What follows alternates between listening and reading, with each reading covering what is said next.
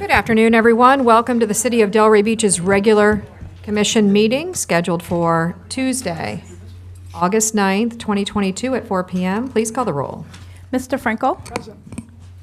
Ms. Cassell? Here. Mr. Boylston? Present. Ms. Johnson? Present. Mayor Petrolia? Here. Let's please stand for the pledge.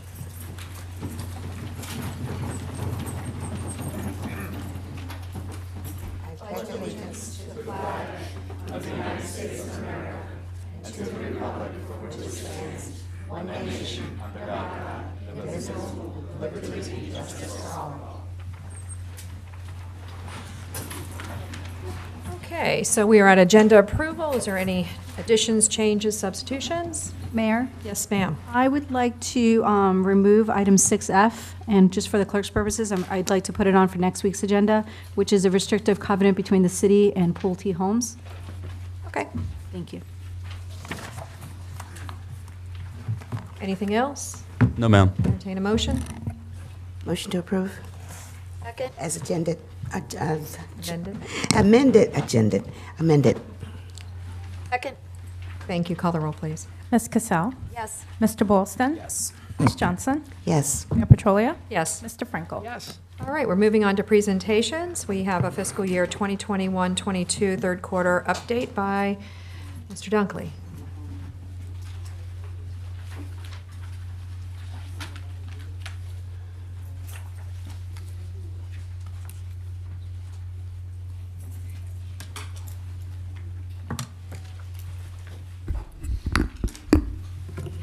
Good afternoon, Mayor Petrolia, Vice Mayor, Deputy Vice Mayor, members of the Commission. I just would like to take this opportunity to give you a brief overview of where we are exactly at this point of the year with our finances. And overall, the city's total budget amounts to $330.8 million, the bulk of which is housed in the general fund. And the general fund's budget makes up approximately, it's about $153 million off that. And this afternoon we'll be placing more of our emphasis on that fund because it gives us a litmus of how the city is coming along financially. The other funds are either, their resources are restricted by external parties such as by state law or by donor-imposed restrictions, which we don't have a lot of say in how we spend the funds. But for the sake of moving on, we'll take a look at the general fund. So the total budget for the general fund is $153 million, and the majority of that represents taxes on the revenue side. And of the taxes, approximately $80 million of that is ad valorem taxes. Another $7 million represents communication services taxes. 7 million is for utility taxes, rather. Another 2.9 million represents communication services taxes. Close to another $1 million is for business tax receipt. At this point of the year, last year, we collected approximately $75 million in ad valorem taxes versus $79.2 million in property taxes this year, which accounts for most of the increase in taxes. You see a significant decrease there in permits and fees, and that is because we have moved the accounting for the building permits into a separately housed fund, and that is typically the best practice of how to account for the building permit revenues and expenses. For intergovernmental revenue, the increase there was caused primarily by intake of ARPA funds, and year to date we have around $9 million, and some of which will be earmarked for the subsequent year's budget. Charges for services, we have a budgeted increase of $781,000 for Hillsborough Beach contract, $247,000 received year to date. Fire EMS transport fees, of increase by about $300,000 due largely to increase in calls for service. Parking fees have increased as well, 2.6 million this through 6/30 versus 2.3 million through the same time last year. The increases in charges for services is largely due to the fact that individuals have begun partaking in their regular activities post COVID. Fines and forfeits have increased likewise. The fines and forfeits tend to follow regular business activities, and as such, we have an increase in parking fines and other types of fines. The miscellaneous revenue category, that's usually a static figure, and that is primarily representative of administrative fees and enterprise charges to enterprise funds, interest income, rents and royalties and whatnot. The other sources, those are budgetary reserves and fund balance carryover of encumbrances and funds that we typically carry over from the prior year. So when we look at the expenditures, in the same manner as we have most of our revenues budgeted in property taxes, the personnel services account for a good bit of our total expenditures. Overall, the expenditures, we're close to the 75% mark of the year. We're at 74% there. And as I indicated, we have a slight savings in the personnel service line as a result of some vacancies throughout the various departments. When we look at the individualized departments, we see some variations there, but most of the changes are due to salary savings stemming from the various vacancies. We look at the enterprise funds, and the chief objective of the enterprise funds is to cover, for the revenues to cover their operating expenses, and that's exactly what's happening here. When we look at most of the enterprise funds, you see that the revenues are sufficient enough to cover the revenues. Going to our cash and investment position, as of June 30th, we had about $160.9 million, roughly $161 million in investable resources, broken out as follows. We have $104 million roughly for our core portfolio, $25 million for our liquidity portfolio, and around $32 million in the bank.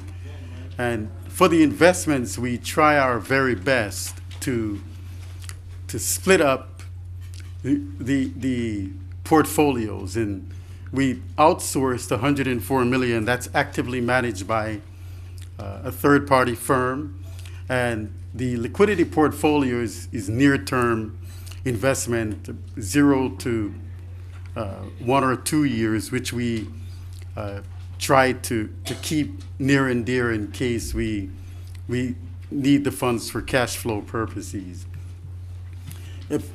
In terms of compliance, our investment policy requires that we stay within certain limits, and the white bars represent the extent to which we can invest in the various sectors. Like, for instance, U.S. Treasuries, we can invest 100% of our funds there, but we have only invested 27.9% for reasons which I'll explain later. Federal and agencies, likewise, we can only invest 80% there, which we're only investing 9.4%. Each quarter, what we try to do is to stay within the confines of our investment policy, and this pretty much exemplifies to what extent we have done so. When we look at the maximum maturity, the same way that we have to remain within certain sectors, we cannot, for instance, invest all of our funds in corporate bonds or money market funds or local government pools, in the same breath, we also have to remain within what they call maturity limits. In a sense, we cannot have all of our investments in, say, a 2-year treasury or a 5-year treasury. We have to be able to spread out our investments so as to create some variability in case interest rates rise or fall. So again, we have remained within the limits of our investment policy. And when we look at, hopefully this will go, but when we look at the overall portfolio, it's a little bit small, please forgive me, but when you see the gray bar, which is what we have sold, and you could see that there is a significant asset disposition in U.S. Treasuries, and that's because the other asset classes, corporates, asset-backed securities, those are higher yielding investments. And so if you look at the table on the right-hand side, we have liquidated more of the U.S. Treasuries and we're picking up more of the corporates and the asset-backs, which are higher yielding investments. When you look at the overall interest income, we performed slightly below the benchmark for this quarter. However, the fixed income investments, rule of thumb is that, from a theoretical standpoint, fixed income investments the value will decrease as interest rates rise. And so we're seeing this phenomenon playing out here with what they call the total return. And so the total return is going to be negative quarter to date because we're holding most of our investments, if primarily all of it, is in fixed income investments. And so the investor will typically tend towards a higher yielding investment. So as we're holding our investments, they're clamoring for the higher yielding investments that's coming on the market. So we have a total return that's negative quarter to date, but the bigger picture is the fact that we have positive interest income for the quarter as well as for the year and life to date. And the primary reason for that is the portfolio manager tend to hold the investments through maturity. They don't turn over a lot of the investments, and as such, we're not going to see a lot of the total return where you have unrealized gains, losses, which are losses. If you were to liquidate your position, you would suffer a loss. They tend to hold the investments through maturity. As such, we do look at the total return, but we also look at the interest income, which is what we invariably receive when the security matures. And with that said, I'm available for any questions that you might have. To the commission? I asked my question before the meeting, thank you. You did anything? No? I do have a question. If you can pull back to, I think it was your second, I'll tell you where. There. I think. No, that was a general fund revenues. Next one, to the other way. Is the expenses. Expenditures. I'm looking at the personnel services amount budgeted for this year, 94 million. Year-to-date, 68 million. You said that had to do with the fact that we didn't have some positions filled. But I'm also looking at the prior year, and I'm looking at 66 million. What caused the jump from 66 million to the budgeted 94 million this year? Yeah, so the prior year is prior year through June 30th, Mayor. Okay. So the 66 versus the 68, and Okay. the prior year is not reflecting a full year. It's only 3/4. Thank you. Okay, so in other words, you're looking at it from year to date. That's the figure that you would have been comparing to today's year-to-date figure. Yes, ma'am. Thank you. And then move on to two screens to the right, further up. This has to do with those those great numbers. Let's see, the bank and liquidity and the core portfolio, they're there. What is core portfolio? Because that's a big number. Yeah, the core portfolio is a portfolio which extends beyond around 2 years. We keep internally, the core is things like you have Federal Home Loan Bank that's going to go out, say, 5 years, 2 years Treasury notes. Okay, but things this that is go our beyond 2 investment years. portfolio here? We have $160 million in investments? Less the cash, which is 31 million. Right. The cash is about 30 days worth of operating cash. Right, but why would we have, what's the purpose of having that kind of money in investment when it just seems like it's a very big number? Is that normal for cities to have that? It is. Okay. We look, just to give you a quick reference, we have, our fund balance is about 40 million. So just between the general fund and the utility fund, those two coupled together make up close to $100 million. So we have to keep a certain amount of reserves. Then we have debt service each year. We have bond proceeds. And so all of those, a lot of the funds there, some are constrained, which we have to keep in reserves.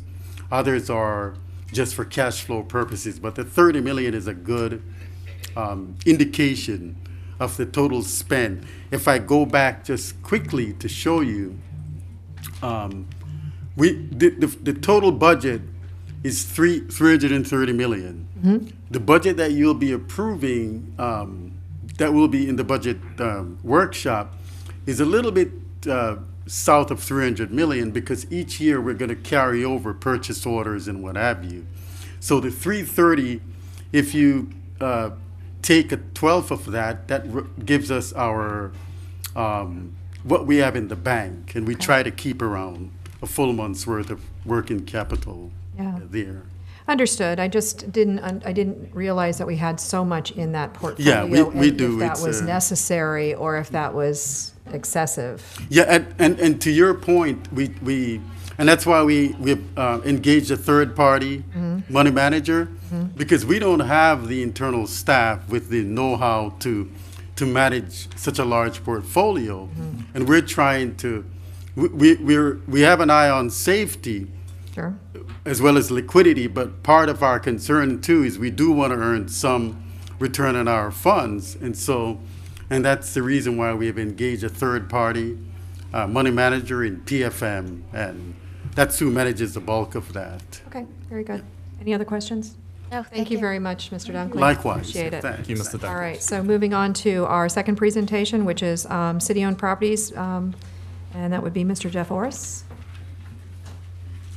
our Assistant City Manager.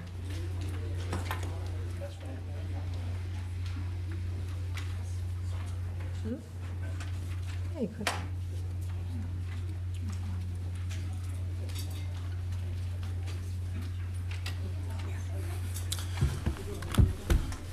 Good afternoon, Mayor and Commissioners. Jeff Orris, Assistant City Manager. As is quite evident simply by the title, staff has gone through all of the city-owned properties.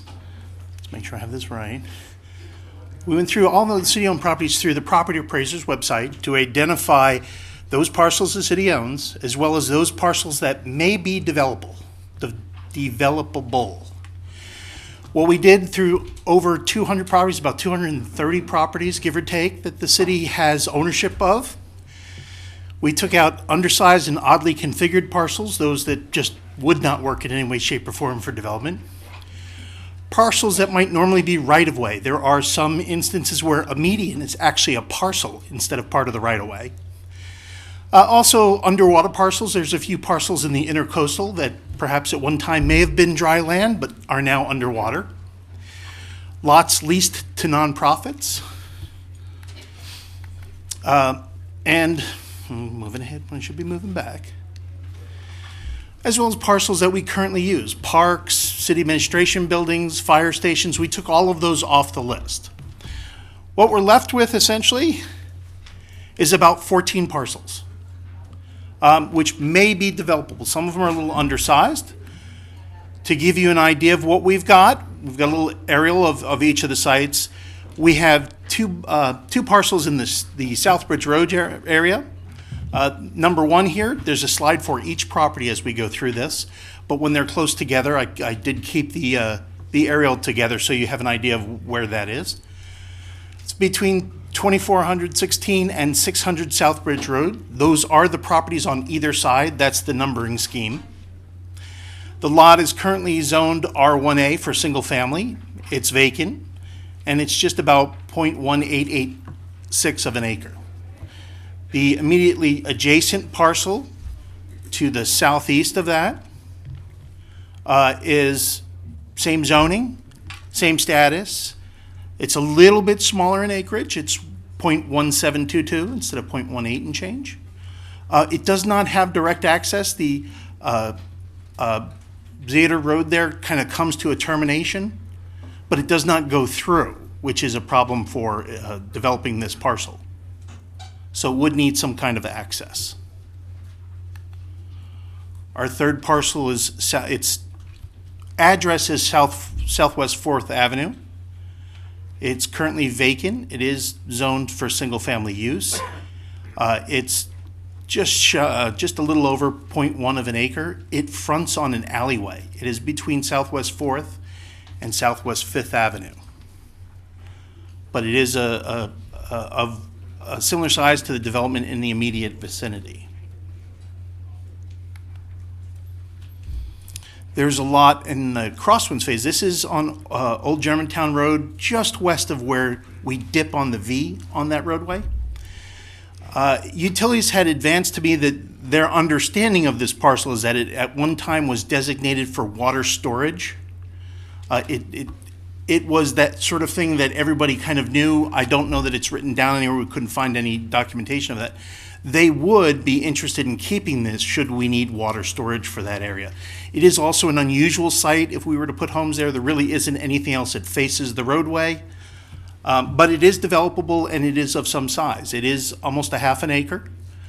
It's currently vacant and it is zoned residential multifamily low density. There is the lot that many of you may have seen before behind City Hall. At one time there was a structure on that lot. So it currently does have the old pad of the home plus the driveway. It is also just about a half an acre.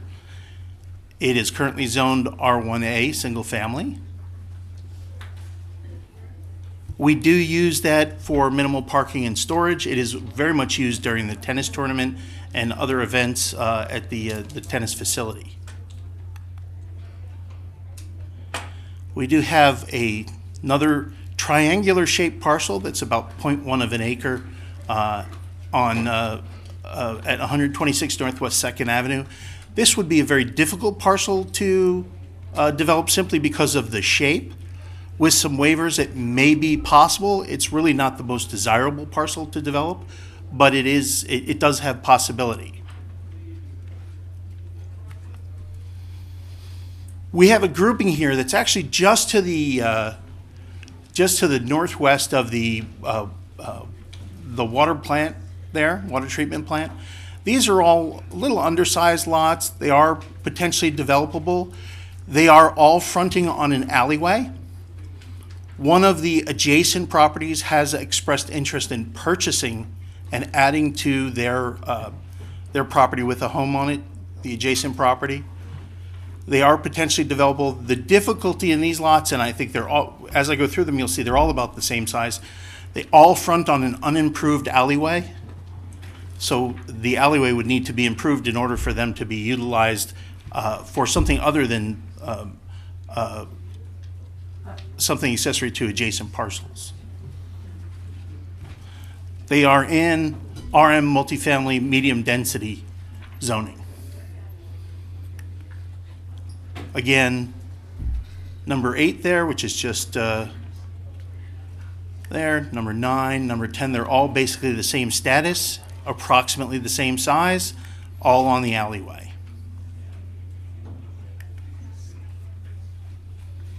We have this grouping. This grouping is actually around the Neighborhood Resource Center, which you all have instructed staff to try to work on with the CRA for transferring. It has not yet been done, so I have put it in this list.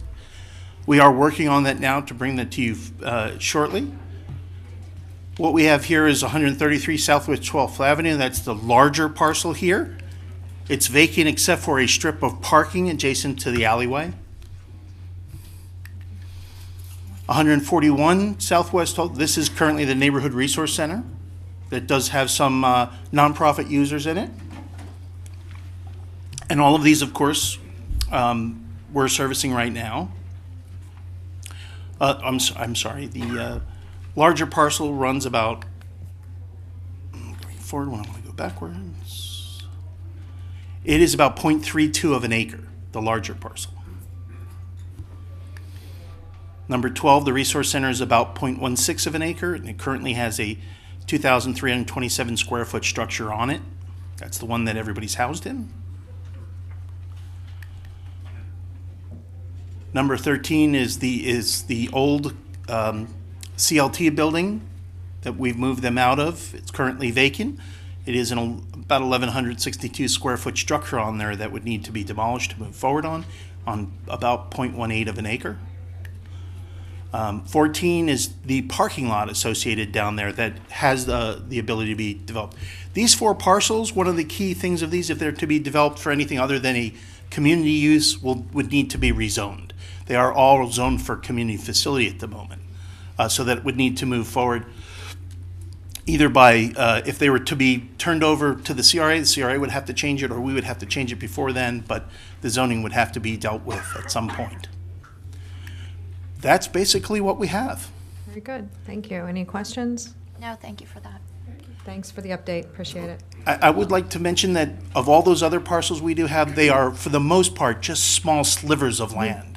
They're not really substantial parcels, or you will find also something like the tennis center is multiple parcels. It may be 5 or 6 parcels. So out of that large number, it's not really as many Yeah. properties as we might think. Makes sense. Question, Mr. Moore. Sure. What's next steps here?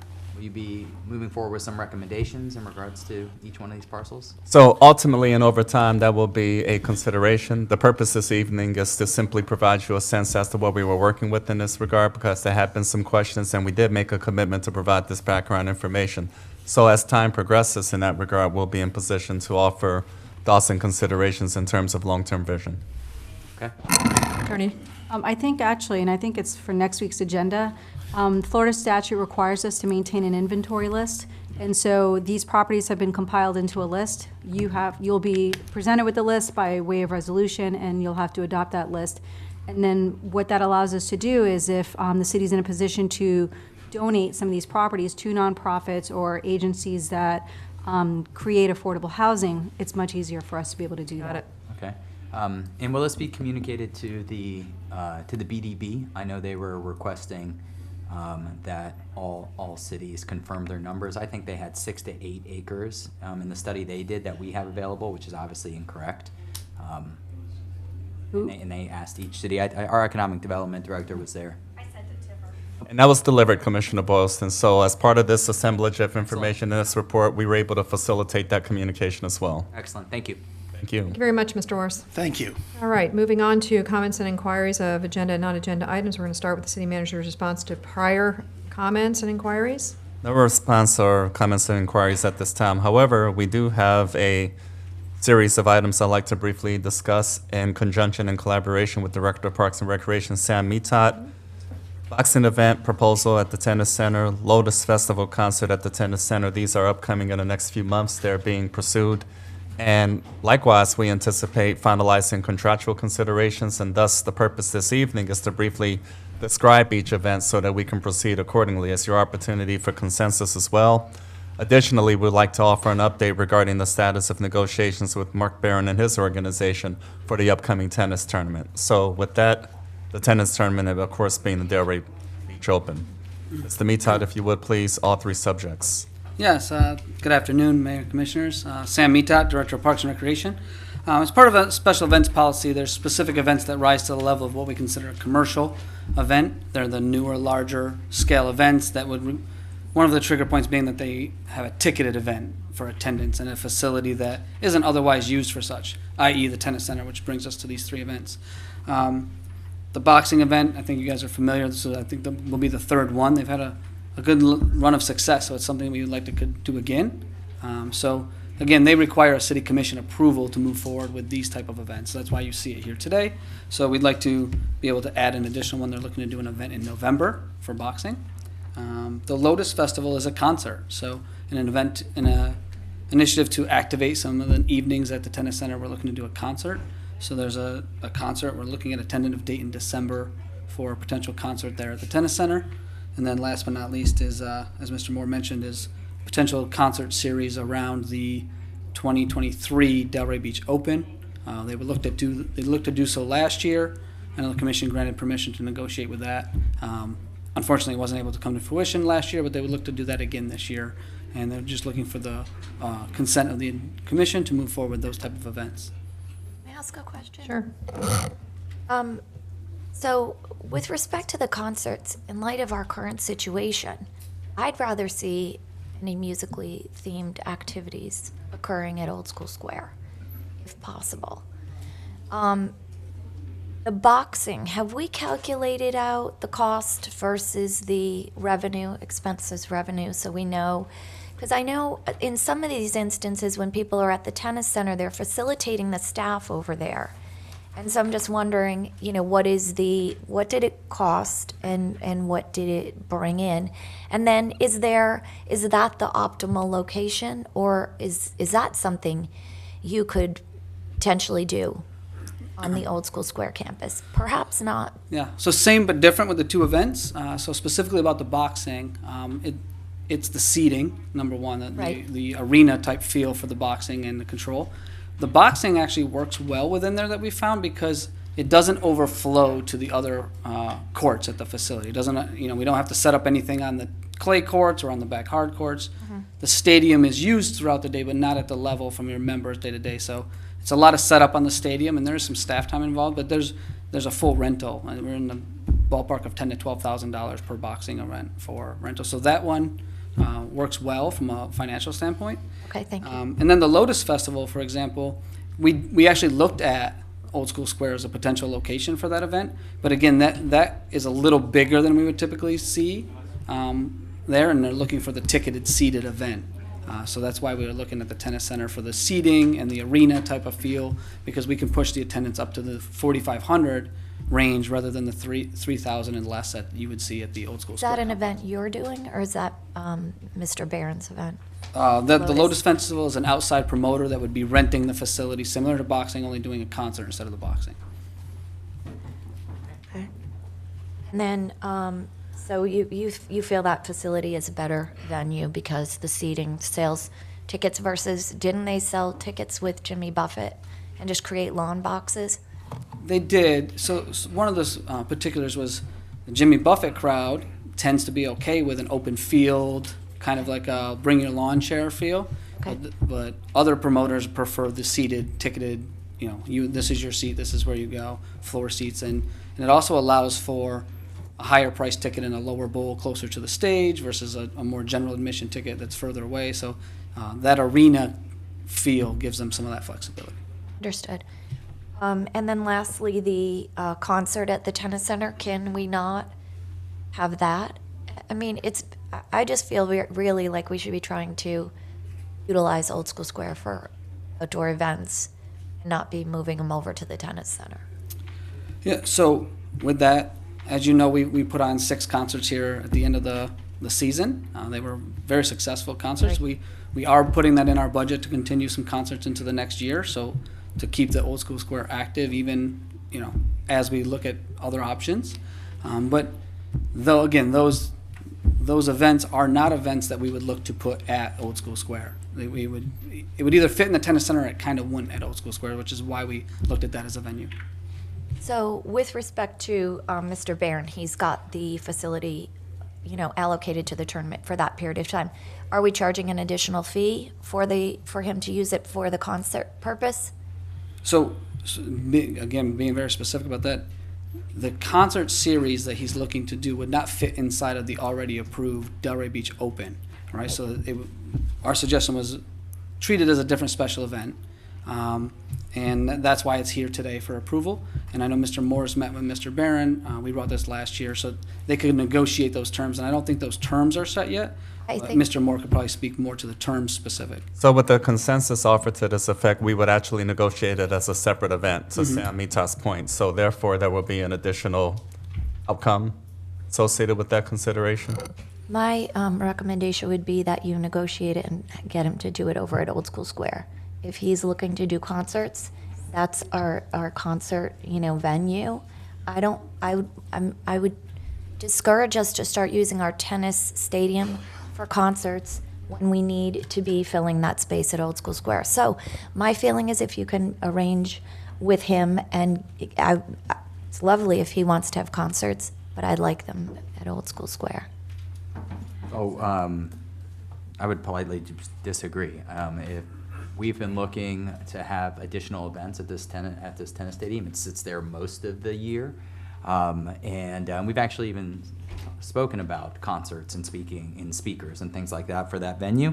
And also, if someone wants to have an event at one of our facilities, who are we to tell them where to have that event? I mean, people rent our events for parties, they rent it for tournaments, they rent it for charity events, weddings. Who are we to tell them not there? I think that's a slippery slope. So I'm in favor. I'm really excited that this is being used. I had an opportunity to briefly stop into one of those boxing matches, and it was really well done. And I was glad to see some different uses out of that city asset. So very much in favor. Commissioner Johnson? Yes, thank you very much, Mayor. I couldn't quite hear what the cost of the boxing event was, the cost and the revenue. Yeah, there's very little cost for the boxing venue on us. It's just not using that stadium court for the Is day. there a number? No, because it would be it just wouldn't be booked for that day. But No. We have done one before. I was asking if you have the information for the cost of the event that you've already put on. yeah, and that's what I was saying is the cost is pretty minimal for the event. You don't itself. have a number. I don't have a number. It would mostly be our regular staffing time and bathroom materials. And then the revenue side would be in the $10,000 to $12,000 range for the rental of the facility. It would be helpful if we knew how much, if we could somehow or another calculate that. Because I'm just not in favor of spending money just to have an event, if you understand what I'm saying. Yeah, I do. It just doesn't make sense. Commissioner Johnson, if I can interrupt, because I think that I'm having a little difficulty too with understanding. It sounds like it's an outside promoter that comes in and does the event for us. Correct. So I don't care what anything about this other than what is the bottom line that the city gets. Cost should be in part of the revenue that we're coming in. It should be and the expenses should lower that. So bottom line to the city, what are we getting? You said anywhere between $10,000 and $12,000. Is that for the entire event? Is it 3 days, or or is that just the rental cost plus then we're getting a ticket price on the sales? We don't really have any information on that, and we're being asked to go way out in front and make these decisions or give you guidance right now when there's nothing in front of us other than, hey, we've got some events that we'd like to line up. I think that's if I could just address to your concern there. So Ms. Johnson asked if I knew the cost. So that is the fluctuation why I'm not just giving you an exact cost, because we build in those costs of what we're projecting into the rental into that revenue side so that it's not a loss for us. So that's the fluctuation. A loss for us and something that's coming in that actually makes sense for the city to utilize our facilities, our wear and tear, our people that we're asking to come in after hours and do this, the taxpayers' money for overtime, things like that. That's what we're building in, and then the additional revenue. So that's where I'm saying, whatever the costs are, we calculate into the agreement plus the rental rate. So You're saying that's why the range is 10 to 12. Correct, At just the that, low end, it's 10, at the high end, it's 12. depending on what their needs are, because it adjusts our costs of staffing and The amount we make facilities, is correct. between 10 and 12. And then So how many days is it, and what is it just one day? the boxing match is a one-day load-in, The city's bringing in 10 to 12 on that event? correct. Okay. And then Lotus is looking at a 2-day just to extra time to set up and break down, but that gets built into their contract. And I didn't think I failed to mention that we would bring these contracts back to you as an approval. This is just permission to move forward and continue working with them so that it's not doing all the work for a contract and then you, as a commission, decide that's not what we really want to do. Right, So and the I'm Lotus sorry. amount, do we know approximately what? It's going to be very close to the boxing match. Okay. It's a one-night And then event. we never really discussed what the city would be making in the concerts with respect to the Barron concerts. Like I said, that one's a little different. So, Madam Mayor, what's been discussed as far as some preliminary dates? So, the 2023 Derry Beach Tennis Open is anticipated to begin Friday, February 10th, 2023, and last until Sunday, February 19th, 2023. The interest is to have a concert event the following 2 days, Monday, February 20th, and Tuesday, February 21st. So, again, we are treating that as a separate event, thus the discussion being offered here this evening, so as to bring you all up to speed in terms of what's being contemplated. Nevertheless, we will come back with an authorization consideration to that effect as well, to include specifics relative to financials, et cetera. And when they come back, please include expenses and projected revenue. Yes, ma'am. On that note, this is why this is a productive discussion, because this is an opportunity to not only for you all to provide consensus, but to offer your expectations in terms of the information necessary to consider an agreement. So between Mr. Mead, Todd, and myself, we'll be more than happy to oblige as outlined. When we're talking about the concert, following the, it's a huge imposition. We don't even have meetings because of the tennis. Understand? Okay, so we're extending that out now 2 more days. I don't know, is it a day concert, is it an evening concert? Are we doing the parking? Who's getting all of those revenues? I'm just telling you that it's a bigger issue because this got way out of control, and it's why we're in the situation we are in with our tennis tournament, not making a lot and having to pay in quite a bit. It just is. It's great, don't get me wrong, it's a wonderful tournament, but it could have been a better situation for the city, and we didn't get there. So I'm not really interested in doing that again in a concert series, potentially. I mean, it's got to make sense for the city. Of course. All right, so you'll bring back to us? Yes. All 3 agreements. Chairman, please. Yes, absolutely. Thank you so much. Sam, thank you. Since 2009, the major complaint I've heard regarding the tennis center is you don't use it enough. I recall back in the day, I think James Brown played there. I think Donna Summer played there. They used to have big concerts back in the day. My only complaint with what you brought forward is you only have 3 events. I'd like to see more. And I really appreciate that. And I think my colleagues have asked fair questions. We want to make sure we're not expending money. We want to make money. But obviously the promoters have to have a sense of the liabilities and whatnot. And I think some of the comments the mayor made is fair, that Mr. Barron and his crew, they need to provide the city of something that's beneficial to us as well. But I think it's a great first step, and I absolutely support it. Thank you. And also, if I can follow up, one of the reasons why we did not do that is because of the fact that we were told for many years, since I've been up here, that the facilities are not conducive to having concerts, and that also there was question as to whether or not it was structurally sound. I mean, we've gone through all of these iterations. Nothing's changed there. So it's making me question, have I been told something that wasn't true in the past, and now all of a sudden we don't have those issues? Or, and we can do this? I don't understand what's going on, because all of a sudden we've got a concert, venue that we were never allowed to have for the 9 years that I've been sitting here, or 8.5, or whatever it is, 9.5, I can't count. But anyway, so just, I would like to understand the difference in what has changed that's made this now okay to do all of these things. Yes, ma'am. And to add, though, there are expenses, to the city, right? And you say we do it anyway, but you have to resurface the court, or you have to protect the court if you're having a stage built on it.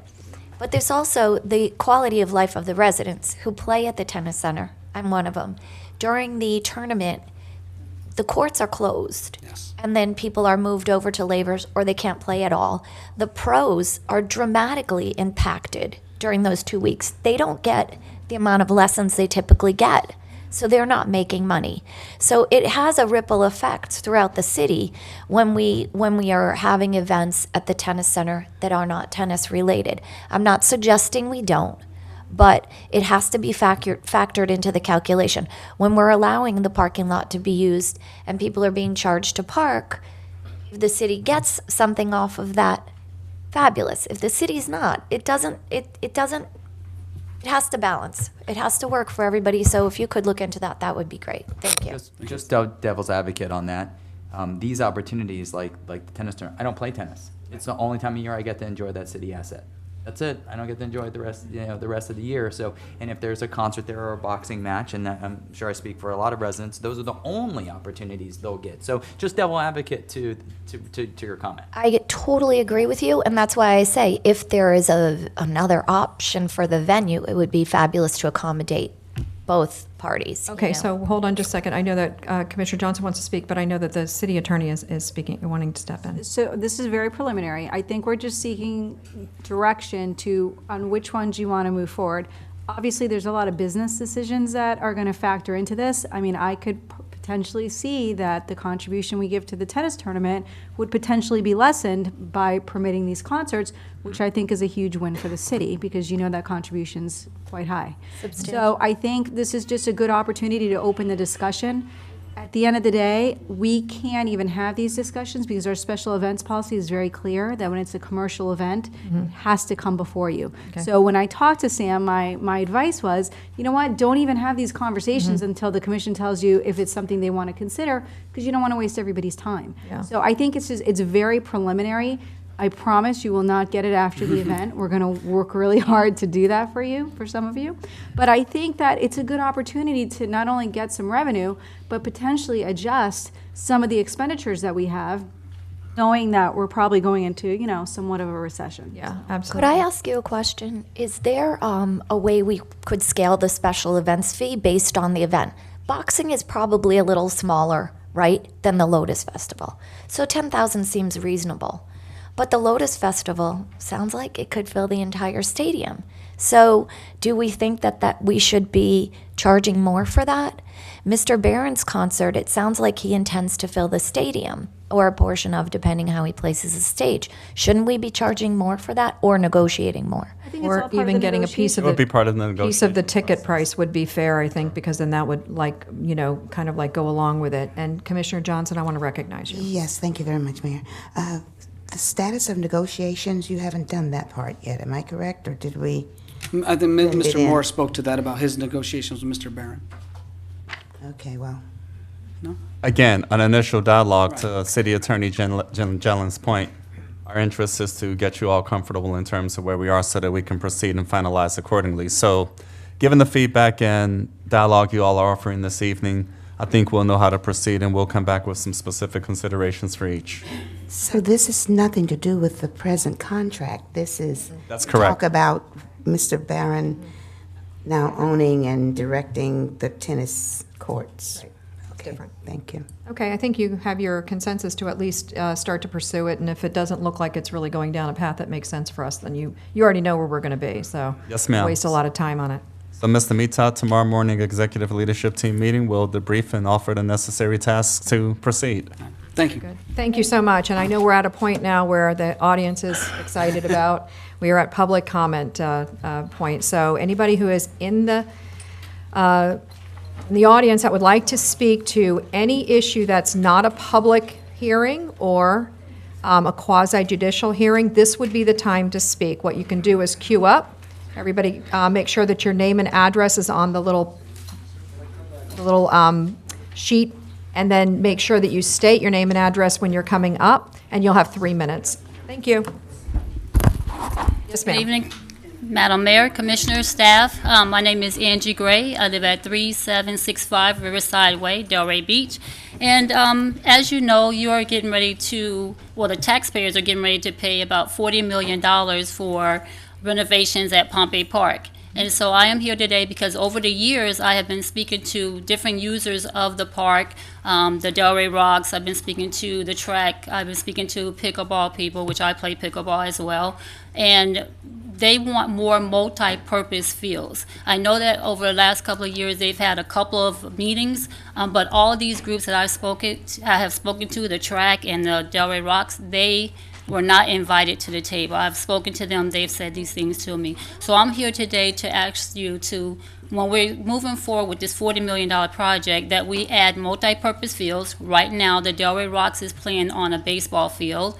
They have professionals. We have a lot of people that have come through our program, football program. Not to say that baseball doesn't have athletes that go to college either, but we need multi-purpose fields. We need more pickleball fields. Pickleball is one of the largest growing sports in the United States. They are offering scholarships at some of the big colleges now, and we need to get our children prepared to do that. I grew up at Pompey Park. I played tennis there. Mr. Dennis Murray taught me how to play tennis. I played every single day. If it wasn't for that, I would not have gone to school on a tennis scholarship myself. We need multi-purpose fields. Again, I can't iterate that. A lot of the football players are not here today because a lot of them coach it for our team. They do not want people to come back and yell, scream at them, or reprimand from the staff. So I'm representing them as well. We have other people here that will be speaking tonight against and for, and I'm glad to see a lot of my community here, because a lot of my community need to hear it for ourselves that we are not trying to take away any baseball fields at all. That is not our goal. What we're trying to do is be more inclusive at this particular time, because if we don't do it right now, it will not be done. It is not a big delay, because we have about half of the money that it will take to build this, but right now is the time for us to get up and express that we need to make this more inclusive, and that is what sports is all about, right? More inclusiveness. Baseball is there, but we need more sports, more end users to be able to have these programs. Also the track, they're running around a baseball field also. They need to have some space, and we could do multi-purpose fields where we could turn them around and we could still have baseball. Thank you. Thank you. Yes, ma'am.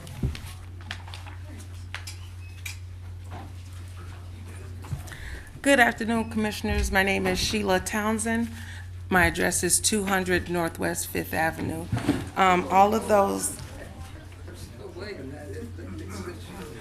Everything okay? Those of you who are here, I'm here to speak about the Pompey Park proposal and to have a review of the original drawings to include pickleball. So if I could have those who are here for pickleball, please stand up. I would appreciate it.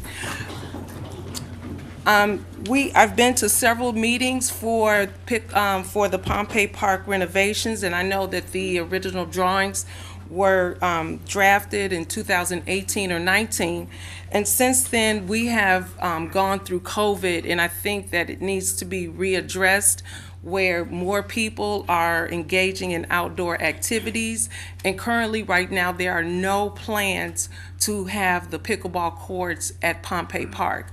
Again, with it being one of the fastest growing sports in the United States, there are no parks who are being renovated, redesigned, or under construction who are not adding them to their designs. And we are a destination city, and we should have public pickleball courts at a beautiful facility at Pompey Park, and we should not have to go into other communities to go to a public court. Thank you. Thank you, Ms. Townsend. Yes, ma'am. Hello, don't start my time yet, because I have a procedural question. How many people have to stand to say for my time to increase? 6 people, so I need 6 people to stand up so I can be more than 3 minutes. Okay, so the 6 that are... 6. Okay, And that means you all will not speak. We've got 6 right Okay. here, so you Okay. guys just don't speak, and you got it. You got it. Okay. Mayor and Commissioners, my name is Yvonne Odom. I live at 3905 Lawson Boulevard, Delray Beach, Florida. And I am livid. I am so upset till I almost can't speak. And those of you who know me, that's not a problem. But what brings me today, but before I go there, I first want to acknowledge Ruby Stevens, who was part of our Delray Rocks for many, many years as our cheerleader And this is Mrs. Stevens' mother who passed away. And my daughters were under her. And she the only lady I know that wore spike heels to a football game and stayed in them all day long. So, Ruby, we love you.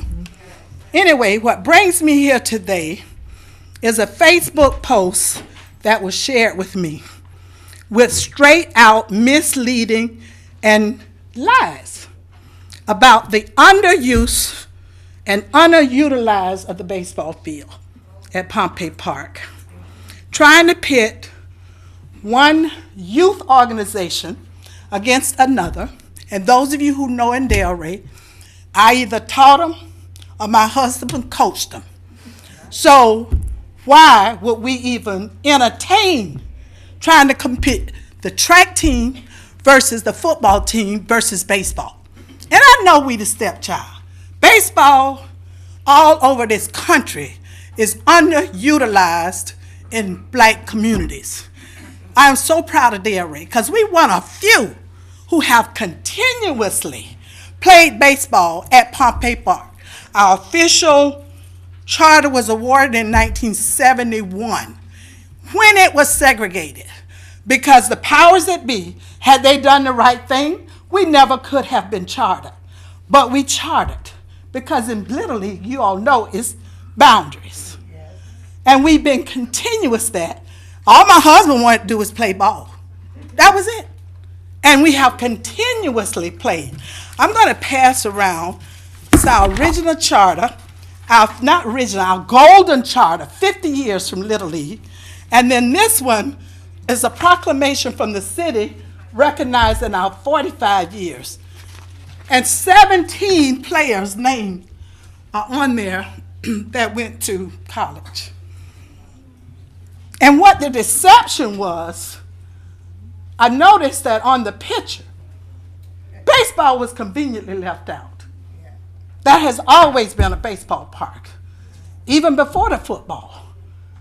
And I'm not going to pit that. I got a grandson who played 5 sports right now. 4 of those 5 are here in Derry. Now, he's only 9, just turned 9. He's a happy-go-lucky kid. He plays them all. He loves them all. His football coach comes out and umpires his baseball games. So why should I say to his football coach, no, we're not going to do this in Derry. And everybody's kin to somebody. Cousins might play for the Rock. Then the auntie could be a cheerleader.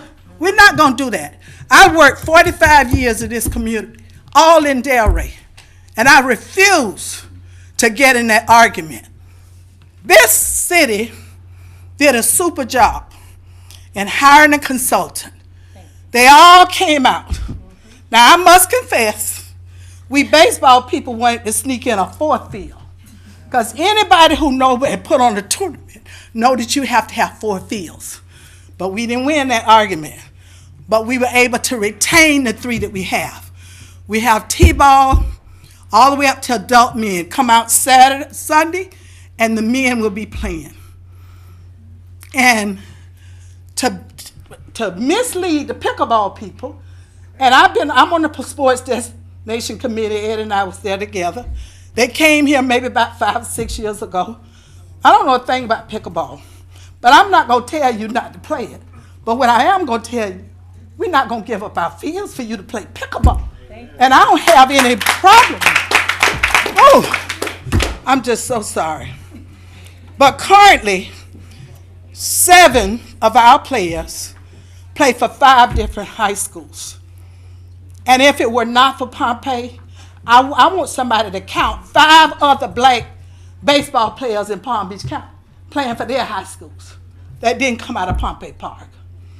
Hank Aaron Clinic, we sent 6 kids up there and have been sending them ever since they ran it, because Major League Baseball recognized that that's a problem. Black kids don't play baseball, but in Delray, we play baseball. And every few years, somebody comes along and say they don't need their field. Thank God for Red Odom, who has a passion. He's not going to compete with the kids he probably coached. He's not doing it. I'm not doing it for the kids I probably taught. So what I'm asking you as a commission, respect the process. We went through, and I think some of you all were in it. No, we didn't get everything we wanted. Nobody got everything they wanted, but we came to a compromise. So respect the process. I thank you very much, and I could have said a whole lot more, but I'm out of breath. Thank you, Ms. Odom. Thank you so much. I appreciate it.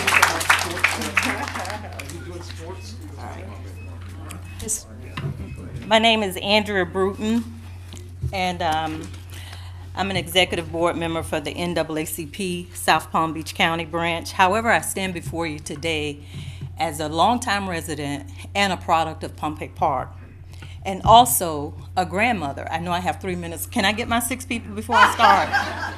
I got 6. As long as they're not the same ones. Just in case. Just in case, and to follow up on what Ms. Odom has said, I also have a grandson who's playing Dairy Rock football and also Dairy American League baseball. So we shouldn't be pitting each other against each other. We also know, I was one of the ones that came out to the charrettes that the city put on, and we spent more than one night, more than 2 nights. Money was spent for the plans at Pompey Park. And we decided as a community what we wanted. And now we have newcomers. Let me stop. Let me read what I wrote before I go way off. I ask, why are we trying to cause division amongst baseball and the Dairy Rocks football? Let it be known that we participated in the city charrettes regarding the plans at Pompey Park. 5 years ago, we knew the area couldn't accommodate a football field or a multi-purpose field, which is why it wasn't included in the plans. Yvonne and Red Odom have worked tirelessly for over 50 years to ensure that our boys and girls were exposed to the sport of baseball and softball. I was able to play softball at Pompey Park and also get a walk-on scholarship to playing softball in college. So, in other cities, as Ms. Odom said, most of the baseball programs has folded. As a grandmother of both baseball and football, they're both near and dear to my heart. So in our comprehensive plan, we considered underutilized Merritt Park for a multi-purpose field, perhaps a practice field or a track field for our children as well. Number 2, we just fought a few years ago to keep the pickleball from invading our park, what's already serving the community. What are you planning to remove to accommodate pickleball? There's just not enough space there. I'm going to say this is simply a political ploy from a potential candidate who has done nothing to create policies nor fought for anything to improve our community. Let it also be known that we see right through you. I'll ask, what are you doing to create affordable housing for lifelong residents and city employees who are and have been displaced and can no longer afford to live in our cities or our community? What are you doing for that? Think about that. Thank you. Yes, ma'am. Yes, ma'am. Good evening, Pamela Brenton from Delray Beach, Florida.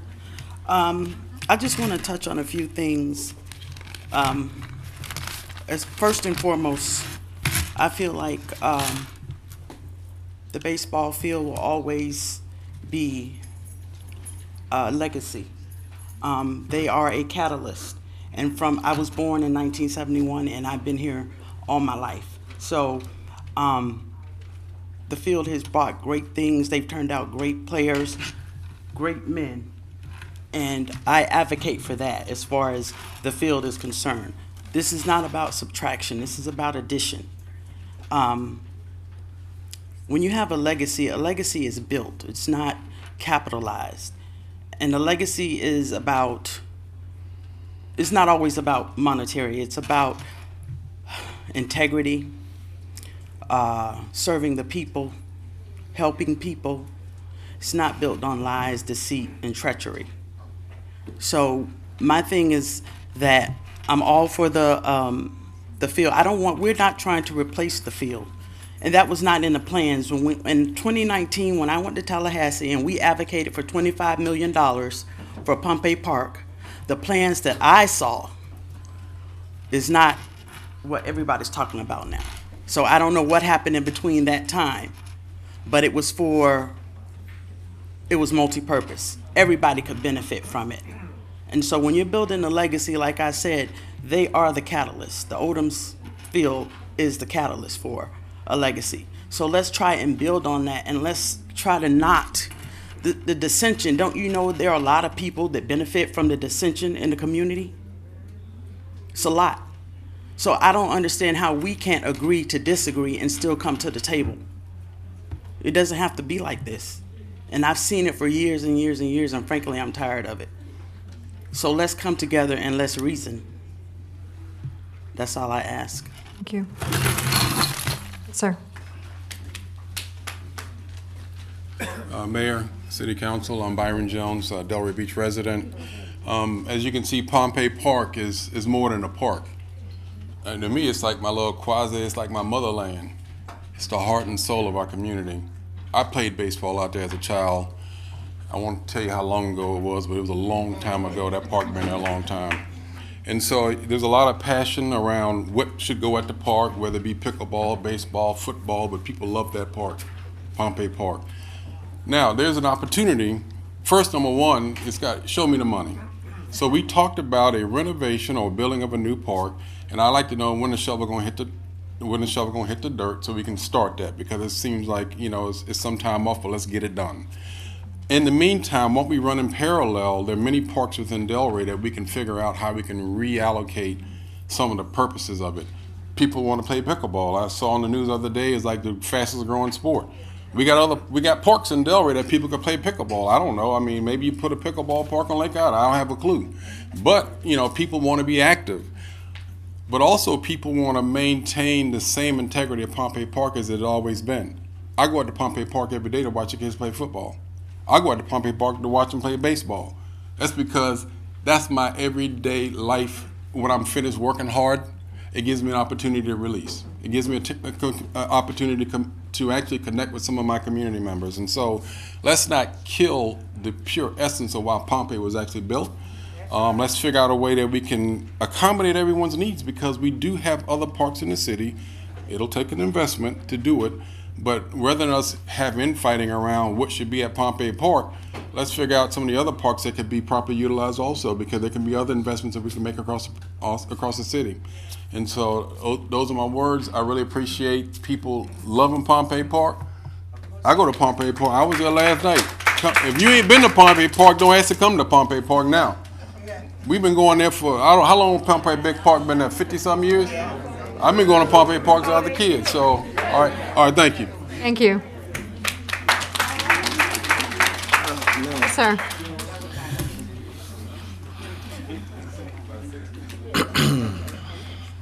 My name is Kyle Holder. I live at 102 Southwest 9th Avenue. The Delray Rocks were established in 1967.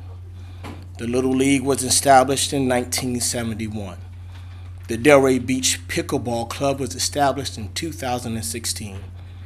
I bring these stats to you simply to say this. Pickleball has not played long enough in the game called positively impacting the children in this community long enough to dictate any terms in the one and only sports complex located in the heart of this community.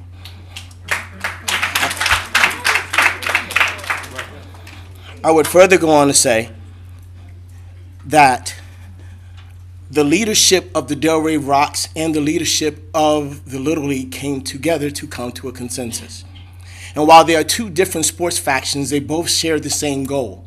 And that goal is to create core values to teach the foundations of positive skills that these children will need later on through their individual sports. So in essence, it is the Delray Beach Rocks and the Little League which play on the same team. However, if you were to go to the page of the Delray Beach Pickleball teams or organization, while there are charities there, those charities do not directly impact the children in the community which they are insisting on becoming a part of. Excuse me. Okay, so I would have you to know that they do support charity organizations. I agree with that. However, as was so eloquently said before, you haven't wanted to come to this side of the tracks before. Why are you now coming here now? Let us be very frank and honest. Let us be very frank and honest that we live in a Delray Beach, which has had its problems, which we have worked very hard to blur lines, to blend lines, to get along. I understand that. However, you cannot just simply brush under the rug the fact that generations of people who vote have been here, and this new generation of people want to now come and take over as if they have rights. We do not advocate separation, of course. However, I am simply asking that you consider this. If you haven't been there, then you can't tell me what goes on there, nor should you dictate what happens there. 2016, 1967, 1961. It's a big difference.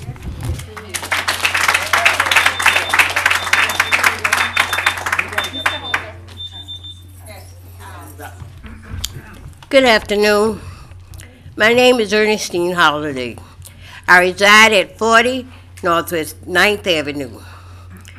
I am now legally assigned the history of the black community of Delray Beach.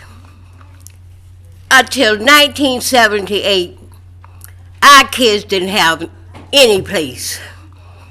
There was the community center down here that our kids were not allowed in.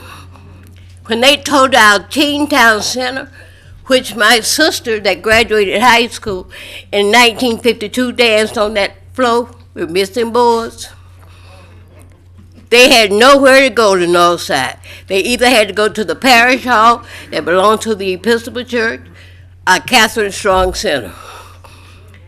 After they built Pompey Park, it seems that everybody now wants to go to Pompey Park. I am insulted because for the simple reason that they have, pickleball has got the courts at Catherine Strong. Why can't they use Catherine Strong Center at Lavers? Why take that poor little field out there at Pompey Park and want pickleball? The pool is not accessible to our children. The tennis court at Pompey Park is not accessible to our children.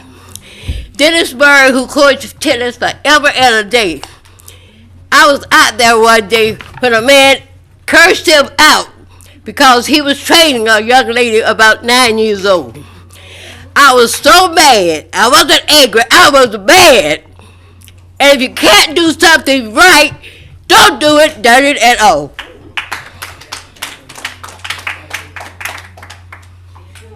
yes, sir. Come on up.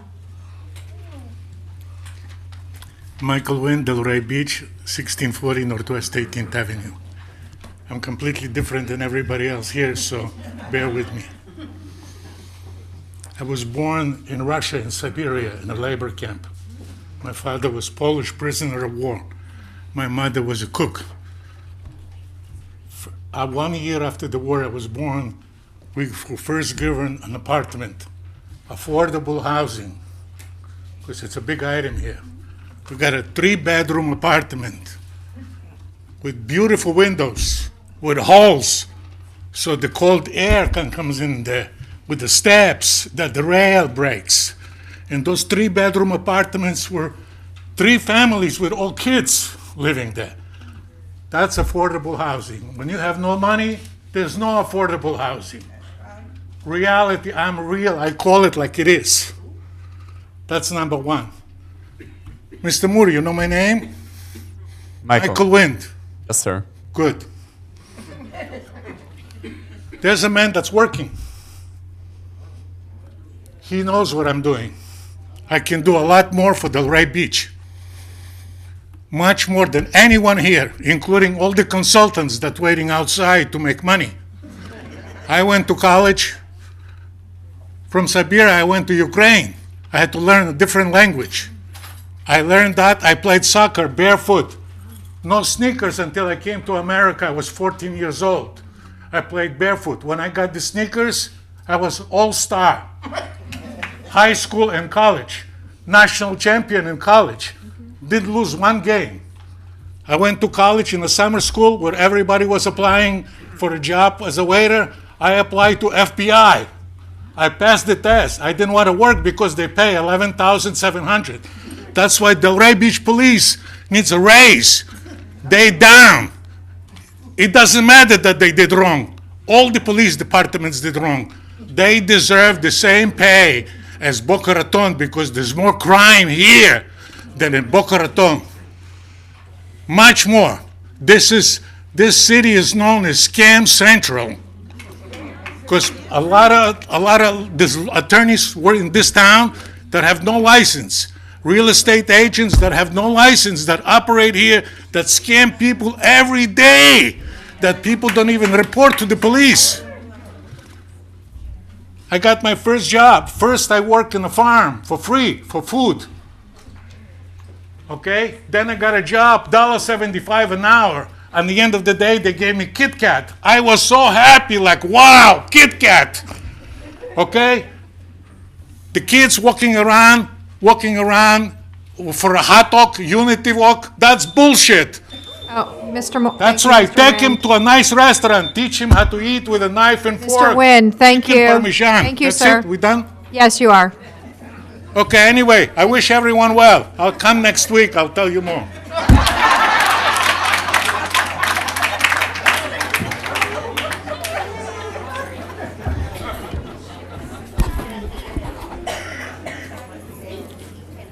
My name is Chuck Ridley. I reside at 210 Northwest 2nd Avenue. Not often do I put my public comments on paper, but tonight, to ensure that I stay within the 3-minute timelines and control my emotions, I did. So let's start with the need to invite the citizens out to educate you on the needs of Pompey Park. The most recent iteration of community discussion started in 2015, 8 years ago, all the way through 2021, which was the most recent conversation about this plan. Any one of you that wanted to know anything about Pompey Park, the plans and community's desire, know exactly where Pompey Park is. I know it because I often see you take pictures when you were there. So if you wanted to know, you knew. You didn't need the community to come out to explain to you. But we talked about 2 key pieces there. One was the recreation facility, and you are spot on with that. You are doing a tremendous job at getting that moving forward. The other was the athletic fields. One of the things that I do want to correct is that multi-purpose fields are not in the plan. During that process, I learned what a multi-purpose field is. It is a field that gets more than one use. Traditionally, that would look at like a soccer field, a football field, and maybe lacrosse.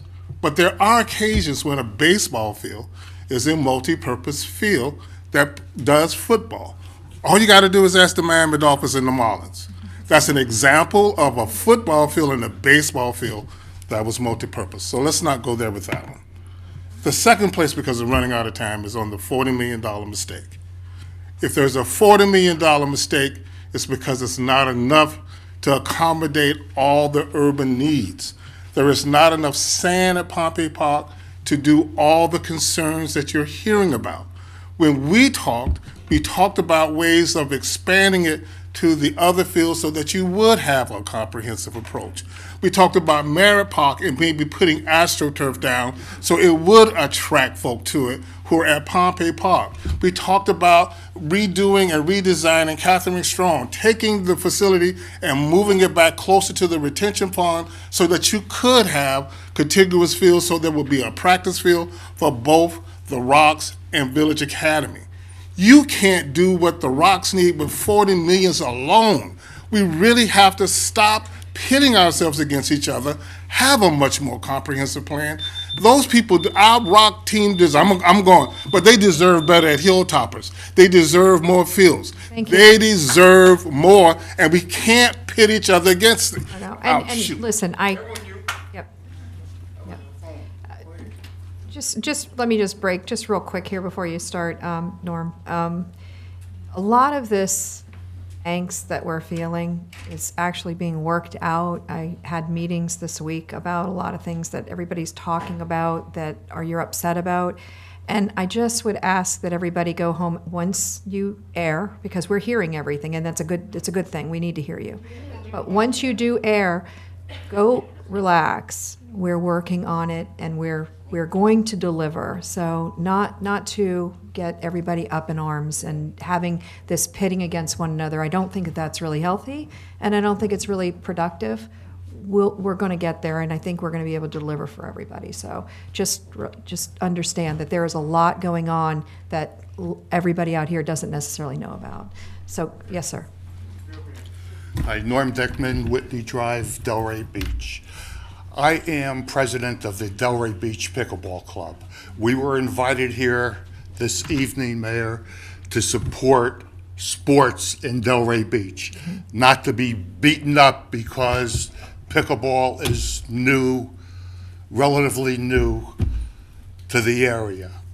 Yes, we are a charity organization.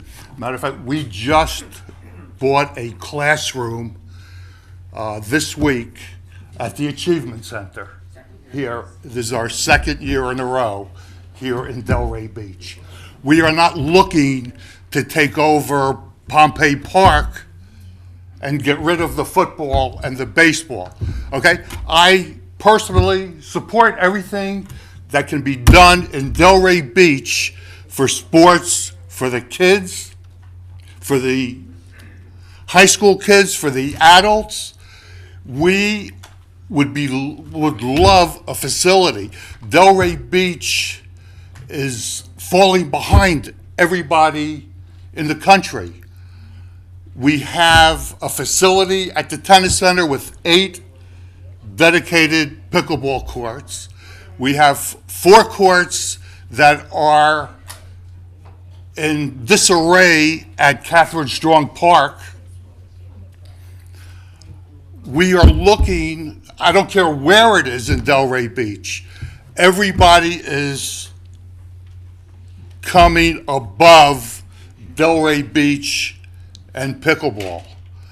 We had a facility on the books a couple of years ago downtown, and there was some, I guess, problems with the community across the intercoastal. The money from the budget was allocated.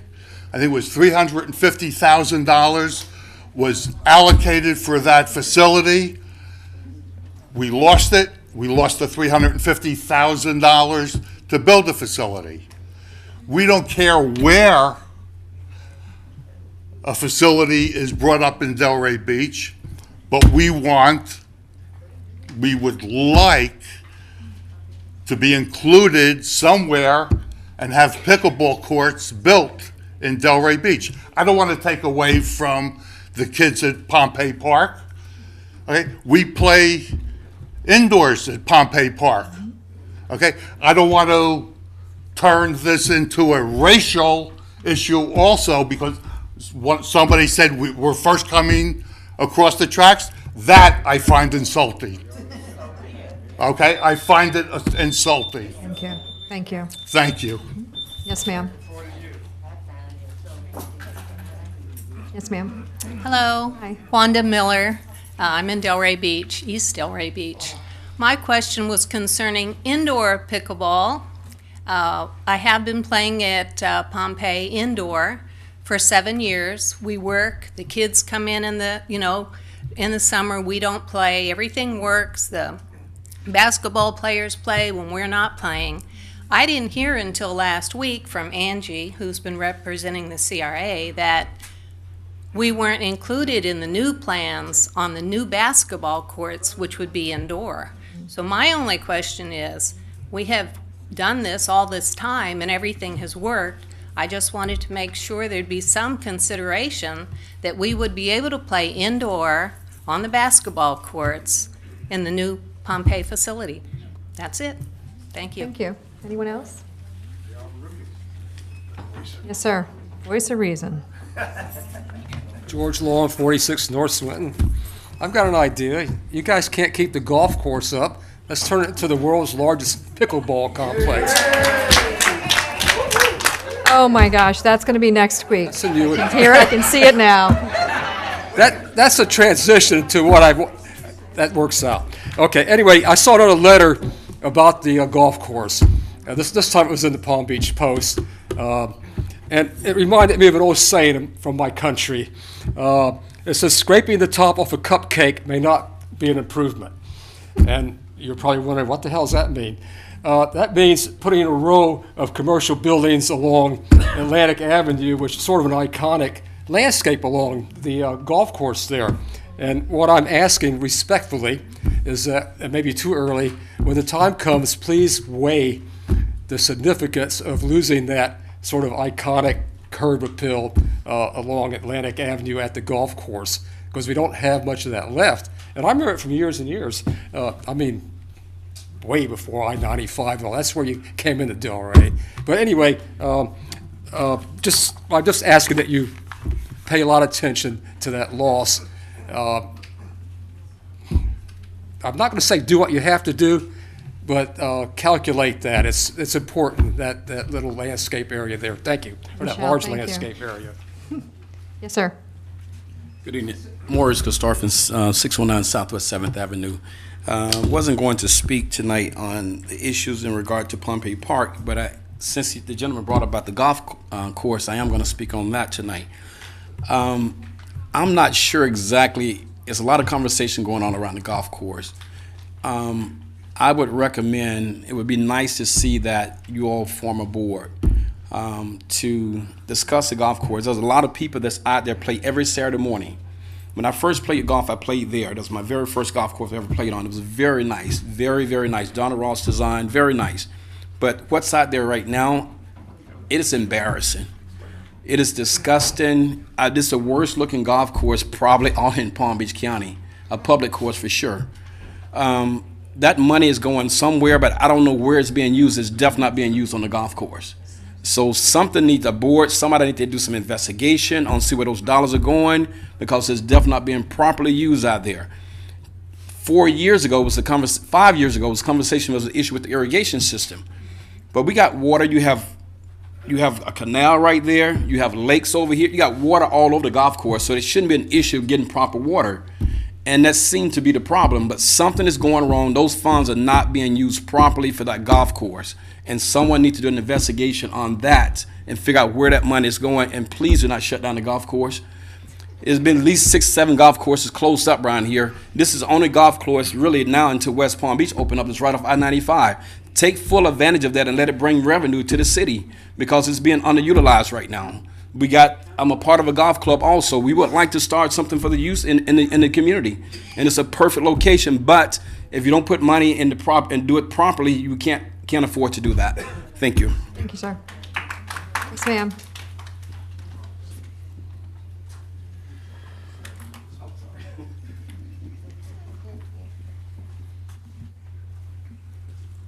I'd like to speak about item 4B, presentation city-owned properties with developmental potential. May I speak about that? Yes, you may. No, well, you can speak now about it. What? Speak now about it.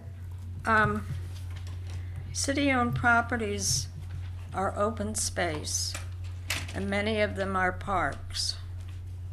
an open space and where people can walk through.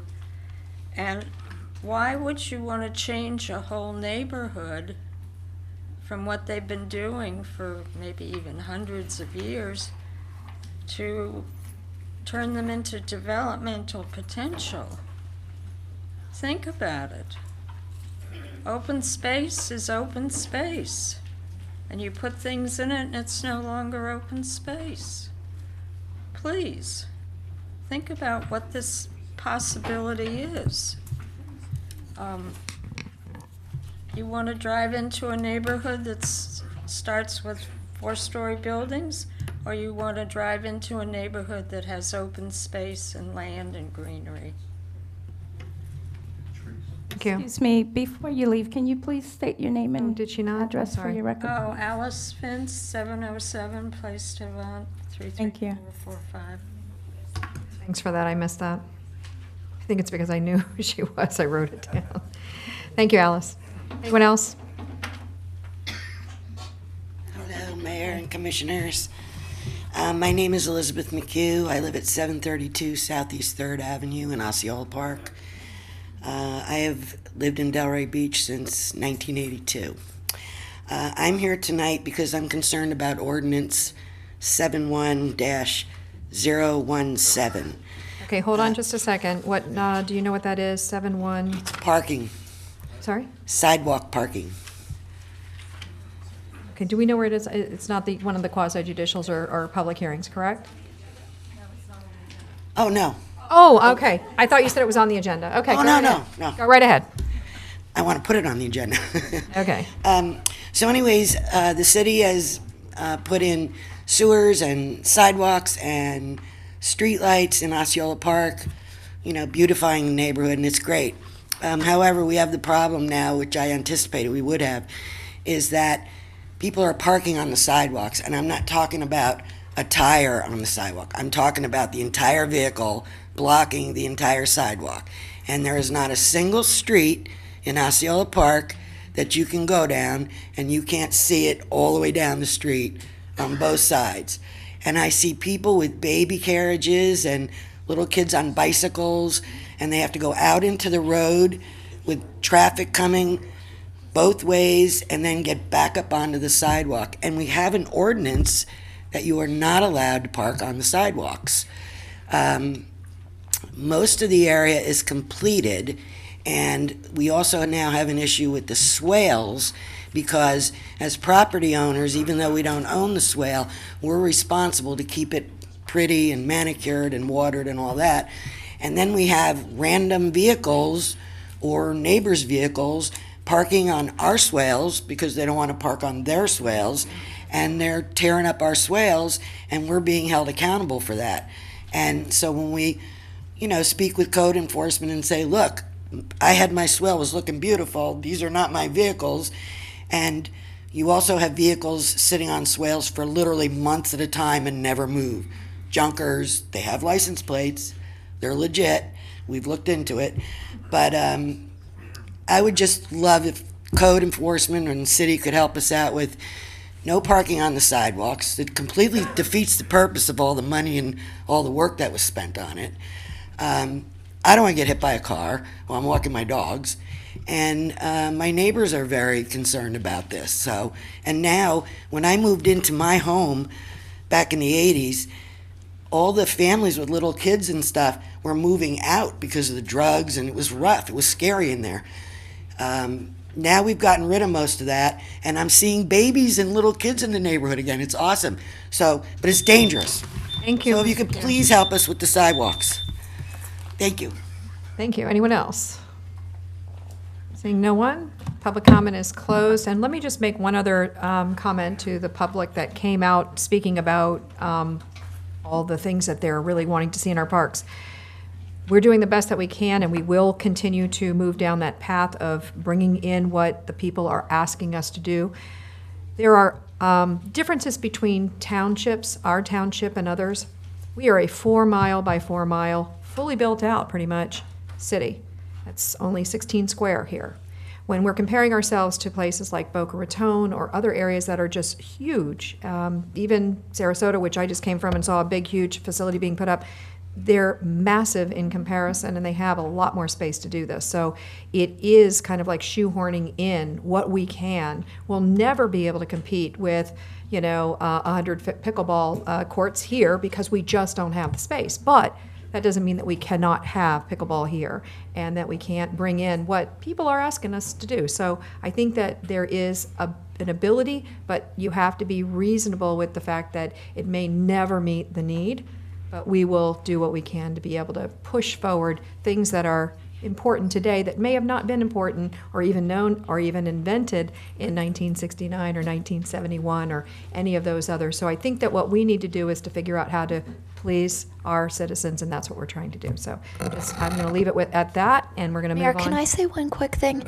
There was a comment also about the accessibility of the pool, and I hope that everybody can experience our pool. And I wanted to just say this was discussed at a meeting. I had asked, could we reduce the rate? 10 and under can now get in the pool free. Also, Sam Metot, Parks and Recs, was instrumental in creating a program. It's a $10 a month pass. So if kids want to go, $10, they can go an unlimited time during the month. 10 and under are free. And I believe the rate was reduced for kids 11 and older. So I hope everybody knows that and everybody is accessing the pool. All right, very good. So at this point in time, we are on, and if anybody can leave that wants to, if you don't have any other business and you want to get home, we understand. We're going to be moving on to doing our business. So this is a consent agenda. Motion to approve as amended. Thank Second. you. All right, call the roll, please. Have a great evening, Mr. everyone. Boylston? Yes. Ms. Johnson? Yes. Mayor Petrolia? Yes. Mr. Franco? Ms. Cassell? Yes. Okay, moving on to agenda item 7A, which is a quasi-judicial hearing item. Let me give it a second for everybody to kind of move out.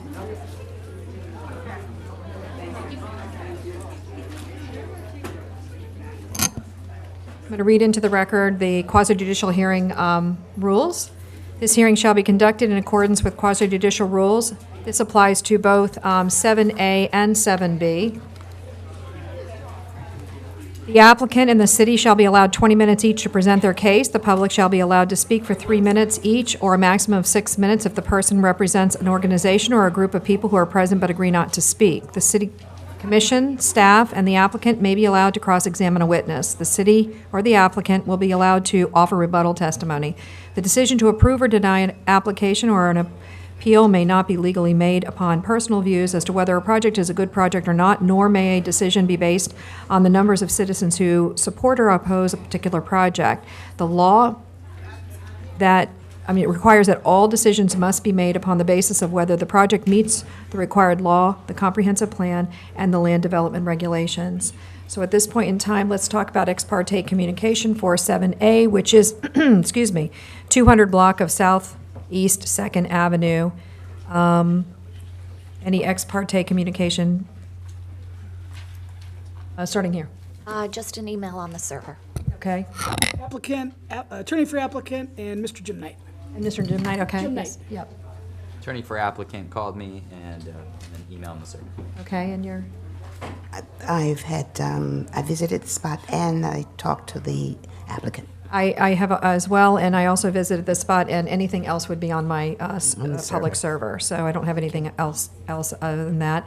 So at this point in time, if there's anybody that's going to be speaking to 7A or 7B, let's go ahead and stand and be sworn in as witnesses.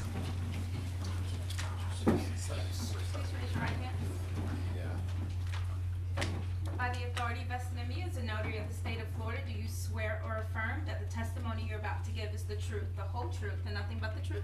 I do. Okay, great.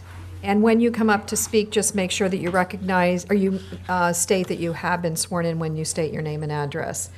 At this point in time, we're going to have the city enter the file into the record. I'm sorry, making sure I have the right file for the right item. Okay. Anthea Geniotis, Development Services Director, and I'd like to enter file 2021-236 ABR waiver into the record. And I believe Ms. Fiscal is here with a presentation on behalf of the applicant. Thank you. Applicant first. Thank you. Good evening, Madam Mayor, members of the Commission, Bonnie Miskel. I have been sworn, and I'm here on behalf of the petitioner. And we do have a presentation for you. It should be pretty brief.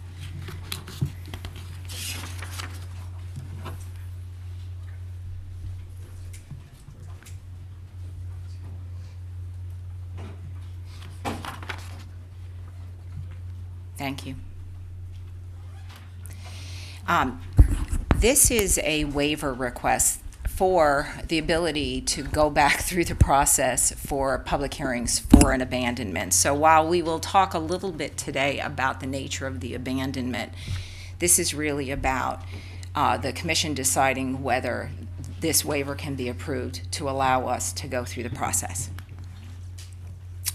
The waiver request is from Section LDR 4.4.13J1C, which says streets and alleys may not be abandoned, vacated, or closed to facilitate new development. Applicant is seeking a waiver to allow the Planning and Zoning Board to consider the abandonment of the unimproved portion of a former T alley located adjacent to 201 and 213 Southeast 2nd Avenue and 206 Southeast 3rd Avenue. This, again, the City Commission is not acting on the abandonment itself this evening, but rather simply the waiver request to allow us to go through the process to see if we meet the requirements of the code. City Commission approval of this waiver would allow us then to begin the process for the abandonment through Planning and Zoning Board, and ultimately we would be returning back to the City Commission for us to be heard on the abandonment itself.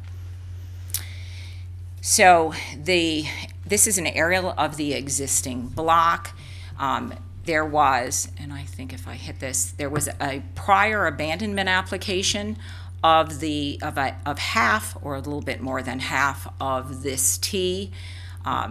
It is now this portion in yellow that we are seeking an abandonment. It is a disconnected alley now, and it is unimproved. It has not been approved.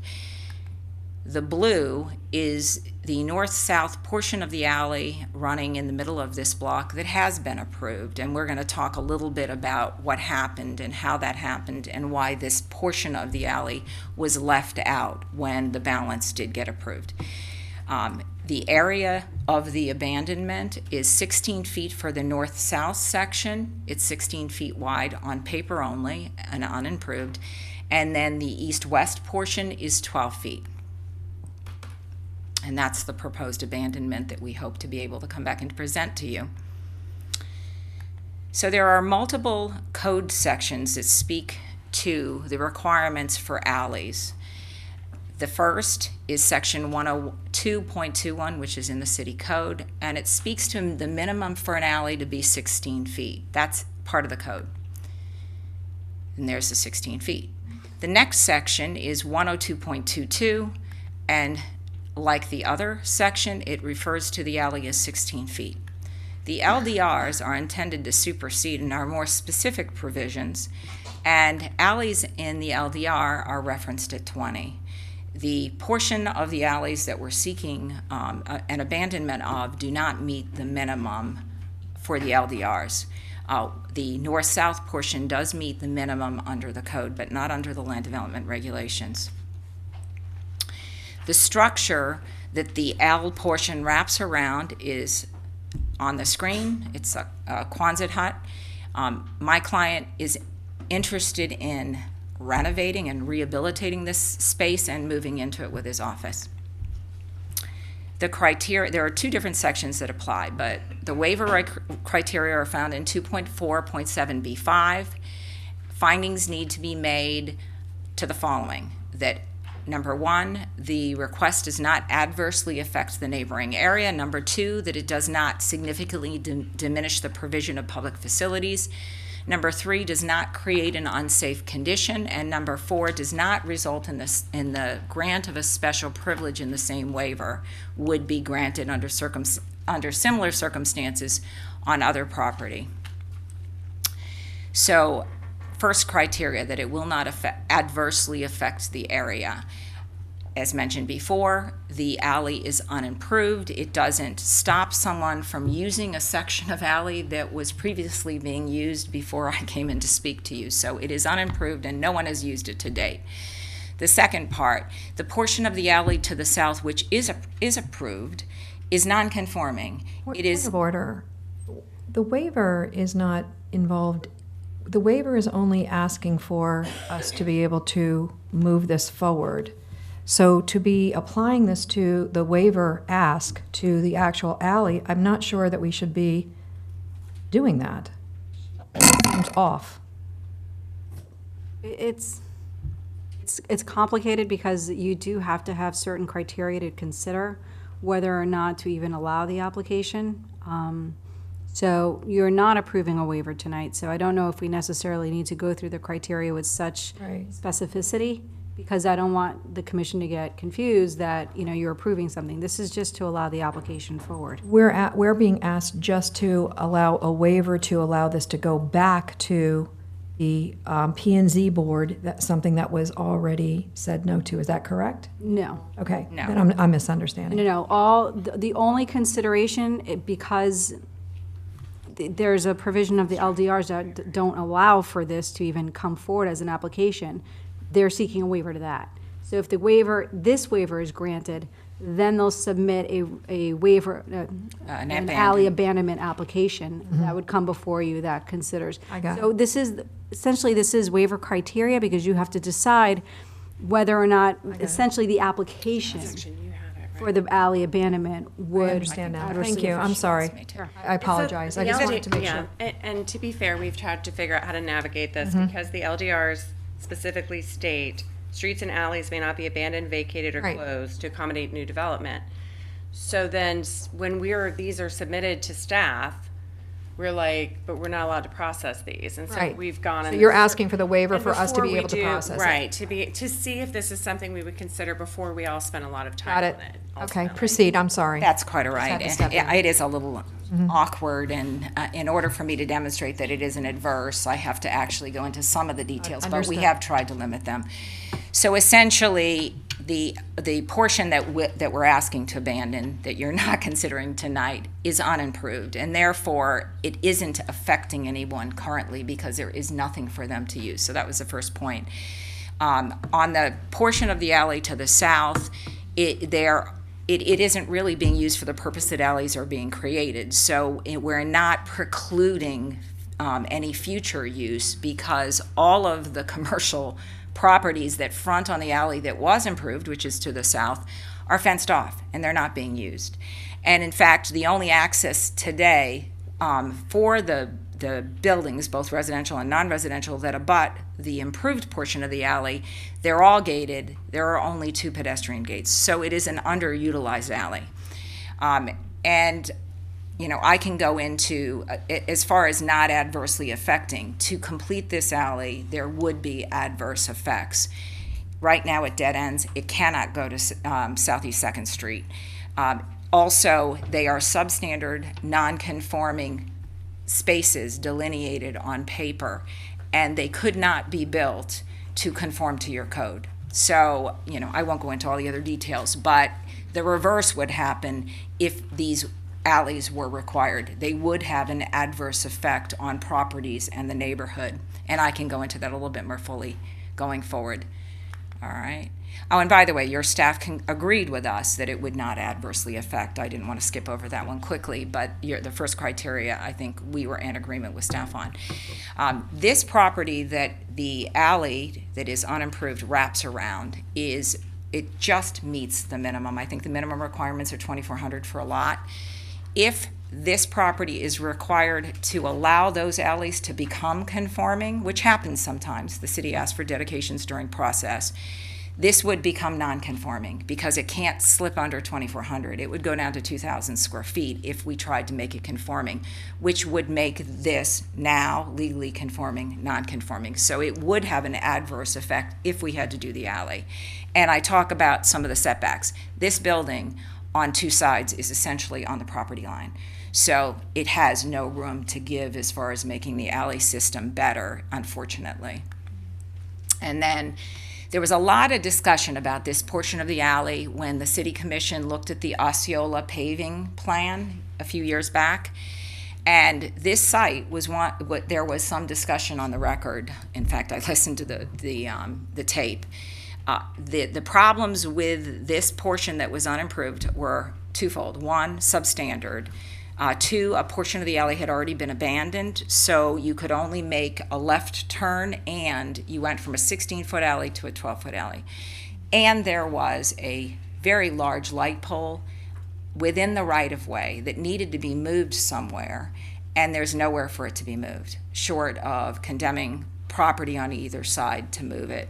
So the commission at that time decided that it made a lot more sense to pave it up to that property and to use the CRA lot as an outlet for any cars that are on the alley to exit. And they found it acceptable. And we pulled some of the minutes, but just to show that even then the commission did not believe that it was adverse to leave it alone.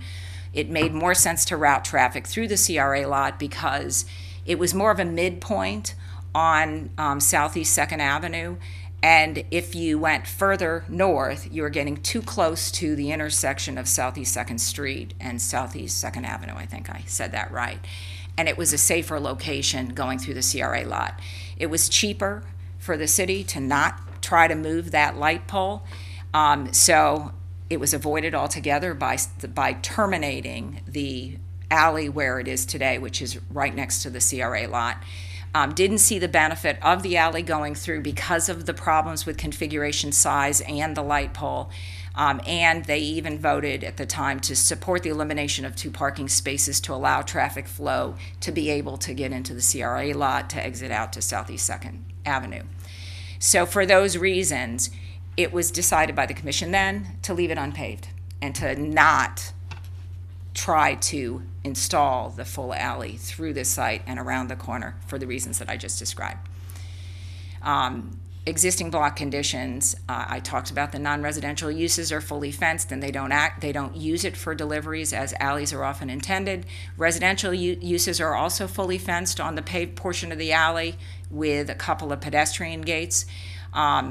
Unsafe conditions would result if that alley did get built.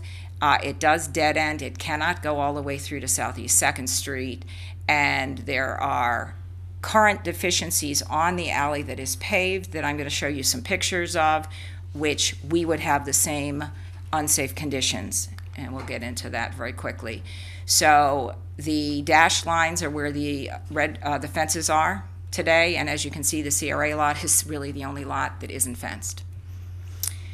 There are existing pedestrian swing gates where the blue areas are, and the yellow dots are bollards because there are on the existing paved alley some buildings that are right on the alley. So we'll show you a picture, and then that's where the current dead end is. Okay. This is the paved portion of the alley south of the subject area that I was talking about, and that building is on the property line. And because of the conditions and the substandard size, which is only 16 feet there, those bollards were installed. We would have the same conditions if that alley should continue through. And the other picture is the fence showing you that they are not using this for deliveries, etc. Nor could they because of the size of the alley. Second criteria, we will not significantly diminish the provision of public facilities. There is an understanding that easements will be granted in the event that the city does choose to, and it can be done that way, and it has been done that way before, and it will be done this way should the city decide to agree. Also, your staff acknowledged that it's not anticipated that there would be a problem with the provision of utilities, so I won't go into this further, but staff is in agreement with us that we don't have a problem with this criteria. C, the waiver will not create an unsafe condition. As a matter of fact, we are taking the reverse position. If the alley went through, it would be unsafe. You could not make those alleys function in a way that cars, forget about trucks or box trucks, etc., could make that turn. So we believe that it does not create an unsafe condition, and your staff response reflects the same, that there is no unsafe condition anticipated by granting this waiver. Now, we wanted to show you a little bit about why unsafe conditions would be created if this was if it had been constructed.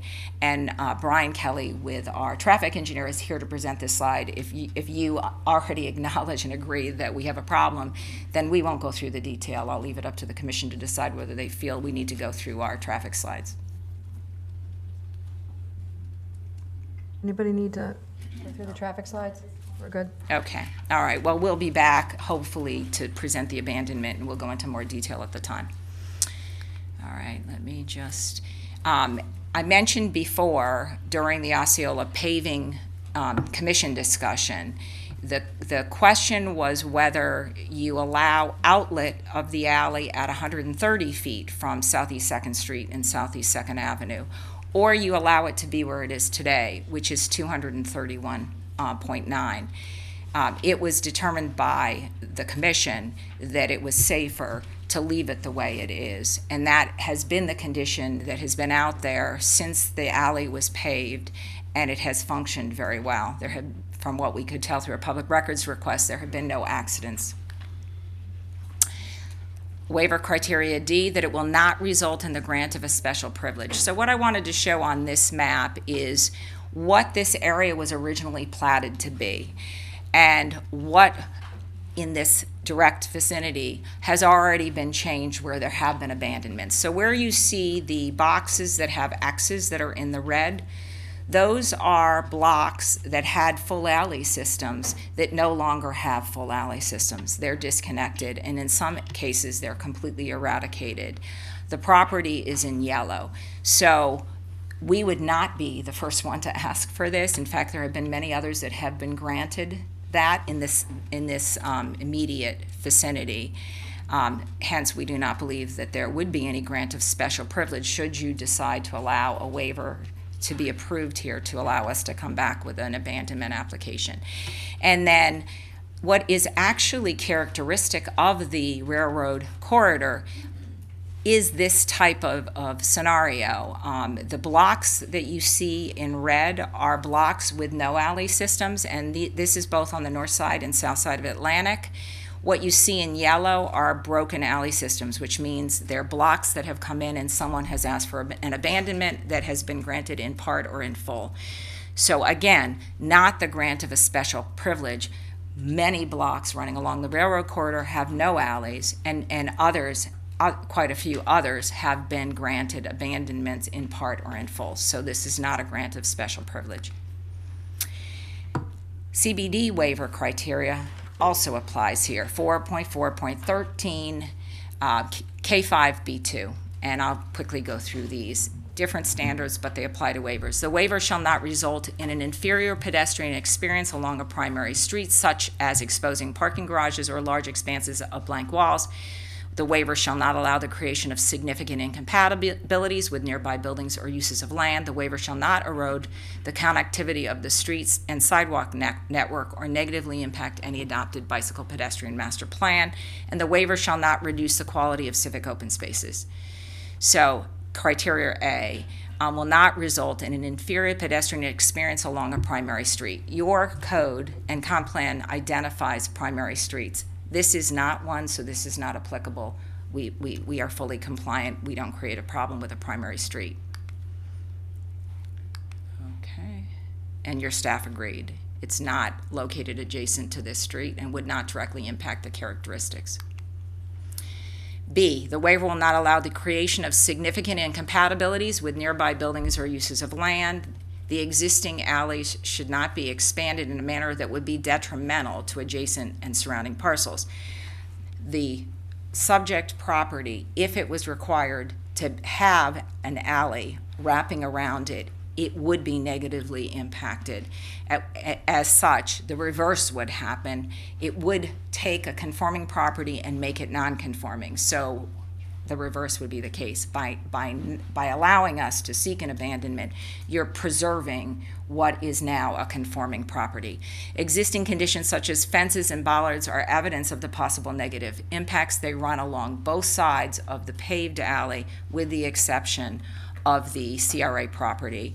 The only openings are for pedestrian swing gates. And in one case, there is a building that is right on the alley, and the city's been required to install bollards to protect it. So what we're proposing to do certainly doesn't create or cause there to be a significant incompatibility with the rest of the neighborhood. Next, and your staff also agreed that it is not anticipated to create incompatibilities. C, the waiver will not erode the connectivity of the street and sidewalk network or negatively impact bicycle pedestrian master plan. The alley does not currently provide connectivity to street and sidewalk networks, so we don't have an issue there. The alley cannot be improved due to a lack of available space and an area for the alley to be built and conform to code.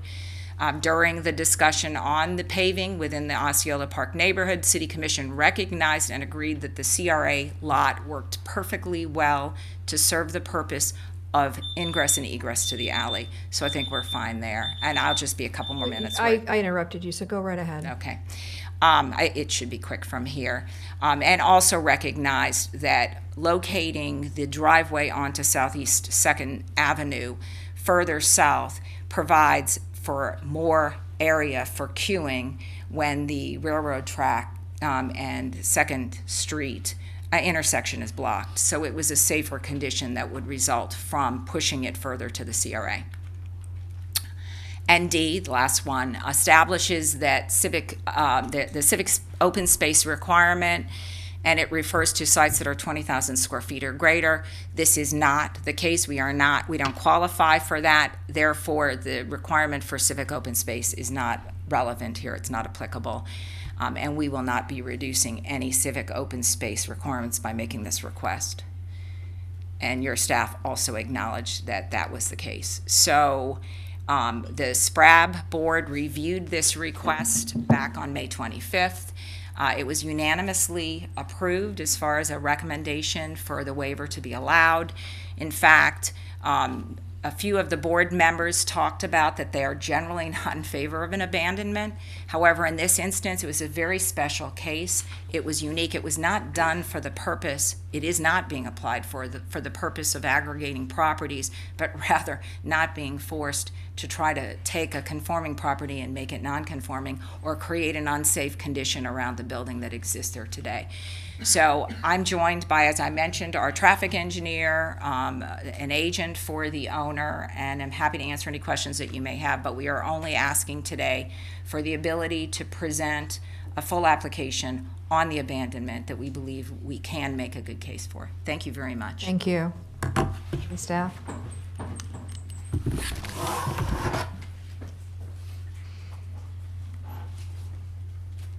I promise I'll be brief.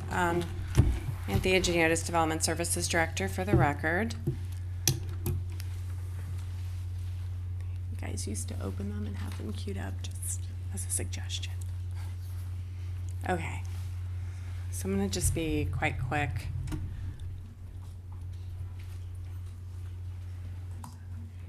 Okay.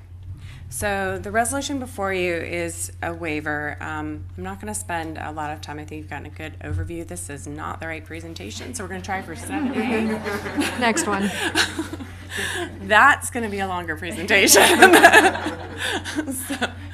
But that's okay. Bonnie will be part of that one too. I think it's normally the way we name them. It will put staffs in the right place, and I think we had a last minute shift with yours, so I think that's what happened. Okay. All right, so you've got a good overview of this. I do think that it's important to point out for the record that this was originally a T-shaped alley, and while the probably more substantial piece of it, more functional piece of it was abandoned before, this little right-of-way is going through sort of a death by 1,000 cuts here, and it was the same applicant. So just to put that on the record. So ultimately, why are we here? We're here because we have a prohibition in the LDRs that tells us we're not doing this. And so when somebody wants to do it, we sort of have been kind of going in a circle to figure out how to process that. So we've been through this before. I think it's also important to note 4413J1D states that, actually I'm going to read all of it, not just the piece that's on the slide. Alleys provide an important tertiary support system. Alleys may be relocated provided access and service is maintained to all properties and the reconfigured alley maintains public access and has at least 2 separate access points for entry and exit within the same block. That's important, and I'm going to come back to that in a minute. Alleys, then we have the reference to a bike ped plan that we don't have yet, but we're working hard on. And I'm sorry, I think the schools are robocalling all the parents constantly. This is the 5th one. I've said, no, I'm busy.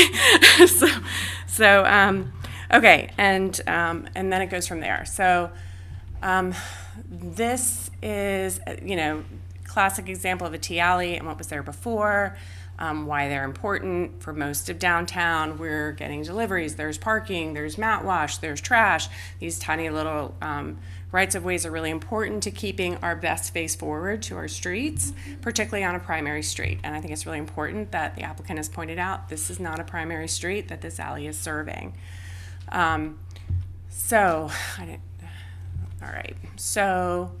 we have stated over and over again as a community in multiple different documents and arenas, including our comp plan, our LDRs, our master plans, we don't give up our alleys lightly because they are so important to the high functioning of our beautiful downtown. This parcel, however, has every waiver or abandonment is quasi, which is why we're all here, because it has to be discussed on its own merits. So, the bulk of the alley was given up and given over to private development. And so now we're left with this sort of little piece that hangs a UE, but it does provide sort of that important through route, particularly when the alleys are substandard in width. And keep in mind, this alley isn't just about lot number 5, it's about what's happening here as well. So there's a myriad of businesses and people that back onto the alley. We have non-conforming property buildings that are super close to the property line that we're worried about impacting. And then the other issue, which is how do you turn around if we are going to get rid of the eventual exit out? And so that's what's really important about this piece. This piece is the CRA-owned public parking lot. Our LDRs do allow our alleys to travel through parking facilities to help maximize probably the amount of parking we can get. However, there isn't a formal easement over this. And I spoke with both the Director of Public Works and the Director of Utilities, and we were talking about, well, we could hammerhead it and they could turn around easily, but we're not supposed to have dead-end cords.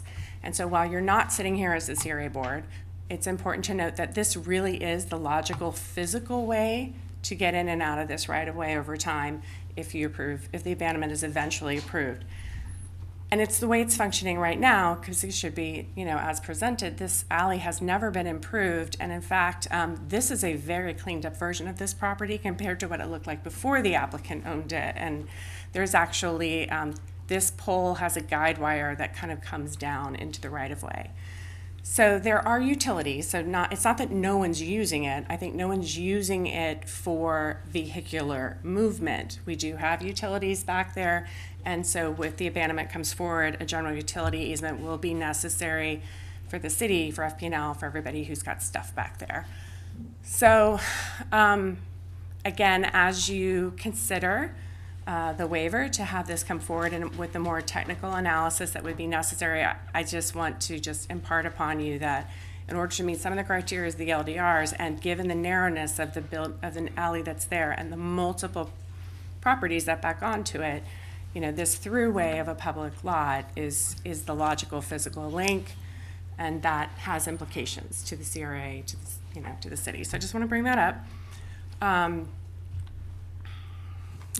And we've gone over all of these, including the standards. So that concludes my presentation. I'm here if you have any questions. Okay, great. Well, at this point in time, because this is a quasi-judicial hearing, we're going to allow the public to come forward to speak to this. If you can just come forward, make sure that you state that you were sworn in, and then you will have 3 minutes. State your name and address and have 3 minutes. George Long, 46 North Sweat, and I've been sworn in. Actually, I'm somewhat of an unwilling expert on what happens when you mess with alleys. I'll get into it with you guys later, but this looks like it's a very reasonable request. It doesn't hurt anything. Thank you. Anyone else?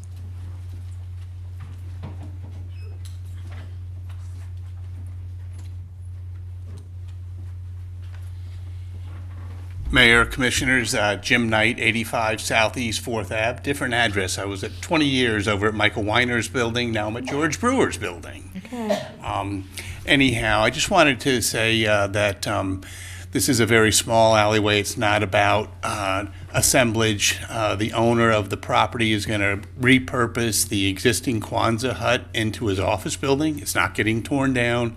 We're keeping a historic building there. Maybe not historic on the record, but it's been there a very long time. Also wanted to mention that the owners of the property next door, which is the convenience store on the corner, I don't know if anybody's been here, but Anise is back here. She's fully aware of everything and so forth, and would very much like the ability to utilize part of the alleyway, because half goes to her property, half goes to the other property, in order to be able to improve her property. And if you have any questions for her, she speaks Creole very well, but Juwan, who's here, she speaks English quite well and is a real estate agent and understands this all. So if you have any questions for her as well, thank you. Thank you. Anyone else? Seeing no one, public comment is closed. Back to the applicant and the staff. Is there any cross-examination or rebuttal testimony? No rebuttal, no Okay. cross-exam. None for either? Okay, very good. To the commission. Could I ask a question? Sure. I'm not inclined to abandon property, but this seems very reasonable. So, Anthea, we have our rules in place and we want to follow them. Is abandoned, can we sell the property, let them buy it for money, and then we're not technically abandoning it? So basically a lot of the ways that rights of ways originate is through their original plats. And their original plats give them over, their easements that are given over to public use. If they are dissolved, then the easement is basically removed. Like you think of a right of way as just like a super easement. Okay. And then it just automatically, the property returns back to the adjacent land in most cases. In newer parts of our county, it may work a little differently, but for our city, that's largely developed through platting. It's not something that we've looked into it a little bit, the idea of a convenience fee of removing things, but I'll let, if you have anything you want to add. That was perfect. Okay. It reverts back to how we got it, so no, we can't. So, and again, while we do have policies, there's always a process, right? Sometimes you are asking for a comp plan amendment, sometimes you're asking for an LDR amendment, but there's always a process. And our LDRs have basically the super release valve of this board being able to waive most things. Thank you. Ms. Mayor, anything? Yes, I mean, I came in here, I was on the fence about this request, but then I heard the voice of reason, and he convinced me, so thank you. Okay. Nothing? Just to echo, generally we're not in support of that, but we've had a few situations that have come before us, and I think this is one of those situations, so I'll be in favor. Okay, it's really difficult to consider this because, again, I just feel as though we continually find ourselves in these situations where abandoning and we say we won't do it again, and we do. I question whether or not, I remember vaguely, and that's why I wrote down this date, May 3rd, 2016. I remember vaguely talking about that alley, but I remembered it was going to go through and make a left. I didn't remember that it was going to stop at the CRA lot. I thought that we would use that as an exit because it was an easier exit, but we would still continue it through. And mainly because of the fact that it would service potentially deliveries, which I think was already discussed, but deliveries coming and going to some of the other, it may not be that it's being used now, but it could be to get trucks off the road because there's all this parking that goes directly into there. So the only place that a truck would have to deliver would be on Second or, I think it's Second or Second. I'm not sure what that corner is, but anyway, so I kind of remembered that. I also remember that we have talked about over and over again the bicycle pedestrian plan and holding on to alleys because of that. There's secondary routes for, bicycle traffic, and I know that, maybe a 16-foot truck can't make that corner, can a car? Because cars are what we normally find going down these alleys a lot of times, and, finding a path around an issue. That's kind of what we use it for. So I'm a little bit hesitant because I feel as though we are doing exactly, it's like that, like somebody said, the death of 1,000 cuts. I also feel as though there could be a potential here. We did pave that alley all the way up to and beyond the CRA lot. Don't know why it stopped right there. And then the other thing that is concerning to me is aggregation of land. It feels like that's what we're heading towards. We're getting this piece and taking some of the city's land in order to be, and then we already did that across on the other side of the alley. So now we're doing that here. What's to say that the next piece isn't going to be acquired again? And we have now a large parcel of land that we're going to be dealing with a large development at the corner. So is there a chance of being able to make it an easement so that it cannot be aggregated? You mean the alley? Yeah, I mean just the land, the land owned by the people. Remember, today all we're doing is considering whether or not to allow them to submit the application for the alley abandonment. So right, but I mean that could make a decision as to whether or not I'm going to say yes or no. Is that possible? I think we need to limit ourselves to the waiver criteria and not go too far forward. Mm-hmm. Now, when the site plan approval process commences, I don't know what they're going to develop there. I understand, but what I'm trying to do is to understand. See, an alley right now keeps it a little bit smaller, tighter. It does serve a function that it will no longer serve if we are abandoning them to the public, to the private sector to be able to develop.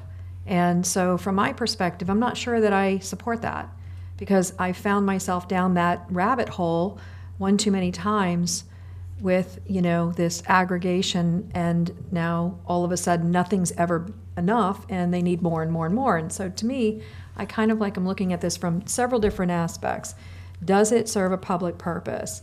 Can it serve a public purpose? Like with pedestrian or the bicycle traffic, or just a single car going down and not having to turn in order to be able to work around traffic. And then thirdly, do we really want that section to be potentially no longer bifurcated by alleyways and therefore aggregation of land happening? These are all the ripple effects. That's what the result is going to be, right? So if you abandon the alley, you make a finding that it's no longer needed for this municipal purpose, you can require utility easements, and we typically do if there's utilities in the area. Does that mean that they can't, the easement can serve a purpose with setbacks and things like that if they want to redevelop the property. But it is going to require a unity of title to make it into one parcel. Mm-hmm. They can't keep it separate. So, it's hard to say. I mean, if there's no municipal purpose, then you should abandon it based on the application. But if there's a finding that there could be a possibility for some type of municipal purpose, then you shouldn't abandon it. Well, I mean, that's not why we're here today, right? We have regulations that say you're not supposed to abandon alleys, and certainly not for development, right? I mean, that's in there. It's been codified. So that's really where staff is at, where we can't even accept the application.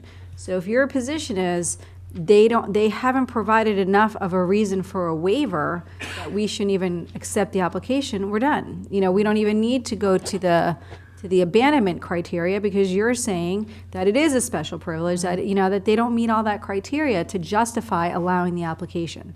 So I think it's a few steps too far to start. Understand. And the easement issue, I don't know what that gets them, to be honest with you, because with setbacks and everything, we go from the easement line. So that's not going to really do very much. The real criteria is if there really is a municipal purpose for keeping this alley. And I think you do have to consider that the rest of the street was abandoned already. So, I mean, that finding's already sort of been made for you. This is just the last little piece of it that, for whatever reason, wasn't considered. Wasn't here on May 3rd, 2016. I was actually in the audience. I think when you look at the history of it, I almost feel like the decision's already kind of been made.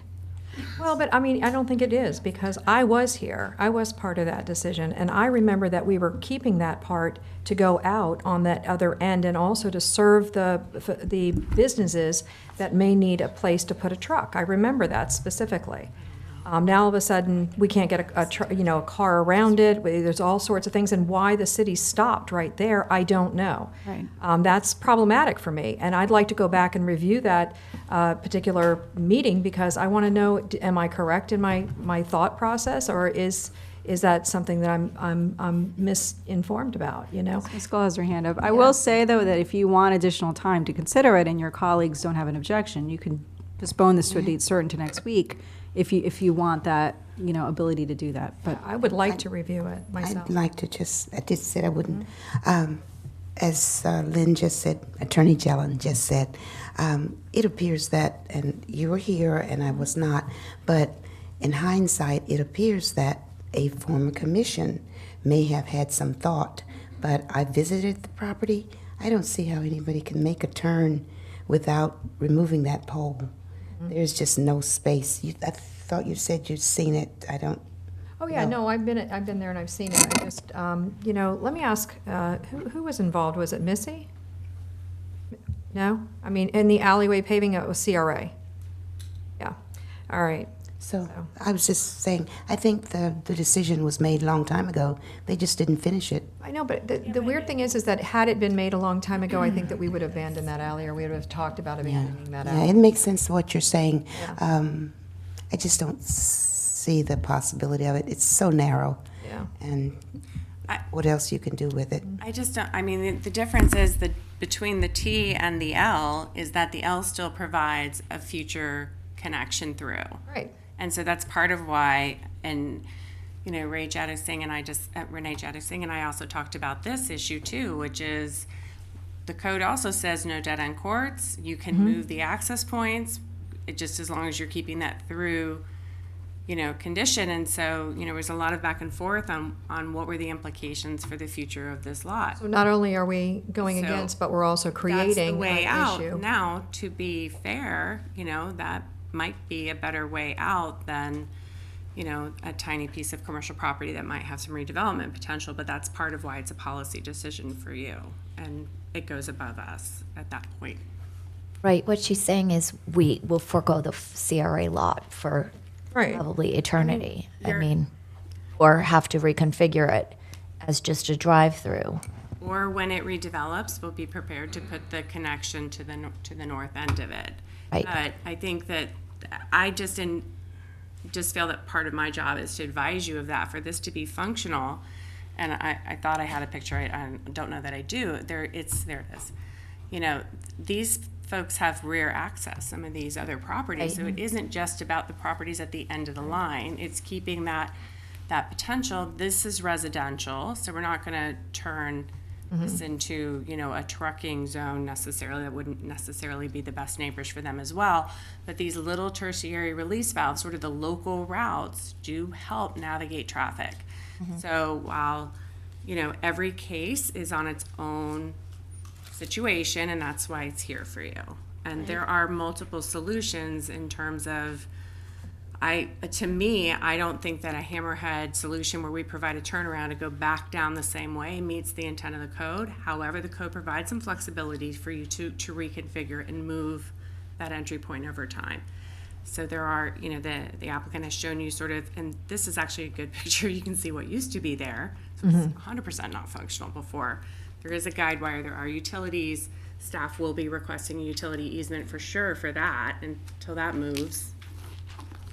Just like a lot of the alleys in the northwest, southwest, Mayor, they're just impossible. You have utility poles right in the middle of the alley, and if I'm not mistaken, I think Althea said that the Quonset hut itself is sitting in the alley. Am I correct? No, it's right on the not. line. Okay. Kind of two sides are at the It's line. right on the line. Right. But, that's not our issue. I mean, that's something that I don't understand why that would have been approved, but that's something that's been there for maybe a while, or I'm not sure how that structure, and some of these structures were approved to be right on the board, right on the edge of this property. All right, well, I think I've got my answers. If there's anything more. Anyone? No? Okay. Motion to approve? Second. Call the roll, please. Ms. Johnson? Yes. Mayor Petrolia? Regretfully, no. Mr. Frankel? Yes. Ms. Cassell? Yes. Mr. Boylston? Yes. All right, very good. Thank you. We look Moving on. forward to seeing you soon. Okay, moving on to resolution number 122-22. I started Again, a quasi-judicial.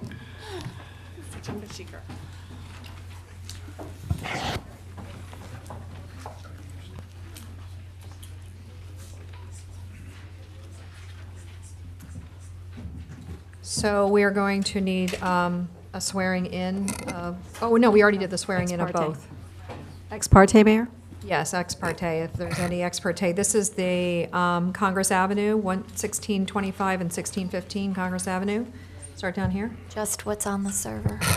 Spoke to the attorney for the applicant, and I think I got 2 or 3 emails. They're all on Okay. the city server. I've spoken with the attorney. I've Okay. spoken with the Same. Okay, and I have, anything that I have, it would be on the server. I think we had some emails come through. Okay, so if there's anybody that's going to be coming up to speak on this issue that has not been sworn in when you get up, please make sure that you get sworn in, and we'll take it to the, entering the project file into the record. Okay, good evening, Anthea Geniotis, Development Services Director, and I would like to enter file 2021-138 MDP into the record, and Ms. Fiscal is here with the presentation. Thank you. And Anthea was right. This one may be a few minutes longer. We do have a lot of slides, but we'll try to abbreviate some of these. I'm here on behalf of the applicant for the Delray Central project. This property is located generally the southeast corner of Linton and Congress. It also extends south and south of the Germantown Road terminus. As you can see, it's outlined in red. And it currently has 2 office buildings that I'll get into a little bit more detail, and their ancillary and corresponding parking on it. It is located within the MROC zoning district, mixed use residential, office, and commercial, and has an underlying land use of Congress Avenue mixed use. And the MROC you can see in purple, which is much of the corridor between Atlantic and the southern city limits, with some variations of other categories. The mixed residential, office, and commercial regulations provide for and encourage a mix of residential, office, and commercial uses in a master planned environment. They also encourage standalone office buildings and mixed-use development with commercial or office uses on the ground floor and office or residential uses above. The MROC is one of the categories that provides for the highest intensity, not the highest, but one of the highest intensities of residential, but also non-residential in the city.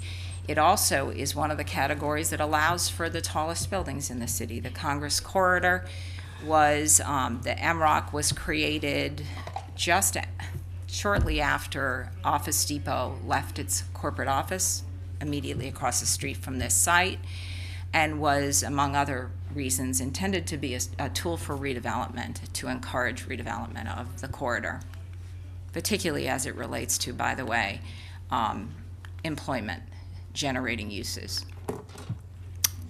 This is the existing site plan. As I mentioned, there are 2 office buildings, a 2-story, which is on the north side of the diagonal line, and a 4-story, which is approximately 58 feet high, I believe, on the south side. These 2 different buildings were developed separately and independent of one another. One was built in 1981, the other was built in 1982.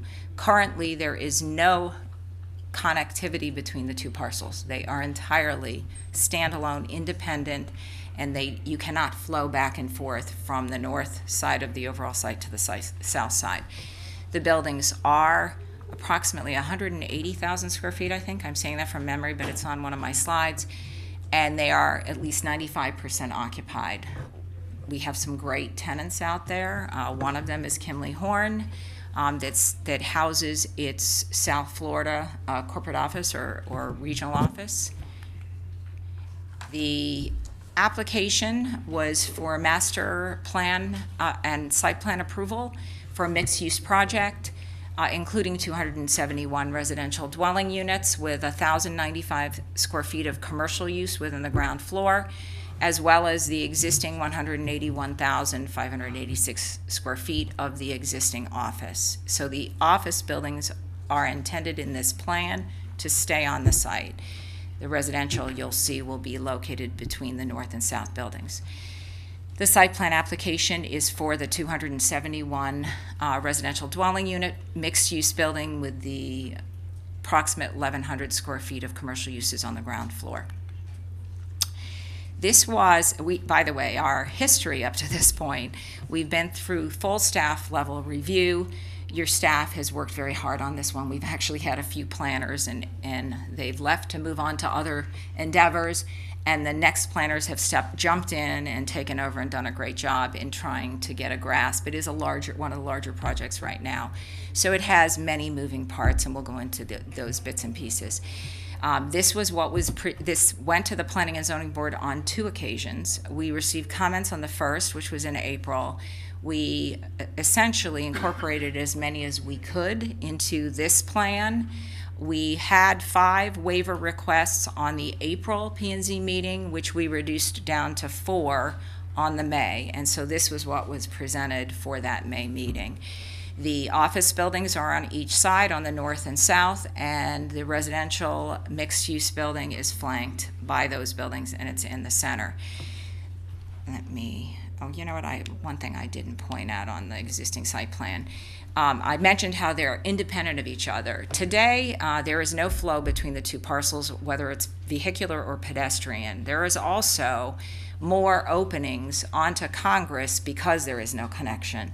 We have a full light intersection at Germantown Road for the south building, 1625, and there is a full median opening for left and right turns and left turns and right turns in for 1615. So you essentially have 2 full open median intersections for this one project. We're proposing to make some significant changes to those, and the traffic engineer will get into that will facilitate and improve existing conditions on Congress. Okay. I'm going to turn this over to our expert and extraordinaire architect, Juan Casedo, and he's going to go through some of the amenities and uses that are on the site. And all you have to do is push this forward. Okay? Thank you. Good evening, Juan Caicedo, 7000 North Federal Highway, Boca Raton, Florida.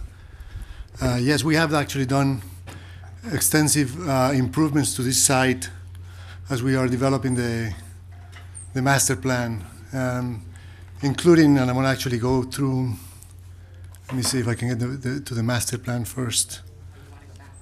Let me see. Yeah. Here we go. Yep, there you go. Yeah, so like Bonnie said, the 2 sites that we had, that we were working with, didn't connect with each other either, whether it was pedestrian circulation or vehicular circulation. So what we did is actually we went back and working with your staff and with the city and the developer, we really incorporated an extensive network of sidewalks and pedestrian plazas and spaces that actually enhance this issue of connectivity. So looking at, and I don't know if it has a pointer here, but looking at Congress Avenue here, on the north end of Congress Avenue, there used to be an entrance point in here which was eliminated and in exchange for a small little pocket park. And along that pedestrian path that we have fronting the corridor, we have the main entrance to the project in terms of pedestrian circulation right in front of the residential building. Right next to it, to the south of it, is the intersection where the light is aligning with the Germantown Road. Further south of that, we have another small pocket park that actually fronts the corridor, and it, again is engaging the pedestrian circulation that we have, that actually not only continues south from the site connecting to other sites to the south and to the north, but also internally goes all the way around the property. On the east side of the property, we have incorporated the multi-purpose path that actually connects to the south as well as to future north on Linton Boulevard here.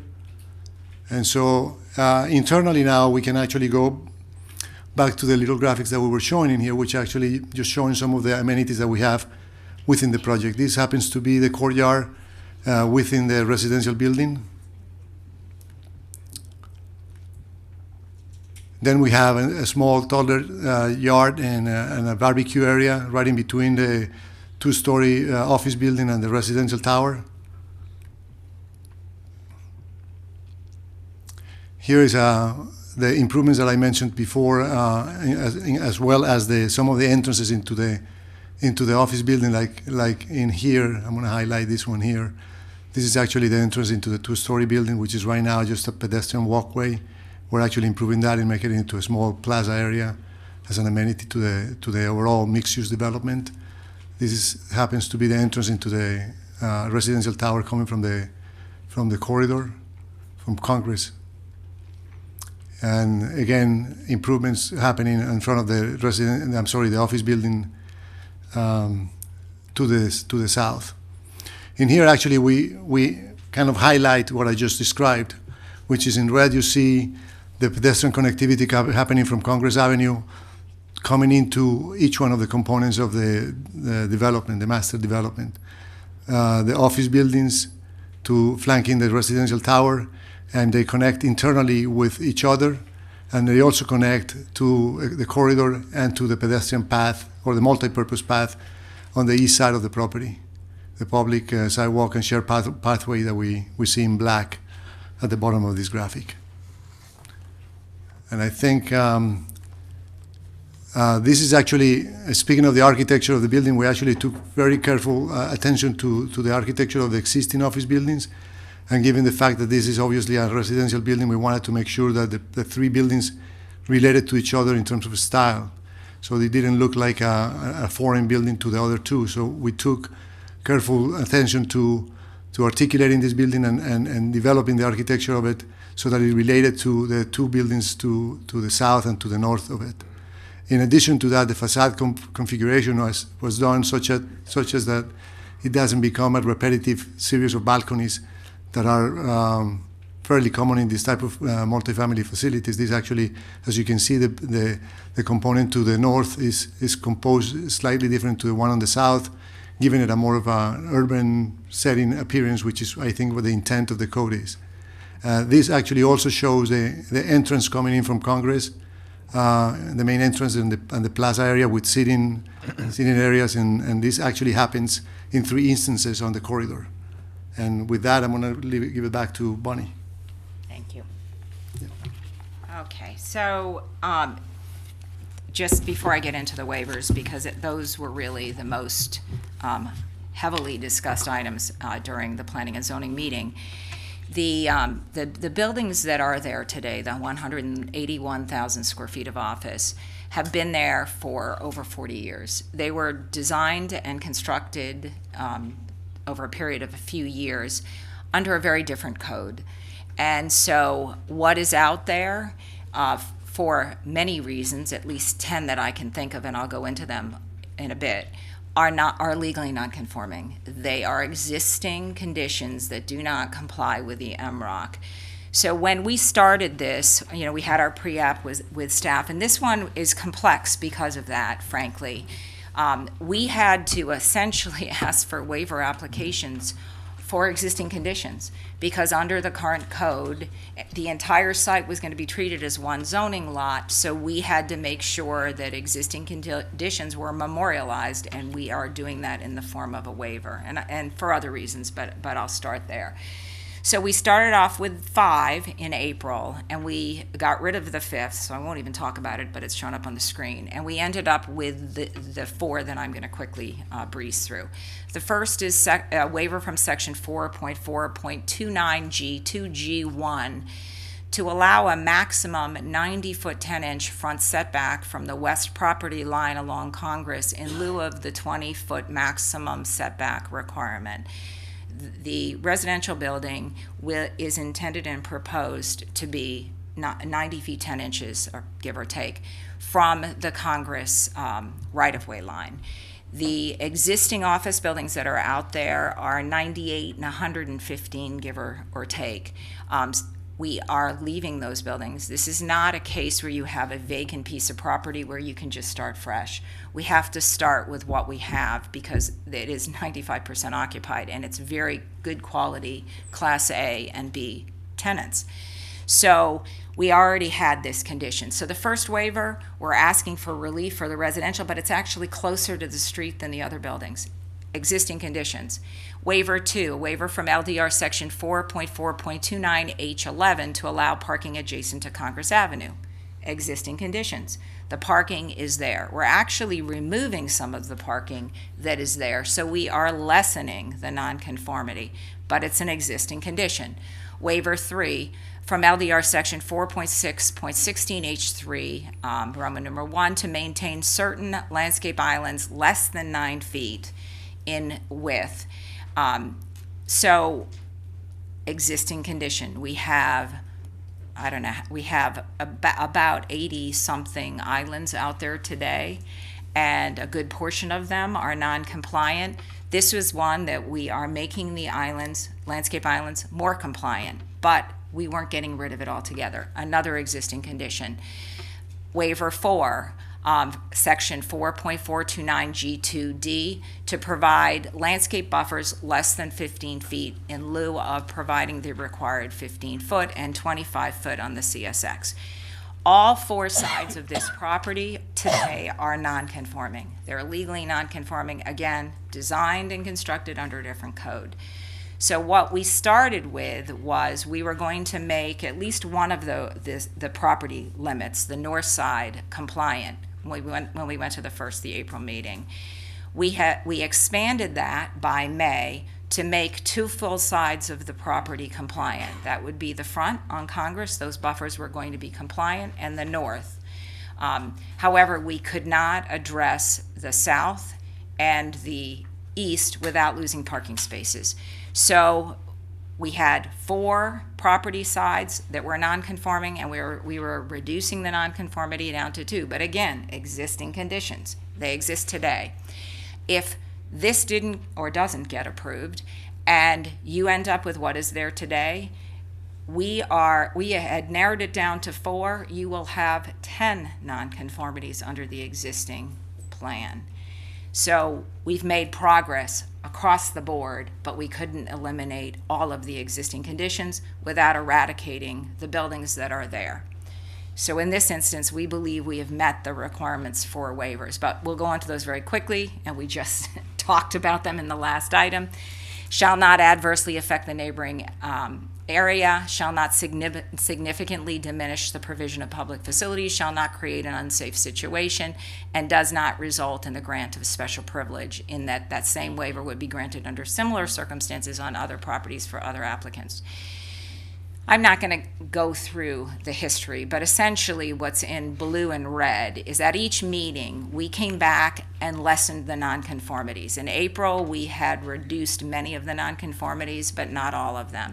In May, we had whittled away and we had expanded open space. We had expanded the landscape waivers so that there were more green areas there. We had done as much as we could humanly do, but we couldn't quite get there. And tonight, you are looking at what we've shown you so far is what we showed P&Z. So basically what's on the screen is how we addressed each of them. But again, for all 4 waivers that went to P&Z, all 4 of those waivers are existing conditions that we're asking you to give us relief, because we have conditions out there that we just can't change no matter what we do. So this was the master plan that was presented on May 18th, and the waivers are highlighted. The blue is the building setback, and of course the blue, so the 90.88 or whatever it is in blue is the distance from the Congress right-of-way line, the edge of the property, to the front of the building. We pushed the building up a little. As you can see, it is closer to the street than its sister buildings, the office buildings to the north and to the south. But we had parking conditions and we have a driveway, and our traffic engineer is going to explain why that driveway is so important, but he will conclude, you will hear, that if we pushed the residential building any closer to the street and we impeded the connection, we would in fact worsen traffic flow, and it would put worse conditions onto Congress. So the improved traffic solution is what we're showing you, and Joaquin is going to get into that further. The red are the landscape buffers. They do not meet the 15 feet on the south side, and again, existing conditions, that parking field is essentially what it was and what it is today. And the red on the northeast quadrant of the site, which is required to be 25. While we have installed larger sidewalks on Congress, the greenway path running along the 1,400 plus feet, or will be installing that, we cannot fit everything that is required in MROC within the confines of what is there today, another existing condition. So everything we're asking for relief from is essentially an existing condition, but we will show you all the positives that we are doing to at least lessen some of those. So 4.4.29 G2 G1 speaks to allowing the maximum 90 feet 10 inches for, as we mentioned, the residential building. The buildings on each side are existing. They are not going to change. They are further away and meet that requirement even less than we're proposing. And Joaquin will explain to you why that driveway in between the buildings is so important. But that is really driving the location of the residential building. And I'm really sorry, but it is an appeal and we have to make a record. So I would respectfully request a little bit more time. I think it's appropriate. It's 4 waivers and an MDP, so I think. And we have combined, for purposes of discussion, the site plan and the master plan. So this is you won't hear me talk about these plans again, but we'll try to reduce the time. So we cannot meet the 20 feet, as you can see, and if we did meet it, we would create an unsafe condition. We'll get to that. It's not a special privilege. I'm going to show you, we did an audit of the corridor, and in fact, there are at least another 28 properties on Congress in MROC that exceed the 20 feet. So you would not be granting us something that, number one, we already have, because we have 2 existing buildings that are over 90 feet from the right-of-way. But 2, you will see a lot of other properties that have been developed with this condition. All right, so I'm going to turn it over to the person that did the audit for purposes of a record. Jeff Barker, who has sat on zoning boards, has worked in a planning role, and he has done this, so he's just going to explain to you what's on the screen. Jeff, if you want to come up, and I'll give you his resume at the end of the meeting. Okay, so you don't need this, just, yeah. Yes, as quickly as possible. Good evening, Mayor, Commissioners. My name's Jeffrey Barker. My address is 4575 San Molina Drive, Coconut Creek, Florida. I have been sworn in. I performed the analysis of the properties along Congress from the city limits at Boca Raton at the south up to Atlantic Avenue on the north.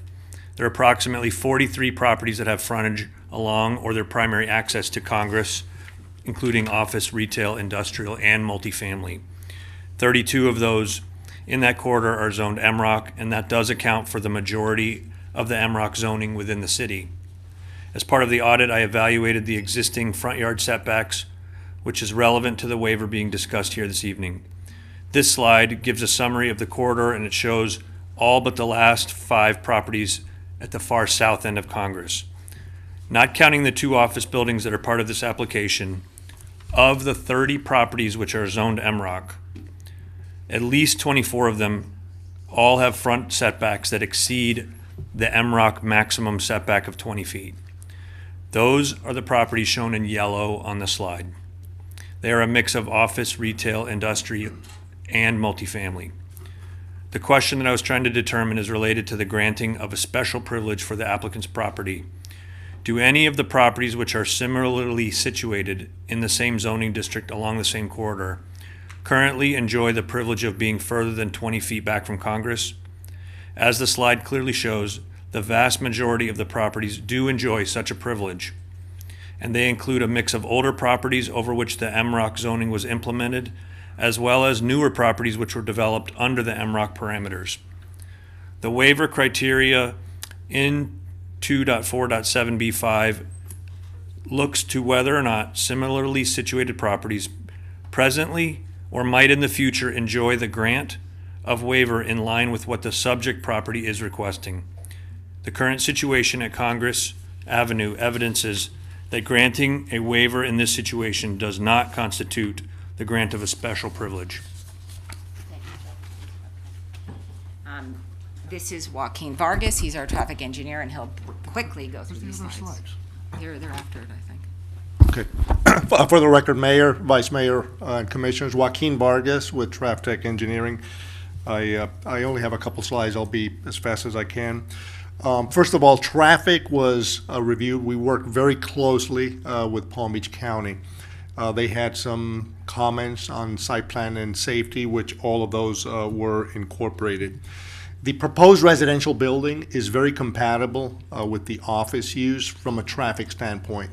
Why do I mean that? By that is that traffic doesn't coincide in the peak direction. In the morning, the office workers are coming in, and the residences are leaving, so they're not compounding in the same direction. In the afternoon is the reverse. As Bonnie mentioned, we have two separate parcels. They're not connected with each other. The south parcel has 2 ways to come in and 2 ways to leave, and they also enjoy the benefit of a traffic signal which provides safety and better traffic flow. In contrast, the north parcel has 1 way to come in and 2 ways to leave, but they do not enjoy the benefit of a traffic signal. With the proposed development, the parcels will be combined. So now the entire project, mixed-use project, will have 3 ways to come into the property and 3 ways out, and the entire development can use the traffic signal at Germantown Road.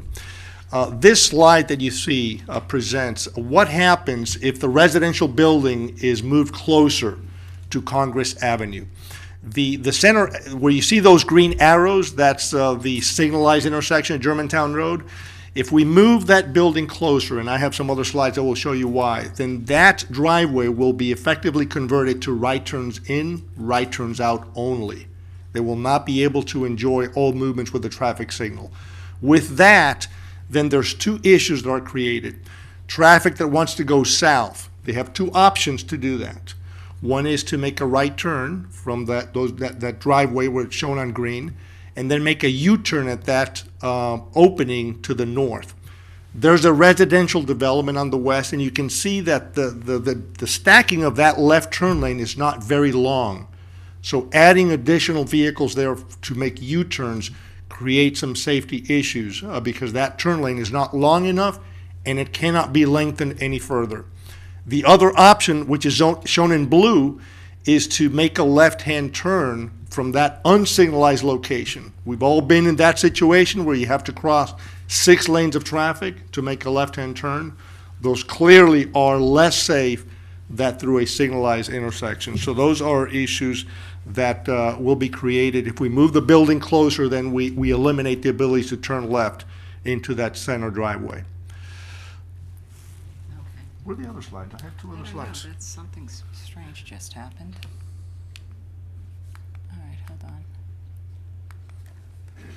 Okay, here you go. Sorry, Next. there you go. Okay. All right. Real quick. These are improvements that we're doing. This is the center driveway where we have the signalized intersection. The picture on the left, we have 1 lane coming in and 1 lane leaving. The picture on the right are improvements that we're doing. We still have 1 lane coming in, but we're adding a 2nd lane exiting, which is a much better situation than what we have today. And remember that the peak direction is not coinciding. When the office is coming in, the residents are leaving. So we're adding 1 additional exit lane at the traffic signal. This next slide shows what we call the throat distance. The picture on the left is existing condition. There's 40 feet between the location where vehicles have to stop and the first conflict point, which is the parking space that's very close to Congress Avenue. The picture on the right, you can see that we now have 90 feet, over twice the distance before the first conflict point. This was vetted out, reviewed in details with Palm Beach County, trying to address their safety concerns, which we have done. That concludes my presentation. I'll turn it over back to Bonnie. Thank you. Thanks so much. All right, I think we have already discussed the intervening parking that currently runs across the entire frontage, and where the residential building is shown on this master plan is nothing but parking as it relates today. So we are actually removing some of the parking that is intervening parking. So we're making this waiver condition better with the application of this plan. And so we'll move on to the next one. Where I show in orange, the balance of the spaces in front of the proposed buildings can be removed. One of the concerns that your staff raised, and actually one of the board members of P&Z, who happens to be here, Ms. Morrison, raised a good point at the last P&Z meeting. You know, while you can't move two existing office buildings that are generating a huge number of jobs for the city, you can try to eradicate as many nonconformities as possible. And her comment, which was a legitimate one, was that she thought we could have done a little better in removing some of the nonconformities. One of the nonconformities would be to remove the parking spaces that are in front of the residential. We don't need to have that parking there. And so that's certainly something that we are willing to do, and we'll get into that towards the end of the meeting, but we can further reduce that. And by the way, we've already made an effort to remove some of the spaces at the April and also the P&Z meeting, and we would be agreeable to accommodate even more, and I'll show you at the end of the presentation. All right. So there we just talk about the parking spaces that we could further remove if it's in the wish of the commission, so that at least in the central section, there would only be one waiver needed for the residential. So we would be going from what had been 5 down to 1 for the residential building and 2 for the 2 office buildings. Okay, and then this is regarding the landscape islands. Another comment that was also a legitimate comment was we have lots of non-conforming landscape islands out there today, and if this doesn't get approved, they'll continue to be there for as long as this site is developed as it is. So we attempted throughout the process to try to fix as many of them as we could without adjusting the parking significantly. Another comment, Ms. Morrison, I'll credit you for, was that she thought we could do better there too. And she wasn't wrong. We could do better. We can do better. And so we are able, through modifying those islands that are non-conforming, we are able to make them conforming. And I'll show you an example of that at the end of the presentation. But that is another one of the requests that we actually had asked for, and while we've improved it significantly, we'll propose doing a little bit better before the end of the meeting.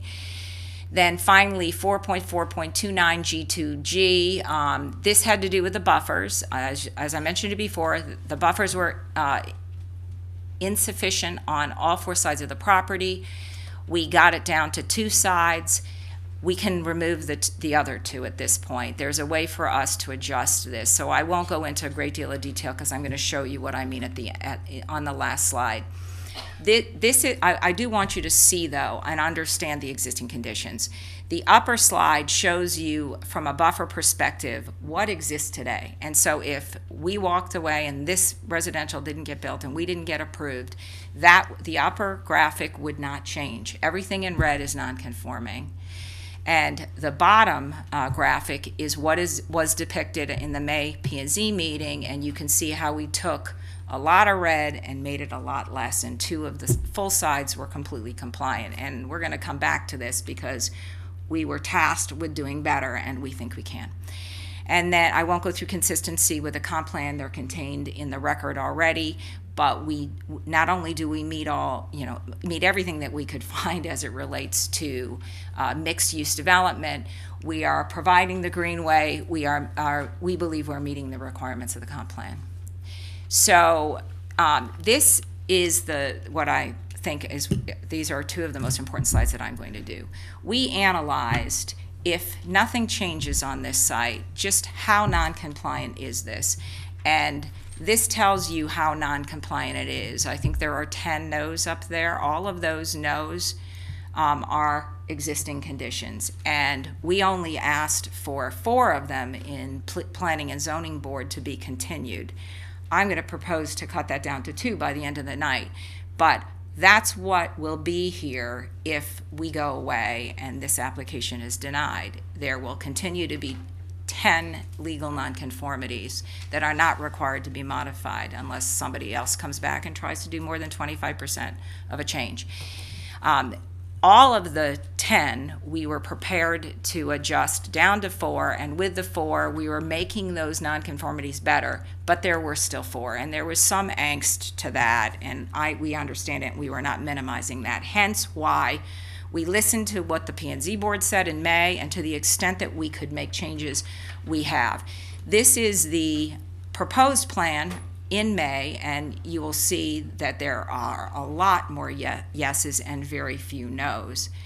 And this is what we would like to suggest. Should the board be able to do it, and I'm sure Ms. Jelen will weigh in on this, but I'll just explain what I have in front of you. This plan shows no buffer waiver, which was one of ours. As you can see on the east and on the south, we will make those buffers conforming. 25 feet on the east, inclusive of the Greenway path, and 15 feet on the south. And as to the landscape islands, we are able to make every non-conforming island conforming. And in order to do that, and to expand the buffer, which by the way increases the open space so that we are more than what is required by code, we would be required to put some of that parking into the parking garage so that we're not parking deficient. What we'd like to suggest is that should this please the commission, and this is my last slide, by the way, that we understand your staff has not reviewed this. Out of respect to them, we don't expect them to comment. They have not had a chance. But our proposal this evening is to remove 2 of the 4, landscape island noncompliance and buffer noncompliance, existing and proposed. That we would have to, of course, bring this plan back to the city staff for them to review to ensure that we are making them compliant and that we're not making something else non-compliant in doing so. And you know, that would be our recommendation. But Ms. Jelen and I have spoken, and I think she probably wants to comment at this point. So, just to be clear, what you're looking at did not go before the Planning and Zoning Board. And my position is that, you know, we can't make changes to these plans because while it is de novo, what's really de novo is the decision. You're not bound to the decision of the lower board. We still should be bound to the application that was submitted.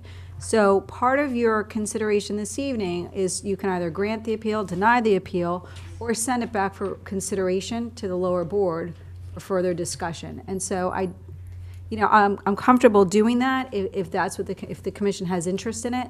But, you know, just to be clear, I know I've talked to all of you about this, you know, we should not be designing projects on the dais. Staff hasn't had an opportunity to provide their technical advisory comments, and your lower board, which is really your advisory board, hasn't seen this. So I just want to be very clear that while it is something that you can consider, I don't think you should make a final decision on it today. I think it should go back to the lower board and to staff for additional consideration.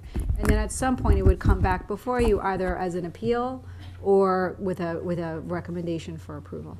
I'd like a chance to present as well, too. Oh, no, you're going to present. Yeah, I just want to make it clear on the record what we're looking at. And thank you. And I just wanted to add, and you know, I can do this after rebuttal if you'd like, but in doing so, we have increased open space, obviously green spaces, and we have also, this plan has also allowed us to increase the non-residential, the commercial component of the first floor of the residential building from about 1,100 to about 15, a little under 1,500. So we've made other positive changes, but all of that, of course, would go back. And in the event, and I know the staff needs to present, but in the event that you would like to consider this plan and allow us to further reduce the waivers and make it more compliant, since the only things that are changing are what I just described, rather than putting the Planning and Zoning Board through the full hearing that I just went through with you, if we could limit their review to only those things that they have not seen and not go through the entire episode again, because then I may have to come back and do that to you as well, which I'm trying not to if we can avoid. So in any event, thank you very much for your attention. I appreciate your indulgence with us. Thank you, Anthony. Staff? So perhaps submittal number 7 will be the charm.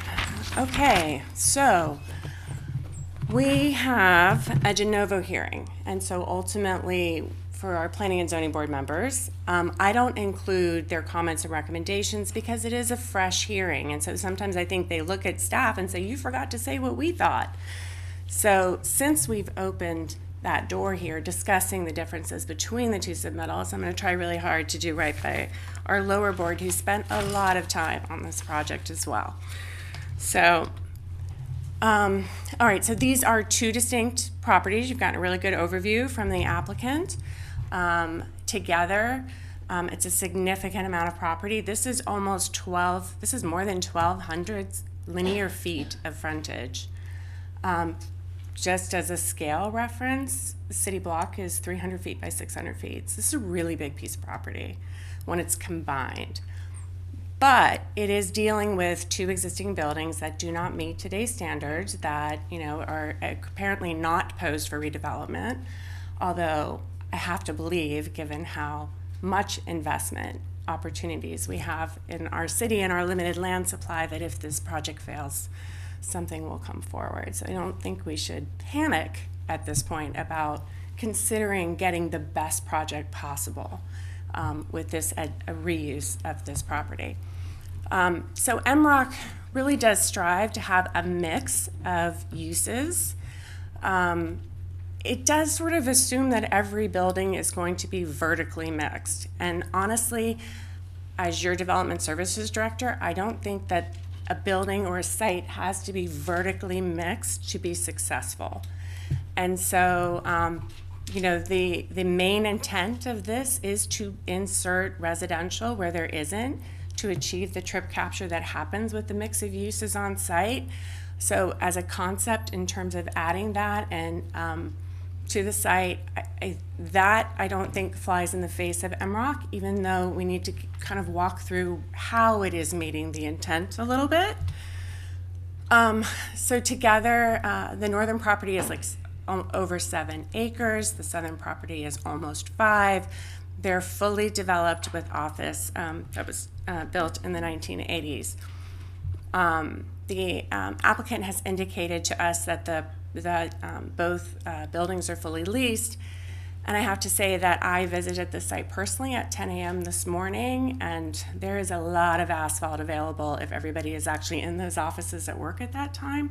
So I think there are definitely some opportunities here if we're going to be revisiting the layout.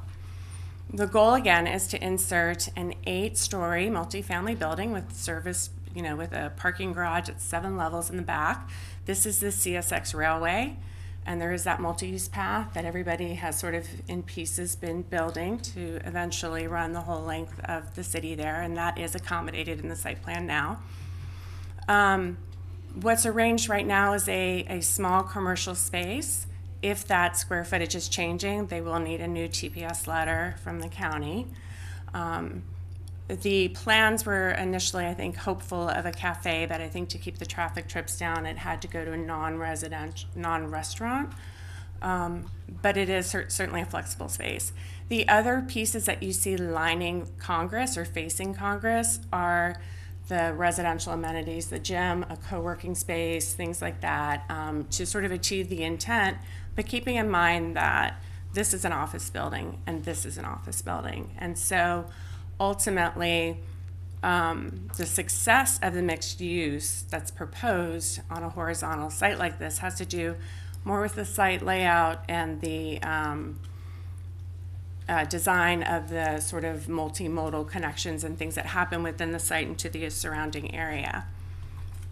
The issue of the waivers, ultimately, if you put the site, if you consider it as one project and one master development plan, there's about 181,000 square feet between the 2 office buildings that exist.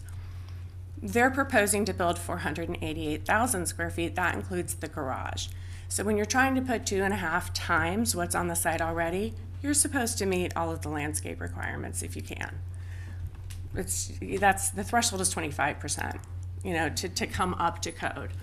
So that's an issue. And then the new development needs to meet the requirements, and you'll see based on the sort of constraints of the site why they're asking for a series of waivers. So the first is the setback. MROC anticipates a 20-foot maximum setback and wants the buildings to come forward to the street, start lining the corridor.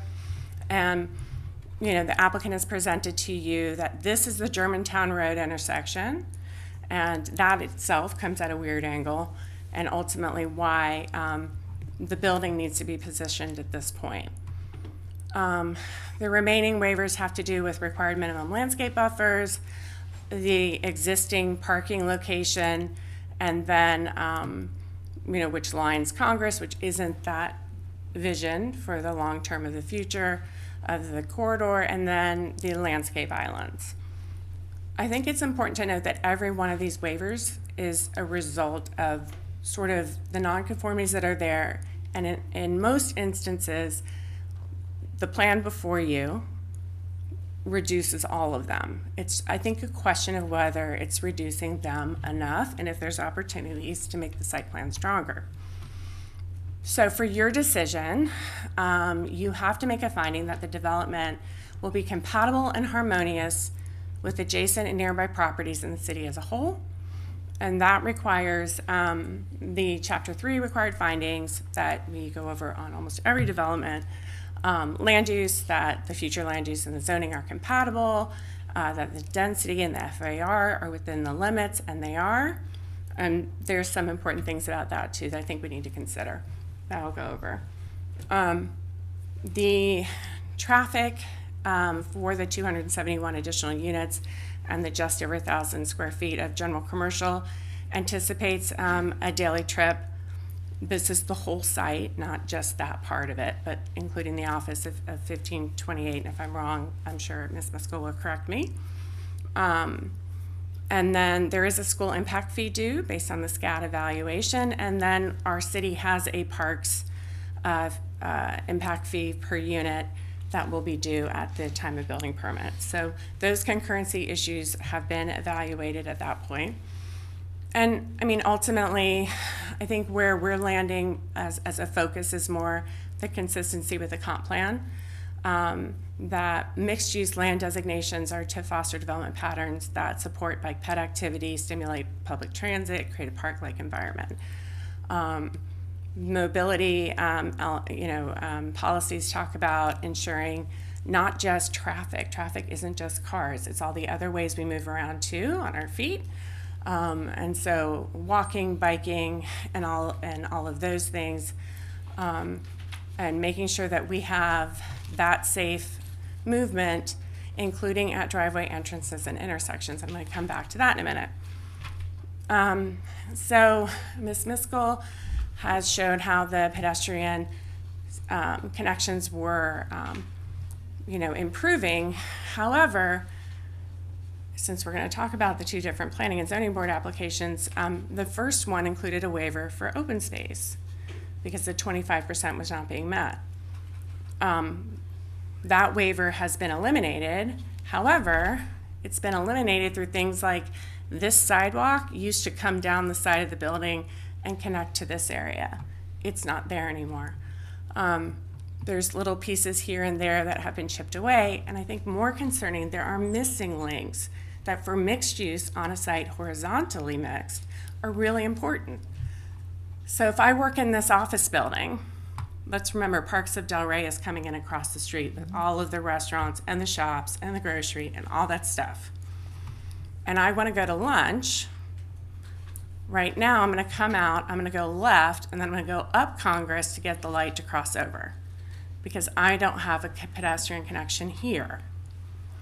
If I live here and I take my baby for a walk across the street to go get coffee, and then baby wants to go to the tot lot on the way back, I have to enter the building to come through to go over this driveway aisle to the tot lot that is positioned up against the office building. I can't just stay outside with screaming baby and walk down the sidewalk. So at this stage, I agree that maybe we could work together one more time to try to improve the plan, because those things matter in terms of how the success of this mixed-use site will work. It has to be knitted together as one site. And there's been a tremendous amount of focus and investment along Congress. We've gone back and forth and moved this project in that direction. It's been a real, once the building really wasn't going to be positioned up against the street, there was a tremendous amount of effort, I think, with the applicant in terms of making these rooms and adding this landscaping. Is this enough? Does this look good? What do you think? But the rest of the site has to connect, and we can't reach minimum open space requirements without thinking about how people will move around on the site. There's a couple of other little details. So here's how you would go out of the building. This used to have a sidewalk connect. You would come in, you cross this drive line, and then the tot lot is positioned against the office building, not really, it's tight. When you come in from the Germantown Road intersection, it moves into a one-way drive aisle. It's not keeping sort of that street, and keeping in mind 1,200 feet. We have ways to break this down to make it work better. I think sharing this access point through the site, through the driveway, I think is fine. I think we should maximize our vehicular circulation. But for this to only accommodate cars and not bike ped, there's actually an exit out of this building that will not have anywhere to walk except in the drive line. I think it's an emergency exit or something, but nonetheless, it's a detail that matters. And we shouldn't be having this conversation here. So I think there's a lot of opportunity to improve some of this. The Planning and Zoning Board was very thoughtful in the advice that they offered. But I also think, again, that the departure from having the building itself mixed and trying to incorporate those other uses, that when you look at the site as a whole, the residential component is only 46% of what's there. So even though it's not in that traditional vertical mix, it's achieving that, in my opinion. The other thing that's really important is that there's another agenda item tonight that we have to do to come into compliance with preemptive legislation from the state.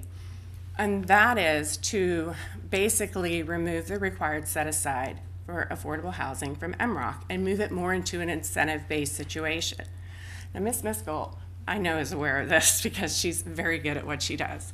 So I think we also have to be, cognizant of the fact that keeping this application moving forward under the current rules does, they're already expecting to provide a level of workforce housing. If we revert to where we have to go, then this project, it's at the density that it is it's not going to have to provide as much workforce housing conceivably once we get through this next ordinance you're about to start working on. So this developer has brought that forward to our community, and it's important, and the Planning and Zoning Board wanted more, but really, in my opinion, the 20% is a solid number that is included in this proposal. So the other issue that came up at the first Planning and Zoning Board hearing was that ultimately the applicant has estimated the common areas of the existing office buildings extremely low. And this matters because it depends on how much parking they have to provide, right? Because we do office on the net. So we don't count the lobby area and the stairwells and the group, the bathrooms that serve one floor. Those come out. And I think at the Planning and Zoning Board meeting, it was Ms. Morrison who commented, you kind of expect 20% but these are older buildings, so they're probably not as nice. But even at just 10%, 60 of those asphalt parking spaces could leave. And so rather than pinching and worrying about the sidewalk connections and things like that, let's remove some parking asphalt that isn't being used and put those connections back in. So, I do think that there's an opportunity there. They made a public records request for us to try to find the documents. My understanding is staff may have found one. We're not sure. They are paper from 40 years ago. But, at 2.5 times the development that's on the site now, I don't know that it's a big exercise to get a stronger estimate in terms of how much is common area versus net office, to see if we can right-size the parking for the offices and have some more opportunities. So the 4 waivers that remain is the front setback, and I think you've gotten a very good overview from the applicant as to why the front setback is shifting back. It is in line with the other buildings that are there. I don't subscribe to the idea that because the corridor has a lot of these already set back, that's a good reason. We have LDRs that move us towards our long-term vision. So I would just suggest that you make your decision based on the existing development on this particular site that they have to work around, and not necessarily whether MROC gets it wrong with a 20-foot maximum. Again, the second waiver is about reducing the landscape buffers. Again, this was an existing nonconformity. They've removed spaces here and there throughout. They've continued to try to expand landscape areas and other things. And I think what you've heard is Ms. Miskell thinks they can actually get all the way there with the parking. Again, I haven't seen it at this point, but happy to work with her on that. The same thing with the landscape islands. It's an existing nonconformity that they have inherited, that they've been chipping away at. And so ultimately, what's the plan before you tonight still, I think, has 8 or 9 that are still not meeting the requirements now. The required findings, it's the 5 waiver standards in terms of what they're affecting. So when we look at the master development plan that's before you, the considerations I think we should make is whether the MDGP provides for an adequate mobility, not traffic, but a mobility network that serves all the users on the site, whether the orientation of the residential amenities and the small amount of commercial in conjunction with the existing office meets the intent of MROC, and whether the parking calculation for the office should be refined to see if there are better opportunities to increase open space and landscaping opportunities and provide those links. And I'm trying to see what else is up there, so many words. And then whether it just meets the intent of the MROC district, vision of the city, the needs of the residents. And so section 247E3E says that at the hearing, the subject of an appeal may be granted with conditions, denied, or set for further consideration. It has been this board's practice in the past to send site plans back down to historic preservation occasionally, to SPRAB. And so ultimately, I think the decision is the direction, since there are changes that have been shown at the very least by the applicant, where you think we should go next and the direction that you would give both of us to move forward towards a plan that would have full support. And there were just a couple of suggestions on the board as well. Thank you. All right, so this is a quasi-judicial hearing, and what we're going to do is open it up to the public. If somebody would like to speak to this issue, you're welcome to come up now, state your name, address, and you will have 2 minutes. Make sure you indicate that you have been sworn in. 3 minutes, I'm sorry. I'll try not to take 3 minutes. Christina Morrison, 1000 Lowry Drive in beautiful downtown Delray Beach, and I have been sworn in. Just a few points. You just had two huge presentations, but I'm just going to give you some salient points that are very important. There's railroad tracks and I-95 to the east of this project. North is Linton Boulevard. To the south is an industrial use. And to the west is Congress Avenue, which is a 6-lane highway. Therefore, there's no negative impact on abutting residential properties or neighborhoods, since there aren't any. And in addition, this proposal would improve the traffic flow, and the impact will be improved by the changes they're making and putting in a singleized entrance and exit. Congress Avenue is where people work. Offices, light industrial, they make glass, they make woodwork. I mean, this is where people work. They need places to live that are nearby. Height that is being proposed is permitted in the MROC district. They're not asking for any waivers for the height of this building.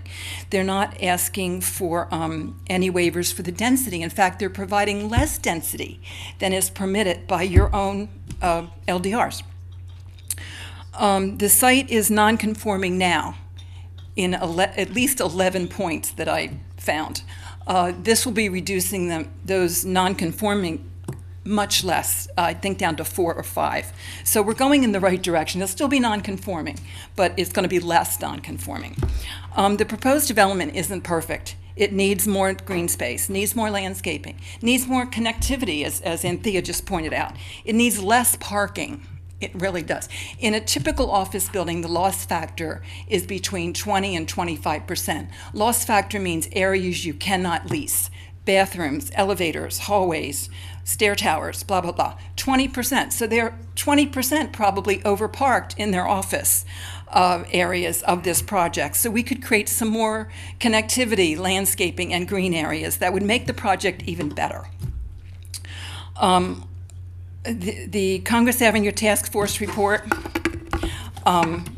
highlighted that this is what is needed on Congress Avenue: places to live, affordable and workforce types of housing places to live. So it would be, this proposal is in conformance with the Congress Avenue Task Force report. Although it's not perfect, this development is good, it's timely, and it's needed. Housing is needed in our city. I believe our apartment projects, and I'm not an apartment specialist, I'm a commercial realtor, but I believe the apartments are 97% to 98% occupied. We need more housing.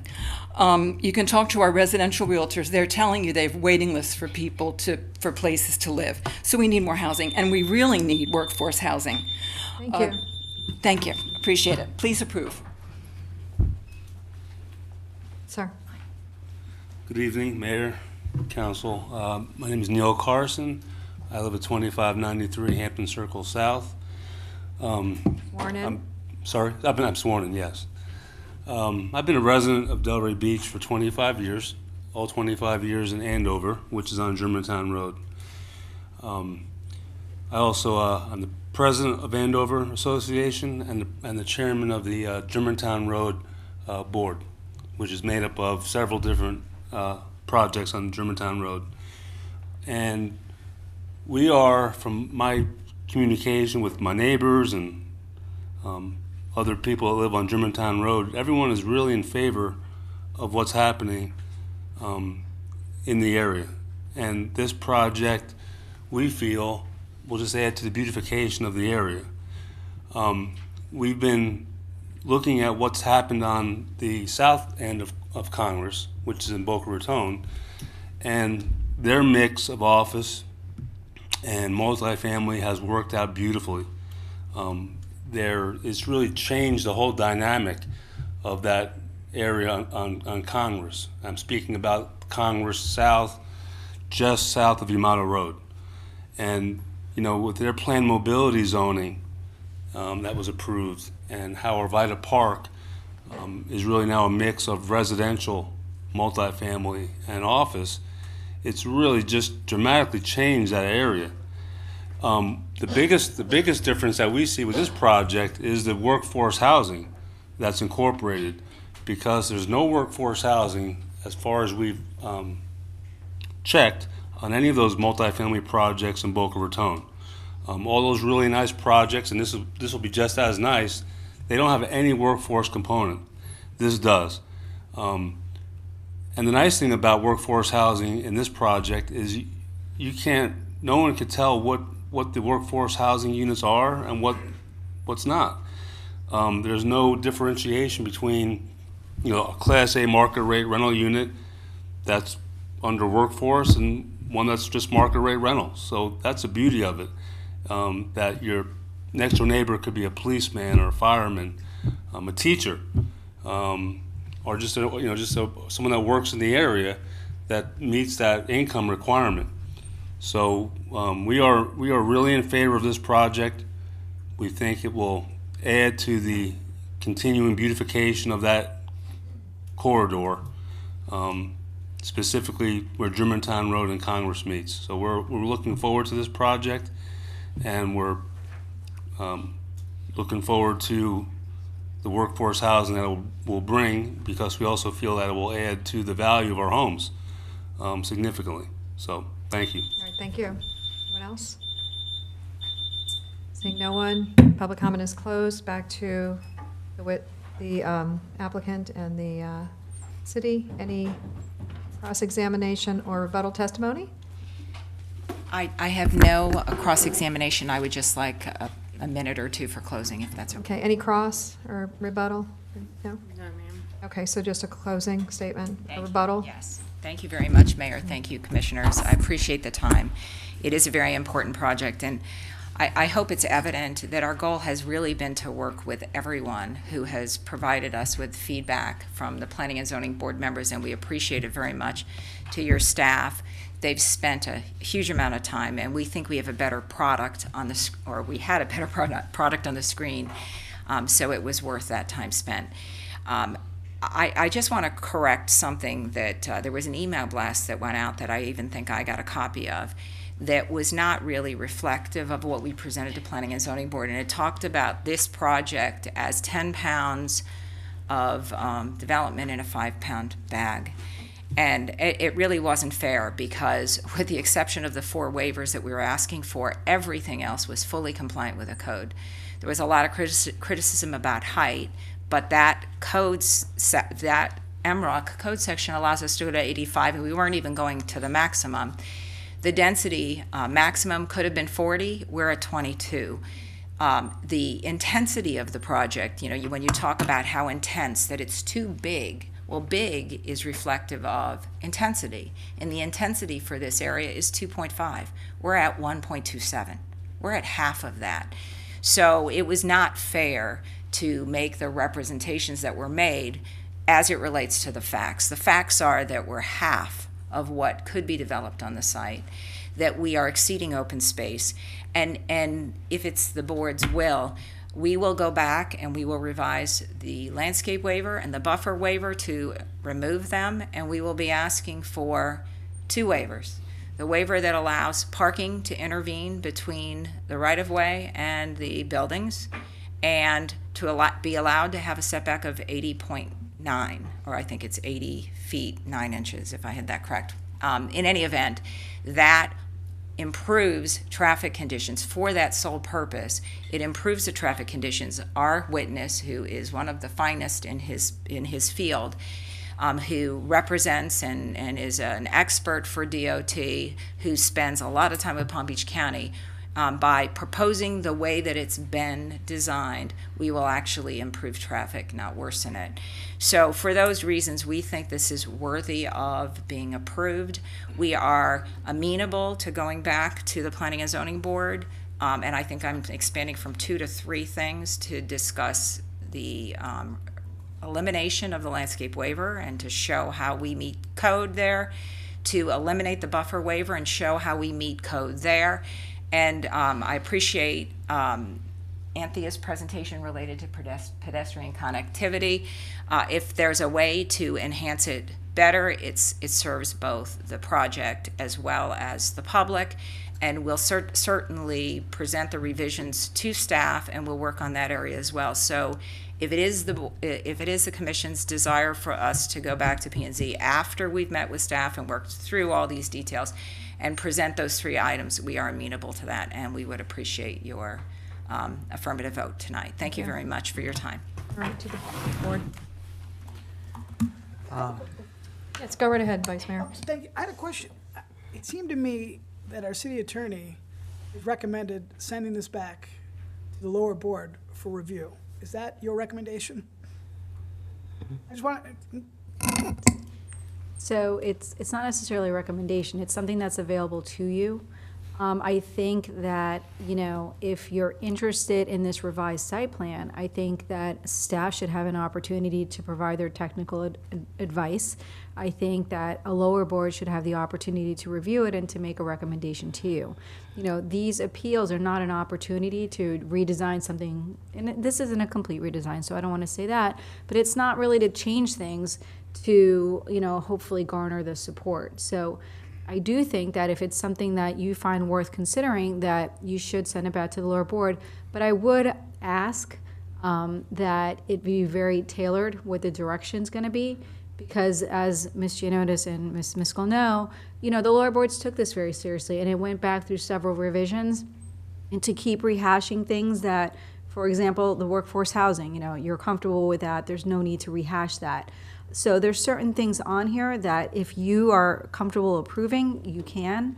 But at the end of the day, the new asks, I do think should go to a lower board under the purview of the LDRs that allow you to send it back for consideration. So based on that information, and I am a firm believer of not designing on the dais, that's where I'm leaning. I will look forward to hearing my colleagues' comments, but that's based on what the city attorney's telling me. That's where I'm leaning. Okay, so let me ask the question, because I think that this is the question that I'm grappling with on that same line. Are you relying on the lower board's decision to make yours and do the two things that Ms. Miskell bring forward as lessening the waivers make a difference for you? I think so. I mean, I know our lower boards, planning and zoning, Ms. Morrison, they are very diligent, and they're looking at the plans and their applications and opinions. I'm hearing the city attorney say it.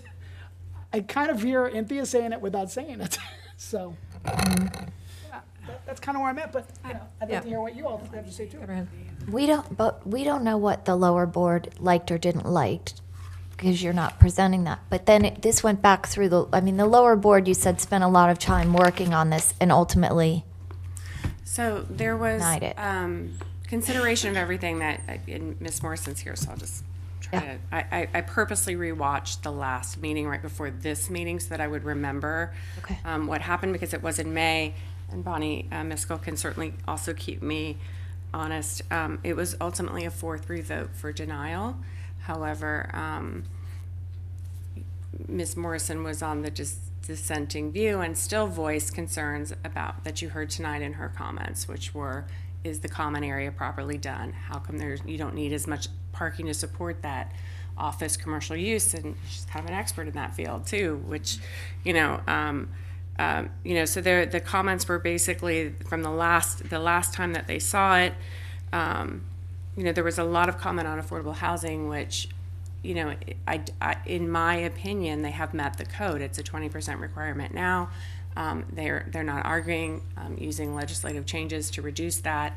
So I don't think that those concerns, but ultimately, comment meaning they wanted more than what is currently being suggested. And so those comments, the attorney for the board also advised them were not understood. They met the LDR. So ultimately, it was the scale of development that was being proposed that still required waivers from landscape and open space that were big concerns, and that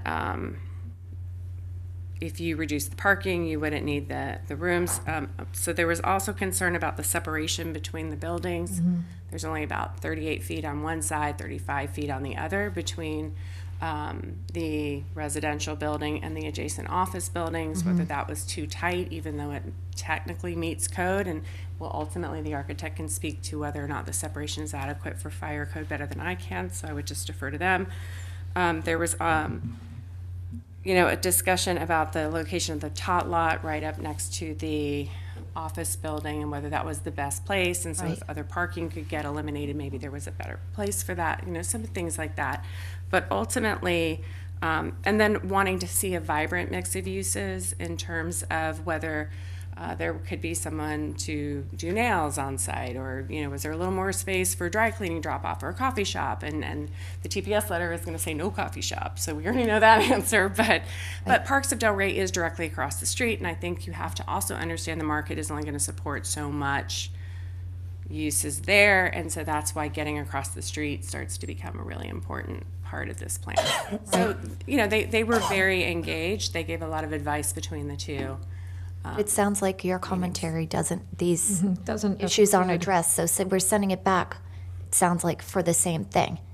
Okay, thank you. Well, and I don't know if you want to jump in here too, because I don't want to be unfair. Well, you certainly, and your city attorney has advised you legally and proper, you have some options. You could send it back to be reviewed fully based on the revisions that we talked about this evening. I would hope you wouldn't do that, because then I would have, in the event that we have to do another appeal, then we would have to go through every single line item that I went over with you today for purposes of making an adequate record. So another option would be for you to move forward and direct them on those things that you feel were changed, that they hadn't seen before, which is what I believe would be an acceptable course as far as we're concerned, because we're giving them an opportunity to see the improvements that we're making, and we're going to be going back to the drawing board to a certain degree with your staff to refine some of the things that met code, but that we might be able to do a little better. Anything else? No? Okay, over here. Yeah, I'll jump in. Sure. So one thing I'm pretty proud of over the last 5 years with this board is that we have never sat here till 12 o'clock at night and tried to design a project, which I had seen in our past, which you could say it worked out. It didn't. I know one of them we had to come back and almost kind of fix. Luckily, we had the opportunity to do so with a private partner buying that project. So that's definitely something I don't want to do. There is a good project here. It's not there yet. P&Z obviously identified that. I don't even know with what was presented by Ms. Miskell tonight whether or not it's quite there, because there's recommendations from staff as well. It's not just the waivers, there's also some concerns from staff. So I would love to see this go back to P&Z, not just for the waivers, and I'm saying waivers, I'm hoping waiver. I get the building and where it has to go. The parking on Congress, I mean, that's a big part of our Congress master plan. So if the buildings aren't going to be up there, well, I think promenades and green space and so forth should be up there for pedestrian connectivity as well. So I'm hoping waiver, not waivers, and of course that our staff's concerns, which all their concerns just tie to a better project for everybody. It's a win-win. As far as what I saw from Anthea. So that would be my direction. I'd love to see this go back to P&Z. Those are my, what I'll be looking for when it comes back to us. Thank you. All right. My comments are, it starts out with a question that I'm grappling with, which is, does it meet with the intent of MROC? And I think it does not. And the reason it does not is because I don't think there was ever an intention 40 years ago, when these buildings were built that are currently there, that they would have a building built in between. That's why it was separate and distinct, and there was never that thought process. We are moving into a different time, and what we're doing is we're allowing ourselves to continue to remain backwards. We've asked for our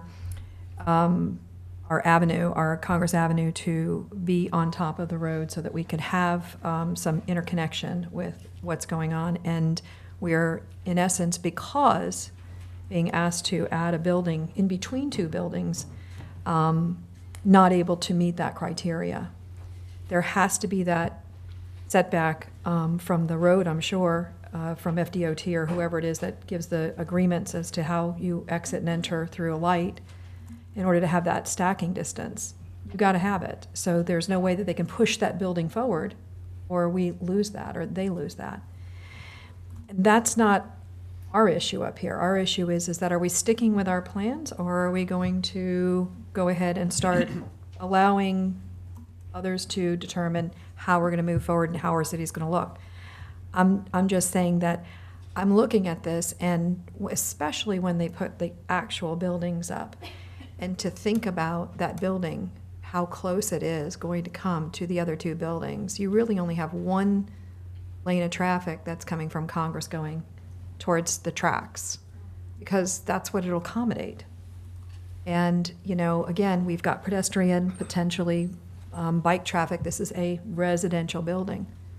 To be centered right in between, I think it's a problem. And I'm questioning whether or not that will still be an issue for the P&Z board.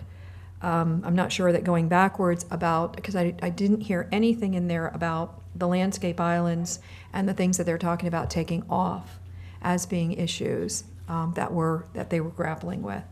I think it was more about the location of the building and does it really truly meet with intent of MROC. Sure, I also can say there are some very salient points that were made. They're not going to the maximum of the density, but can they? And still provide the parking and the amenities that are required for somebody living there? I would have to tell you no, probably not. There's not enough space in that square block. They're maximizing the space there in order to be able to put that building. So, to go to say that as a benefit, I don't see it as a benefit so much because it couldn't be done there anyway. It was never intended to have that building there. And the other issue that I have is, does it adversely affect the neighboring areas? Yes, it's not abutting the neighboring areas, and I would have to say I disagree with the gentleman who came in and represented the community that this is not going to adversely affect your neighbors. It could very well. We have a huge development that's happening, and don't get me wrong, everybody's excited about that. Going to provide a lot of places to go for the neighboring communities. But when you have that one exit coming out onto Congress, I think that we're asking for more issues, and we don't know what we're going to be getting just from that development that's already underway. So for those reasons, I don't see the purpose of sending it back. I don't know that that's going to change anybody's mind, and it certainly didn't change mine. It wasn't about the waivers of those islands that made all the difference for me. It has everything to do with, are we really following the intent of what we want to see happening down there? And if this is not that, then we should say no. In addition to that, I know that they said that there were all these non-conforming buildings. Well, when were they built? Were they built under the same setback requirements? This is something that we've decided that we want to see everything coming closer to the road. And now what we're saying is that, well, except for, we're making exceptions. And I just would say that it doesn't fit that property. There's a reason. Never was intended to be in between, a building in between. And I think that that's what we're trying to force to happen here. And I don't think it's really working for me. So I'm okay with moving forward, but I'm not the deciding vote, so I don't know where the rest of you stand. Where do you stand? I thought we were going to get ready to vote. I hear both sides, and I'd like to consider the gentleman who is not only the president of his homeowners association, but others that have joined in, and I'm sure they had intensive conversations about it. I also would like to defer to the expert on it, that it's a good building. Christina, I love your input. Thank you. I like what Commissioner Boylston said. We need housing, and we're going to get 20%, whatever the units are. I'd like to give the developer and the P&C board one more crack at it. So I think you've got your, we we're probably ready need to vote.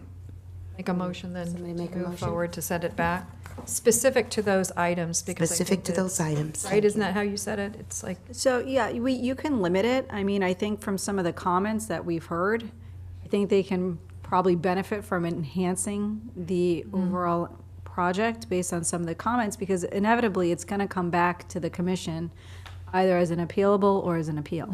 So, I'm sure Ms. Miskell, she's very good at what she does, and I'm sure she's listening. But, I don't think the whole thing should be reopened. I think it should be limited to the 3 issues that Ms. Miskell pointed out today. And then obviously if through working with staff and, you know, making additional changes, I do think that should be considered, but I don't think the whole thing should be reopened. Right, so can we get a motion then? Second. Call the roll, please. Mayor Petrolia? No. Mr. Frankel? Ms. Cassell? No. Mr. Boylston? Yes. Ms. Johnson? Yes. Okay, so we will see you guys again. All right, moving on to 7C. This is to provide direction to the city manager concerning a termination of an ILA. So I'll give Anthea a little bit of a break. We currently have an ILA with Gulfstream. I know you're all aware of it.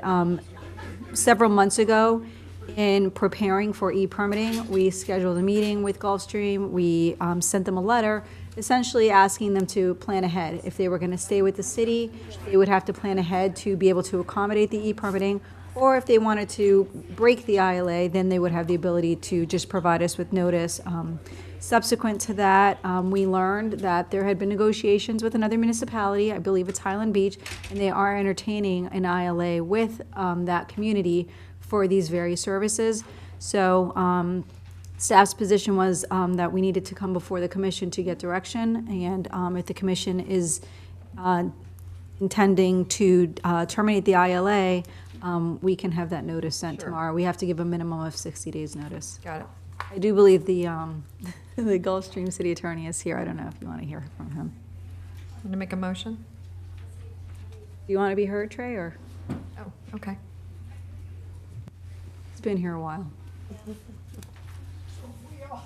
Yeah, probably longer. Hey, I won't make the meeting any longer. Trey Nazaro on behalf of the town of Gulfstream. We have a lot of services with the beautiful city of Delray Beach, and we do appreciate them. You know, a few months ago, we kind of got the impression that it would be beneficial to the city to discontinue offering these services because of a number of things, costs and volume that you're seeing. So we did start sort of researching what another option would be. We did not, you know, it would have been nice if I maybe had come before you a few months ago and said, are you interested in continuing these services, just so we had maybe a better understanding of where we stood. The toothpaste is out of the tube at this point. We have reached out to Highland Beach. We have reached out to third-party providers.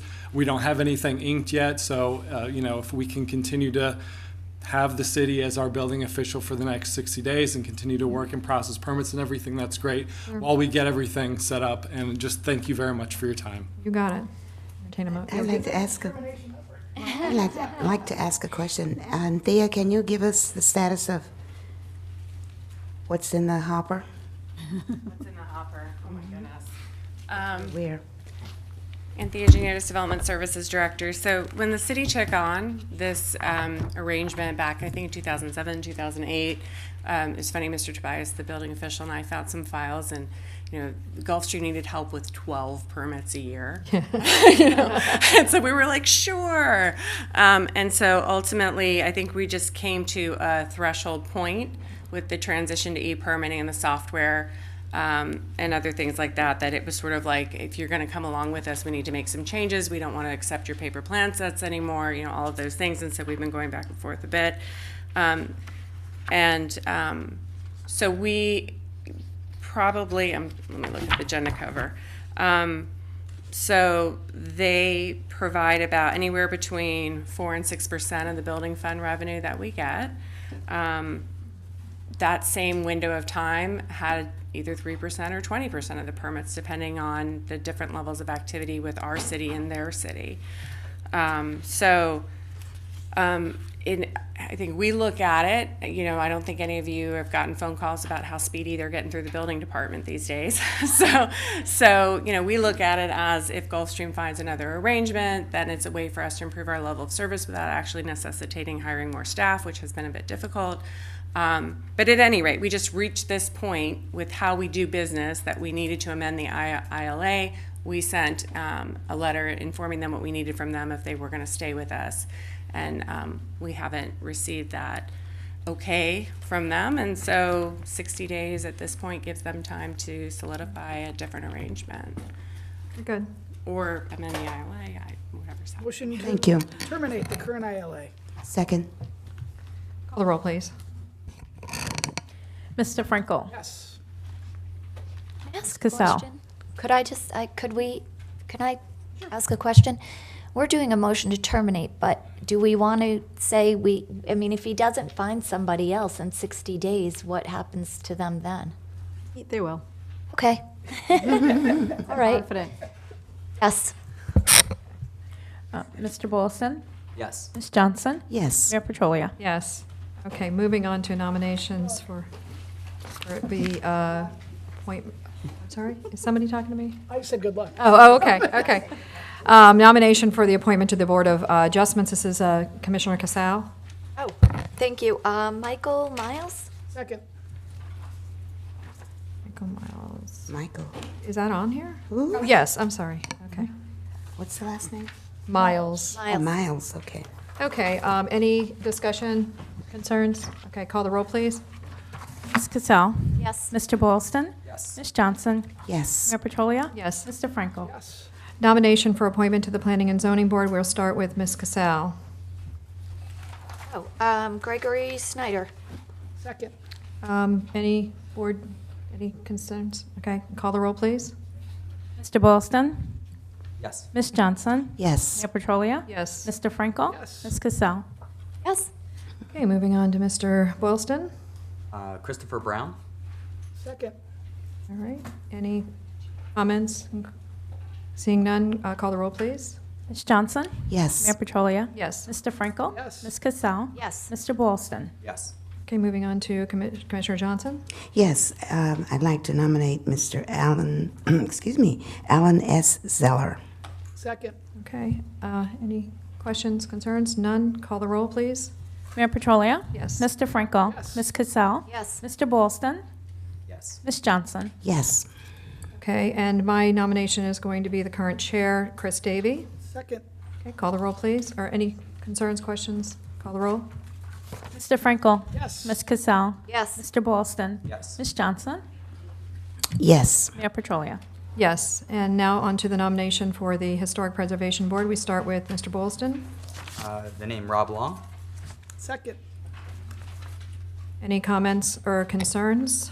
I have a comment, or a couple, if I may. His attendance record has been poor. There was an incident where he had an outburst during a meeting. Someone said he swore. In the video, it sounds like he did, and he got up and left the meeting. And those two aren't my biggest concern. My biggest concern is we all know the situation that occurred last year, and he doesn't take guidance from staff. Staff was telling him what he was saying was incorrect, and he continued to say it. That, to me, is very problematic for someone serving on our board. It's one thing to have an opinion about things and voice them. I'm all for free speech.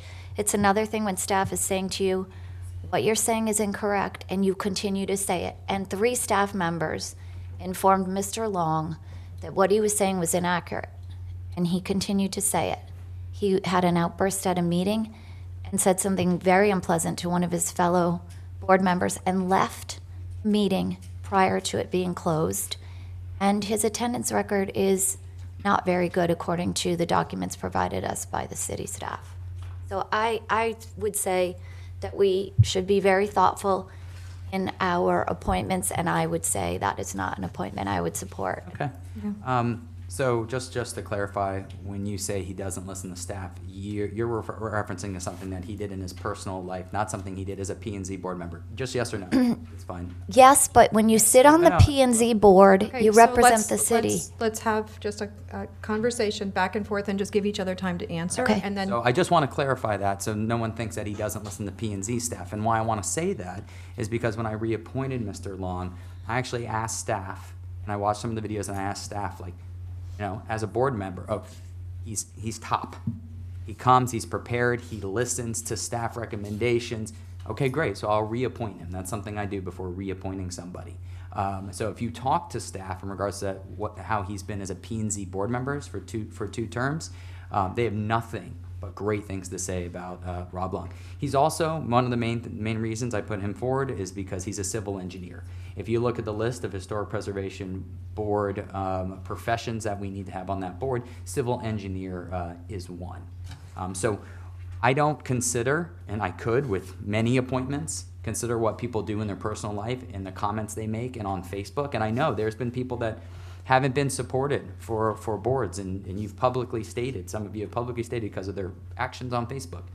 I don't consider that. I look at their record as a board member. I look at their resume. I've never actually even met Chris Brown, but man, look at that guy's resume. It goes deep. So I'm putting forward that name. I got a second. Okay, any other concerns? I am not going to support it either because I think that unfortunately there is a certain decorum you have to be a board member, and he doesn't meet it for me. So just letting you know. All those meetings, he had one tough night. I think we all deserve No, that. it's not just that. Just the way that when you write things about your city and you bring a black eye to the city and you're corrected and you still stand down, you stand on it. I said, I don't have, there's too many other really great people on this list to be able to choose from than to choose somebody that will go down that path again Hey, and don't. I hear you.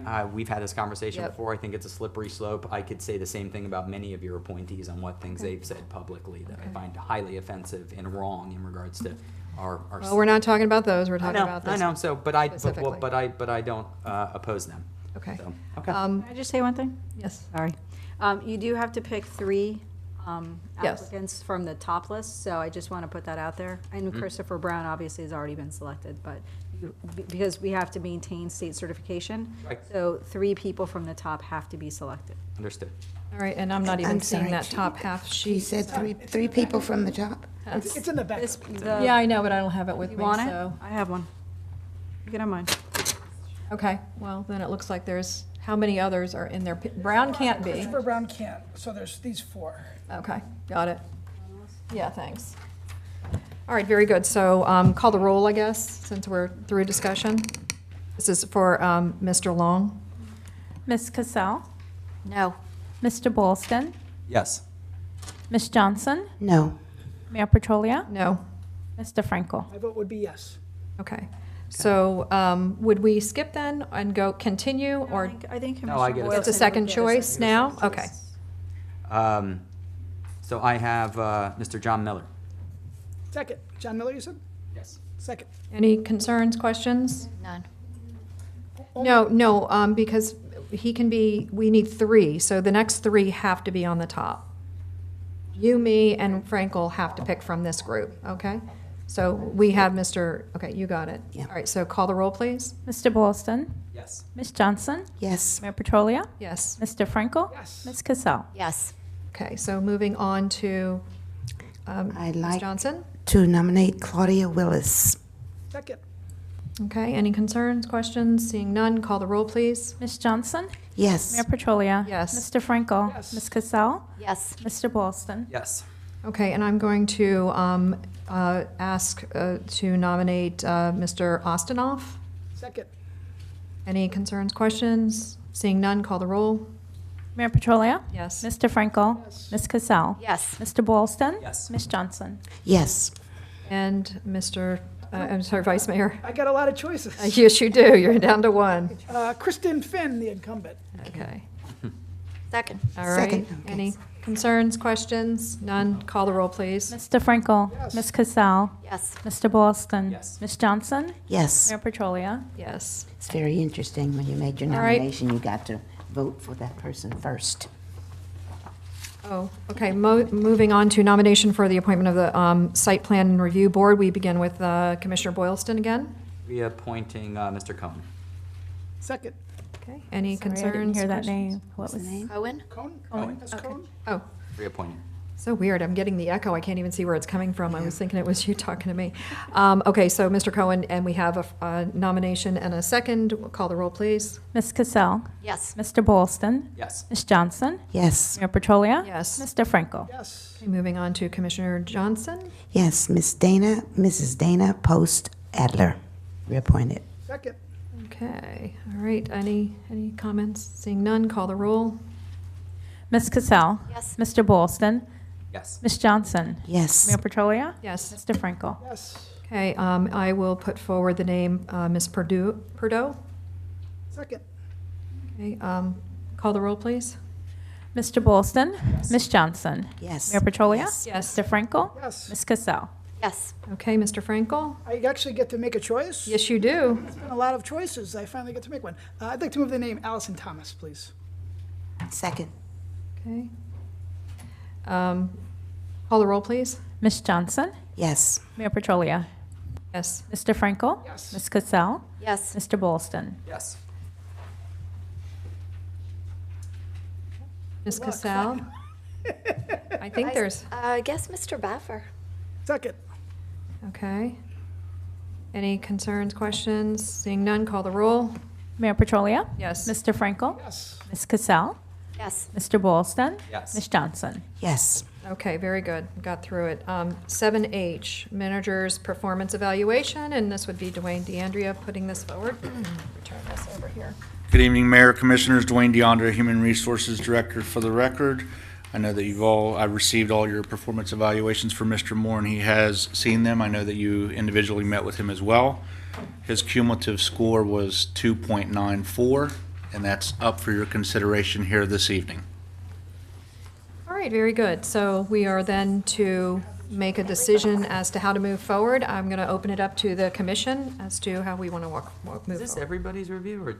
That's mine. Oh, just yours. You just handed this out? Oh, Oh, I thought this was I know, I thought the same thing. That's mine. I got it, okay. Okay. So are you leading the conversation? Is that basically? what No, we're- I was just passing it out so you'd know what Let's take the next what 30 my minutes to opinions read it. were. Okay, Oh, sugar. okay. Anyone? Anyone? Okay, we're moving Anyone? forward with the conversation. Is that what you're saying? Yes. Regarding could you, I apologize, would you give me the score again? Yes, ma'am. So the cumulative score for the performance evaluations that you submitted for Mr. Moore and were reviewed with him were 2.94. Okay. Oh, all of ours together? Yes, sir. Okay, so I think we met and we had an amazing conversation, and I think all of us had some. I'm assuming all of us had some constructive advice from Mr. Moore, because that's our job. It's his first year here, and our job is to tell him how he could do better. I hope that you appreciate my commentary. And then, so what I'm wondering, Dwayne, in light of I would like to give him 3%, round it up to 3. But here's my question. I think we all had comments about how we'd like to see him move forward. Can we do an assessment in 6, make the 3 at that point? If we want to give 3, maybe we give 4, maybe we give more, retroactive to today, to assess how we go forth with the taking the comments. Is that something that's possible, or should I be asking Attorney Jelen or Mr. Moore how you would Maybe feel I about should that? have led the conversation. Pardon me? I said perhaps I should have led the conversation. I think my advice is not after you. Unfortunately, you didn't get to read it. Because she started, let's go ahead and allow for the continuation. No, Mr. Moore, you were going to say, I think she asked you a question, and you wanted to say something, so you're welcome to. Per the contractual arrangement, I'd like to accept the feedback and the score and the direction as a result of the score per city's policy. I strongly take under consideration and advancement the constructive feedback and advice haven't been given as per this evaluation instrument, and I would like to accept that direction and be supportive accordingly, just to keep it simple. Okay, very good. So as you were saying. What I was saying is that it would be a fair opportunity for him to assess our recommendations, and then we can, look in 6 months. I know you're not happy just from looking at this front page, and listen, I think we have to be, I think we have to give him specific direction. At one of the meetings, I asked to give very specific direction. We said we would talk about it at goal setting. We didn't talk about it at goal setting. I think that was a little unfortunate.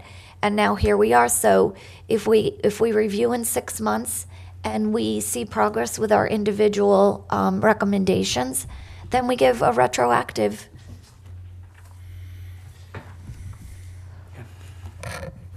Vice Mayor? Yeah, I'm I'm fine with that. I think that's fair. Mr. Moore's been here for a year, and he's been given a lot, man. I agree, a lot. He's been given a lot. You know, we have had many issues with individuals sitting in that role since Mr. Harden left. Whether you like Mr. Harden or not, it's been very tough shoes to fill. And here's what I like about Mr. Moore. He's always out in the community. He's making an effort. He moved here. He did a great hiring selection in the police chief. We have great executive teams. But I think there's things he can improve on, respectfully. The one thing I always do is I rely on my city attorney. Lynn, since I've known her and since she's been in that position, has given great advice. And if you saw it tonight, if there's ever something I don't feel comfortable with, I go to Lynn. That's the one thing I did right using the city attorney's office for her guidance. The other big concern I had is, I think, Mr. Moore, respectfully, sometimes you make decisions based on, hearing from one of us or two of us, where under the charter we have a consensus form of direction. And sometimes I feel, and just personally, that sometimes it doesn't go that way. And whenever I have conversations with Lynn or you or anyone, I say, I don't want to go against the city charter. Lynn is laughing because I say that all the time, and I see staff members kind of giggling. But I always make sure I don't want to violate charter or ethical guidelines or whatnot. That being said, I think Ms. Cassell is making a fair point. We had a recommendation from 6 months ago, and now we're here doing the yearly evaluation. And I think just with everything going on in our city, whether it's construction of the police department or new city centers, or there's a lot going on here for all city staff members and Mr. Moore. So I didn't give a perfect evaluation, but I think I gave a fair one. It's a little above the average. And, I think he acts in good faith. I think that's very important. So I'm fine joining you with that recommendation. I just say one thing. I sort of had a very similar remark in mind, and I think it's aiming to please, not necessarily, like there's a very strong desire to please whoever comes to you, and I really appreciate that. And that was one of my comments as well, is that sometimes even though your desire is to please, but you maybe need to step back, assess, and take the proper course. Well, even though I know I'm supposed to go here, I'm just going to piggyback on you guys because I'm a third one in that same realm. And one of the things that I think I suggested to Mr. Moore, because I think it's very unfair. I mean, I shouldn't say it's unfair. It's difficult to work with somewhat of a split commission. I mean, to be in the position to have to be answering and then feeling like, did I really get... I feel as though instead of putting yourself in the situation where you're coming back to see if, because maybe someone wants to try it again, put it in writing to us what your direction is, and that way there is no question, and that way there's no concern whether or not it's one or two people that are pushing something instead of three, because we need three or more to be able to make decisions up here. So I'm with you on that as well. So let's move on to Mr. Boylston first. Sure. We'll let you finish. You'll be the anchor. No, I try to. I'm the anchor. I try to follow Take everybody down. Sorry. I try to follow the performance evaluation guidelines of the ICMA as close as I can. So I'm not going to give a public evaluation. I've had an opportunity to discuss things, and of course I put that in writing. I think Commissioner Frankel, you bring up a good line. Acts in good faith. I know when I hire people, I hire good people first, skill set second. Right? Good people are hard to find, right? That have heart and passion for their job. So my reviews vary. Has a lot of input and a lot of opportunity for growth and improvement. Clearly, I mean that's what it is. So that's in my review. I would say that the policy that we have in regards to wherever you rank on this, although I think it's antiquated, but wherever you rank on this is your raise. Well, I think that applies, and I've been committed to that, even sometimes voting, against my colleagues here, because I really think wherever that comes. But that's if you're meeting expectations or above. That's if you're 3 or above. If the average amongst all of us is below, which means needs improvement, I mean, think if someone got all 1s and their average was 1, you give them a 1% raise. That seems strange to me, right? So, because it's not 3 or above the average, I would like to join Deputy Vice Mayor Casal in the 6-month evaluation. I'm not interested in discussing any type of raise at this point. I would discuss it in 6 months, and all I want to do is I just want to see improvement. I think it's expectations to jump from an average 2.96 to 5. That's not going to happen. I just want to see some improvements in some key areas which are detailed in my review. So that would be what I would be in favor of. So very close to what Ms. Casal put forward. So if I may just ask from the standpoint of, is this acceptable? Can we do this? Is this according to the contract? It doesn't have anything that we can do a halfway through year review. So my question is that can we make that rule here that we can at least look back and give an increase at that point in time? And even if we wanted to do retro, we could. But at least, are we able to do that without violating his contract?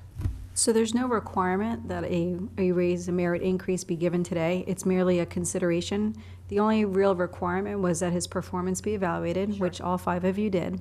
And so there is no entitlement to that. So I guess my only concern would be doing another written performance evaluation, because that's not in the contract. You would have to agree to that. But I do think that you can revisit this in 6 months, and you can always do a retro if you felt it was appropriate. This is a 6-month performance plan, is the way I look at it. This 6-month performance plan and the guidelines of that performance plan are the combination of those 5 reviews. Okay. So what did you just say? It's a what? 6-month performance plan. So, but she just said we would not reevaluate. If we're not. No, we can't, written evaluation, no written evaluation. Well, then how are you going to know if he's We'll have a the discussion. requirements? No, I'm not saying we should write it. I'm saying we come back and we have a discussion about, I know what I presented to him individually. I sat with him and went over it. I'll know if there's a difference. You'll know if there's a difference. Everybody will know, and then we can talk about it then. Yeah. And we did talk about this 6 months ago. I don't know if that was part of the contract, but. That was not. I mean, Mr. Moore is evaluated every time he sits up here, right? I mean, if you really think about it, all your charter officers, when we're up here, you're constantly evaluating us, giving us feedback, letting us know how we're doing. So I don't think it would be any surprise to him in 6 months how you feel about his performance at that point. That's why I don't think you need something in writing. Okay. Well, Are you finished, Commissioner Boylston? Yes? Yes, I am. Okay, very good. Yes, I am. Commissioner Johnson. Well, I'm a tough grader. High expectations of someone who's been in the field for 20-plus years, and disappointed in a lot of areas. That's why I shared it with you. You may not be aware of some of the things that I'm aware of, so we all, before I gave it to you. If you have any questions of me, of course, you can't discuss it with me for 6 months, so that's the sunshine law. I'm very disturbed about a lot of items, and if you can pick them up, good luck. If not, I'm sure you could probably talk to Lynn or whoever else you can talk to that's not violating the sunshine law. So I guess we just go as we just said. So basically, it sounds like we're just deferring this matter for 6 months. I don't think you need to vote on it. It's really just a consideration, and so we'll just ask HR 6 months from today to put this on the agenda for your reconsideration. Okay, very good. Okay, Thank you very much. Thank you. All right, moving on to 7I, which is a ratification of indemnification for Mr. Moore in the matter of Christina Farragon versus the City of Delray Beach. So similar to the agenda item I had when we were individually named in the Old School Square lawsuit, I'm asking for the commission to just ratify and indemnify Mr. Moore. He has been named in a lawsuit that was recently filed by former employee Christine Farragon. And so in order to provide him with legal defense and indemnification, I'm asking for this request to be granted today. So moved. Second. Call the roll, please. Mr. Franco? Yes. Ms. Cassell? Yes. Mr. Boylston? Ms. Johnson? Yes. Mayor Petrolia? Yes. All right, moving on to, I think it's our public, That's happened 3 times. public hearings. And we are at 8A, ordinance number 08-22. An ordinance of the City Commission of the City of Delray Beach, Florida, amending the land development regulations of the City of Delray Beach Code of Ordinances, Chapter 4, zoning regulations, Article 4.4, base zoning district, Section 4.4.13, central business CBD district, Table 4.4.13A, allowable uses and structures in the CBD subdistricts, to add outdoor use areas at standalone bars as a conditional use and accessory use, amending Article 4.6 supplemental district regulations, Section 4.6.6 commercial and industrial uses, to operate within a building, subsection B, allowable outside usage, to include permanent seating at standalone bars as an allowable outside use, and subsection C, restrictions on outside usage, to establish regulations governing outside usage at standalone bars, providing a conflicts clause, providing a severability clause, authority to codify, and providing an effective date. This is second reading. Mr. Carney had provided some additional documentation. Just for the record, I did give Ms. Kaiser a copy of it as well. Very good. Thank you. Good evening, and thank you very much. Again, my name is Andrea Kaiser with Kaiser Legal, 55 Southeast 2nd Avenue, Delray Beach, Florida, on behalf of applicant. I have not been sworn in, nor has my client. I don't know that we need to. No? It's not No? quasi-judicial. Okay, thank you.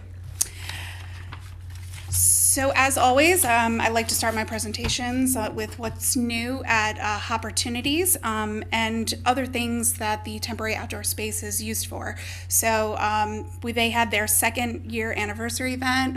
It was almost a I Survived COVID celebration, but it wasn't just a celebration. It was also a fundraiser for EJS. It was an exhibition for local small craft brewers, and we had a beautiful turnout, as well as our firefighters participated, and we had some private security there, and it was a well-attended and very enjoyable event. We also had a fundraiser for Wheels from the Heart, Cars for Single Mothers Without Transportation, Sweet Dream Makers fundraiser, Beds for Children with No Beds. Ms. Kaiser? I'm sorry, I'm going to actually object to this. This is actually an ordinance. This is not about Hopportunities. Okay. This would be a citywide ordinance, so I would just ask that we move on. Okay, no problem. Thank you very much. So I'm going to fast forward through this presentation because it's been a long evening for you folks. You know exactly where the development site is, and that it's in the CBD. Located north of Lake Ida. You already are familiar with the kind of uses that are in this area. So just a very, very brief overview that the purpose of this text amendment is to create a process when there are competing interests here. And that is create a conditional use category where applicants can get evaluated individually on a case-by-case basis. And the city retains the power to put additional restrictions on the conditional use approval should they deem it necessary to protect the neighboring communities. As I mentioned during the first reading, the key difference from the last iteration of this proposed text amendment is that it was refined to be a bit more conservative. It must be located in the CBD Central Core Subdistrict north of Lake Ida, which is aligned with our food truck ordinance, where that is permitted so long as it is geographically located north of Lake Ida in the CBD. And also the restrictions were expanded. There's a 300-foot distance limitation to residentially zoned districts from property line to property line. So I'm going to go through the back up of my presentation. Just want to spend some time. There we go. So for this presentation, I do want to do a summary of the revised memo that was submitted to the commission in anticipation of some present opposition and an upcoming rebuttal. So I'm going to go ahead and give a copy for the record. Submit a copy to the city clerk for the record. So the revised memo we provided for you provides justification for treating 2 COPs differently from 4 COPs. And that is because the law says that 4 COPs are not a protected class nor a suspect classification. The law also says that the equal protection does not mean treating businesses equally, but alike businesses equally. What the law says is that The regulation, a regulation of this nature is constitutional so long as there is a reasonable basis, and that reasonable basis is reasonably related to the intent of the regulations, even if it results in some inequality. And that is the case on Mayhew versus Plantation that I provided to you in the memo. And here we provided to you reasonable bases A through G. The first reasonable basis is the state classification. The state has a long history of classifying alcoholic beverages by type, and they expressly give municipalities the power to regulate alcohol types by hours and locations. The state has classified two COPs to be beer and wine and intentionally excludes liquor. There are unlimited 2 COPs, and there are limited 4 COPs. The state also has promulgated regulations based on ABV of the alcohol type. So the average beer has 5 to 7% ABV for a 12-ounce beer, 12 to 15% ABV for a 5-ounce glass of wine, and 40% plus for a 1.5 glass of liquor. The state has promulgated regulations that provide different taxation amounts based on ABV, and there are certain jurisdictions that limit sales of alcoholic beverages based on ABV.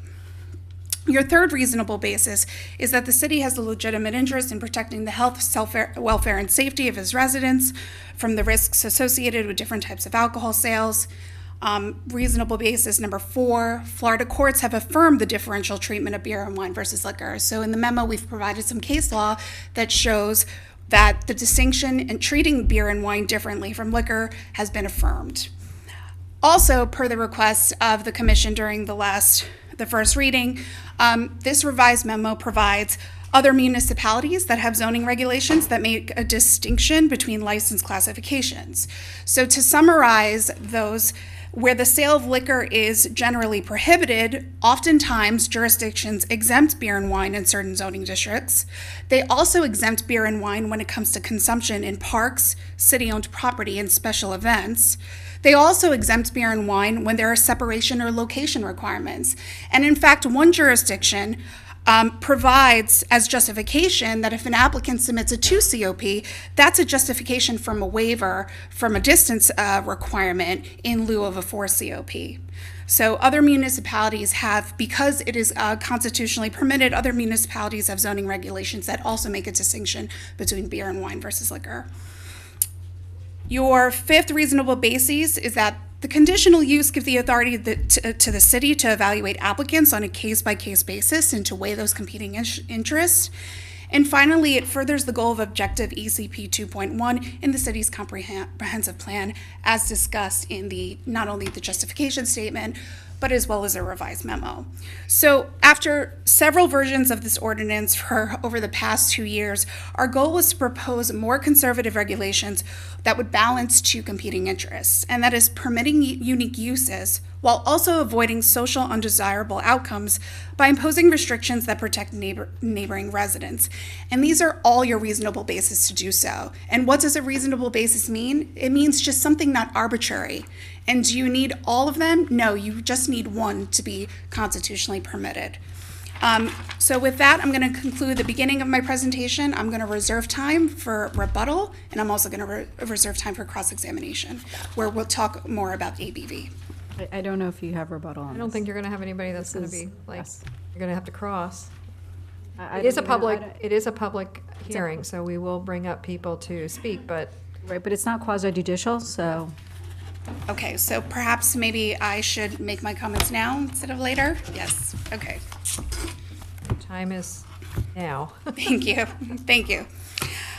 Okay, so in our supposed rebuttal that we are doing now, we wanted to address a letter of opposition that was provided to you on August 4th and August 9th.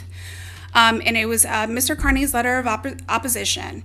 And the first thing I want to point out about his letter of opposition is he spends a majority of the time in his letter trying to prove to you that you can get just as drunk off beer as you can from liquor.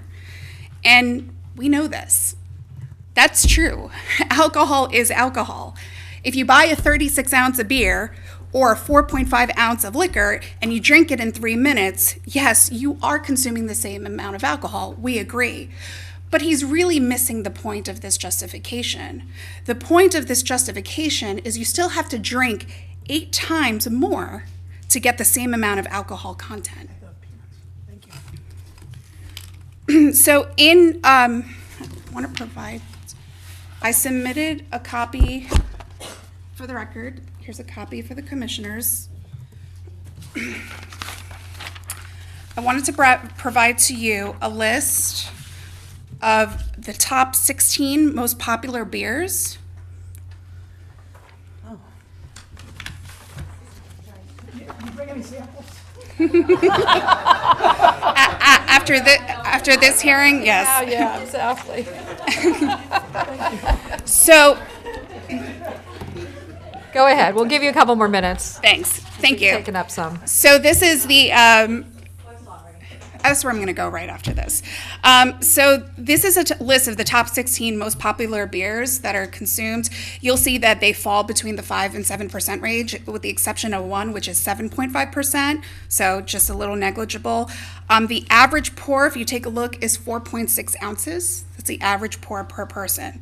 Occasionally, there are small batch beers that are specialty beers whose ABV can be equivalent to wine and fall into the 10 to 15% range, but those are specialty and they're meant for sipping, and the ABV doesn't come anywhere near to the 40% that liquor does. So Mr. Carney's math is right, but the application is different. You have to look at how much you drink, how quickly you drink it, maybe even the amount of food that you're eating before drinking. And again, he misses the point here where ABV is only one of several reasonable bases. This ordinance isn't based on ABV. This ordinance is based on alcohol type, which is exactly the classification, how the state classifies alcohol.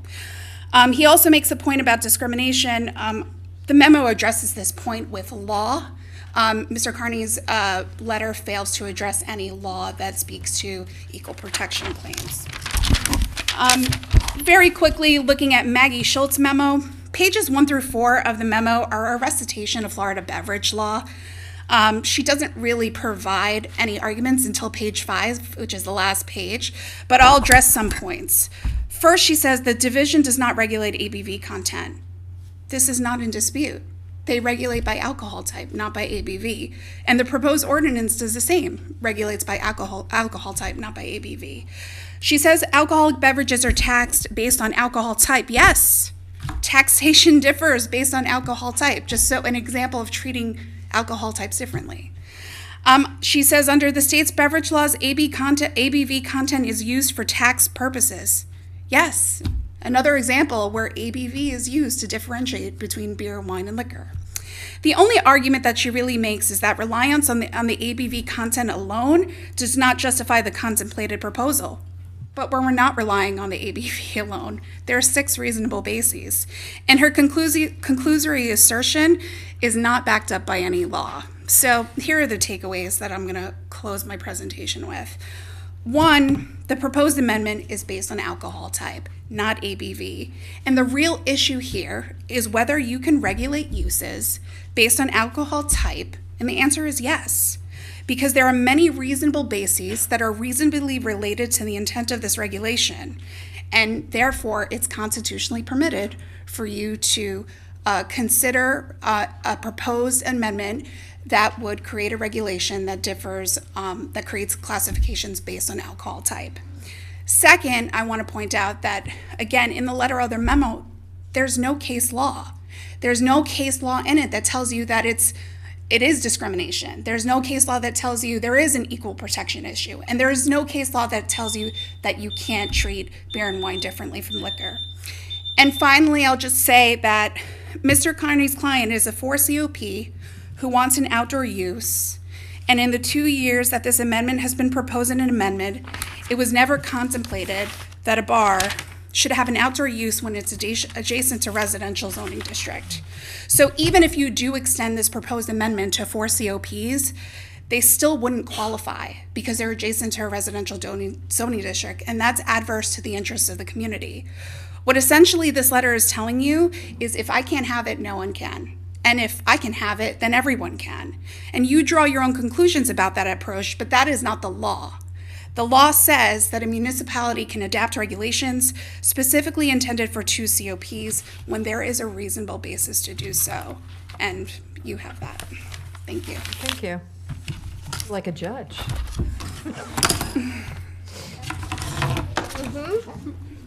All right, very good. So, staff? We'll open it up. Okay, so this is an ordinance, Anthea Janiotis, Development Services Director, and it's privately initiated up to 8A. Next one up.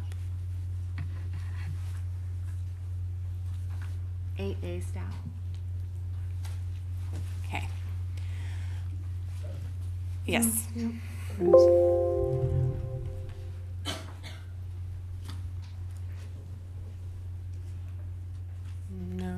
where did it go? There it goes. Okay. Okay, so second reading, so the applicant has opportunities. The amendment to the LDR is to allow standalone bars that have a 2 COP license to have an outdoor accessory use within the central core subdistrict of the CBD north of Lake Ida Road. That area coincides with the area that we do allow food trucks, which are not otherwise allowed in downtown because it's got slightly different characteristic, more vehicular in nature.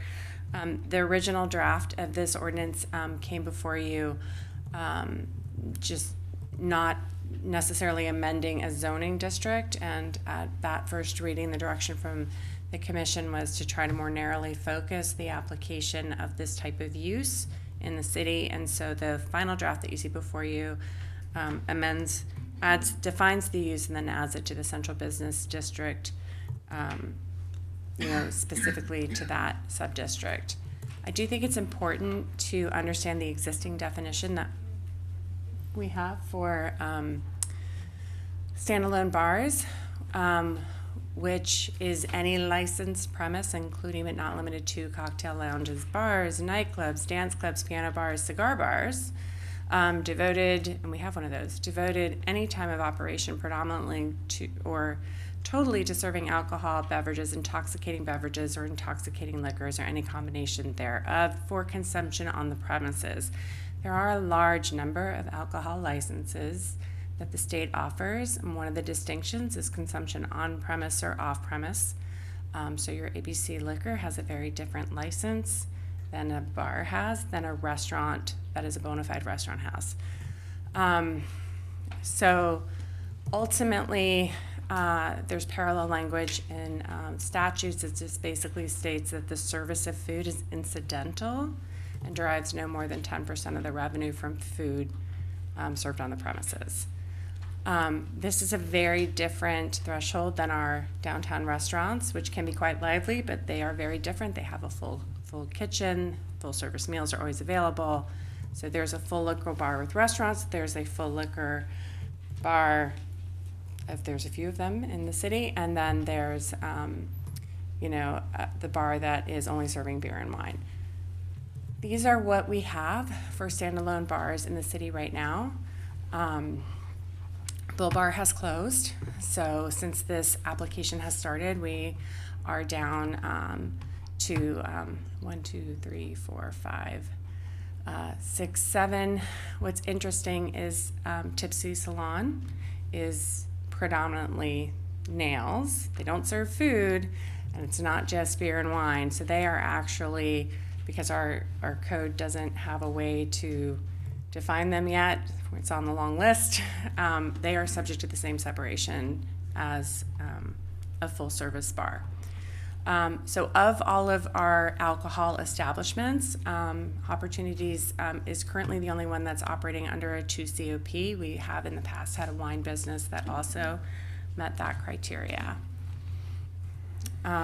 So again, narrowing the focus of this idea and really deciding the right zoning district for allowing this use. The private application has been refined between first reading and this reading. We had a second first reading because of the implications to a zoning district that it would be a conditional and accessory use, but only within the central core sub-district in the northern area. I don't need to go through all of this. So there are a couple of different areas that need to be amended that you'll see in the ordinance.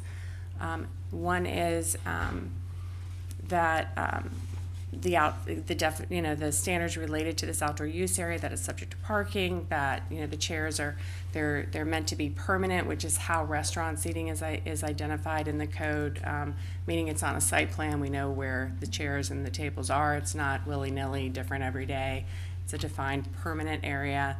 It does have to be parked, just like an indoor area, all of those things. So it contains those standards. It has the same 300-foot separation from residential that any of our late-night businesses are subject to. So even if this is not a late-night business, the use itself would be required to have that separation.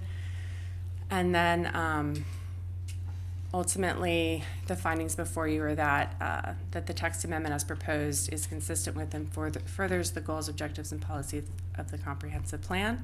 This has been reviewed by a number of advisory boards throughout this process.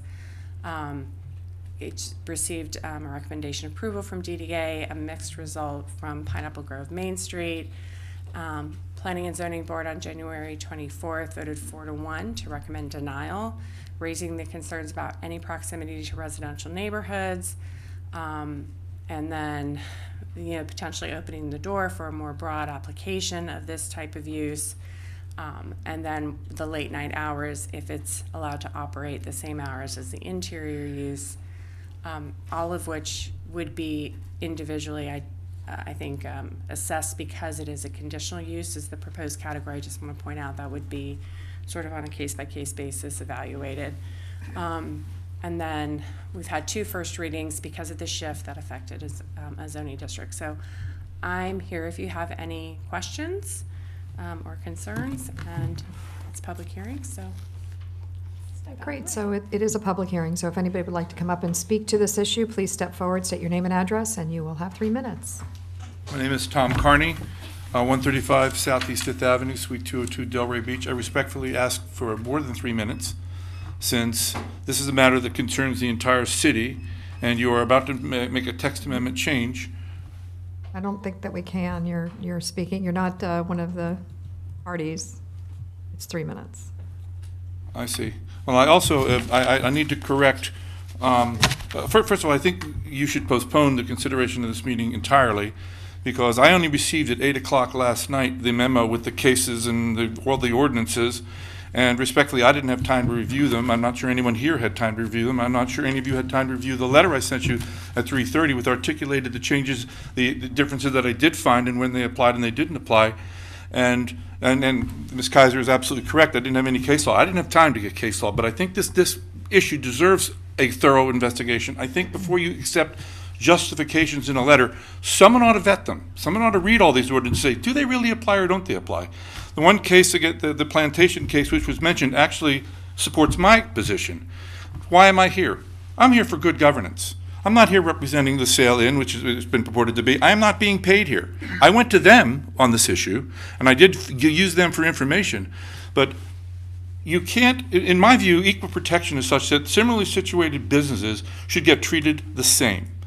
The net result here is the service of alcohol. The licensing factors of 2 COP and 4 COP are licensing through the Department of Revenue and Department of Beverages for the collection of taxes. But to suggest that in one of the lines here I was shocked at, that as demonstrated above, the ABV for liquor per serving size is far greater than beer and wine. It's not accurate. I mean, I'm sure you all have this wonderful table that I supplied. This is the table that was provided by the applicant. This is the expanded table showing the true alcohol content of everything you have. And just for the fun of it, I went to 4 different websites and pulled all the differences of what all the different wines are and things. So I think that this matter really deserves some serious consideration. I think that you really can't. And by the way, I am for the outdoor service of alcohol. I am not saying that we shouldn't be able to serve alcohol outdoors. I think it should be a conditional use. I think any establishment which sells alcohol under the definition of our standalone bars. Understand, our standalone bars is any establishment which essentially sells alcohol. We're trying to now drive a wedge between it, saying, well, 4 COPs are different. 2 COPs are different. No, they're not. The end result is the end result. Your glass of beer is the same as your glass of scotch, is the same as your glass of wine. You don't go in there and say, can I please have 3 ounces of beer? You don't do it. Let's be honest here. Everyone knows this. And to suggest, and I sent you in the letter on the last Friday, I included the menu off of the website. Some of the beers there are 3 times the alcohol content of scotch. So please, let's be honest here. These craft beers can be big, some can be small, but the reality is, in March, when there was a festival, I didn't even bring this up, but it was $50 for all the beer you could drink for 4 hours. Okay. You can't do that with a whiskey place, but okay. I didn't complain because Old School Square did it. It was fine. I was fine with the Beer Fest. I was fine with their special event. But to create a rule where you've got a very small area where only one applicant can apply, let's be honest here, only one person can apply here. It's just not fair to all the others of 4 COP. And it was very interesting, and you really need to read my letter. I know you'll do it tonight after you've decided on this matter. But you will see that we deserve the same protection. All the bar owners deserve the same protection as a 2 COP license holder. We deserve the same protection. It's the same product. And you're right, alcohol is alcohol. So let's not pretend that there's some big distinction between the types of alcohol you serve. Thank you, Mr. Carney. I could use a couple more minutes. Sorry. I didn't even get time to really go through my Be in notes. trouble. And they're in color and everything. Okay, so to the commission, I have a question for the city attorney. He makes a good point, from the standpoint of alcohol is equal at certain levels, certain quantities. Now, the reality of the situation, and I've seen some guys that drink beer, and I kind of think they can sock it away. But my question is are we heading down a path here that is going to be challenged and then end up in a situation where we have a problem because we have to offer it to everybody? That was really a concern that we've had from the very beginning in trying to work with a very unique type of, Establishment. Establishment, there you go. Yeah, it's getting late and we've been here since 3 nonstop, so. So I just wanted to ask if there is. We can't stop a challenge. Right, I understand, but do you think that we can? I think that the withstand a law challenge? allows you to differentiate. I also think that you could be opening up a can of worms, right? I think you can open this up to have other applications come before you, and I do think it gets a little bit more difficult when you start saying it's okay in certain situations, under certain circumstances. This is a conditional use, so, it doesn't end here. It's not something you're giving by right. They still have to take extra steps, and you have to mitigate the impacts, and by no means are you required to grant a conditional use.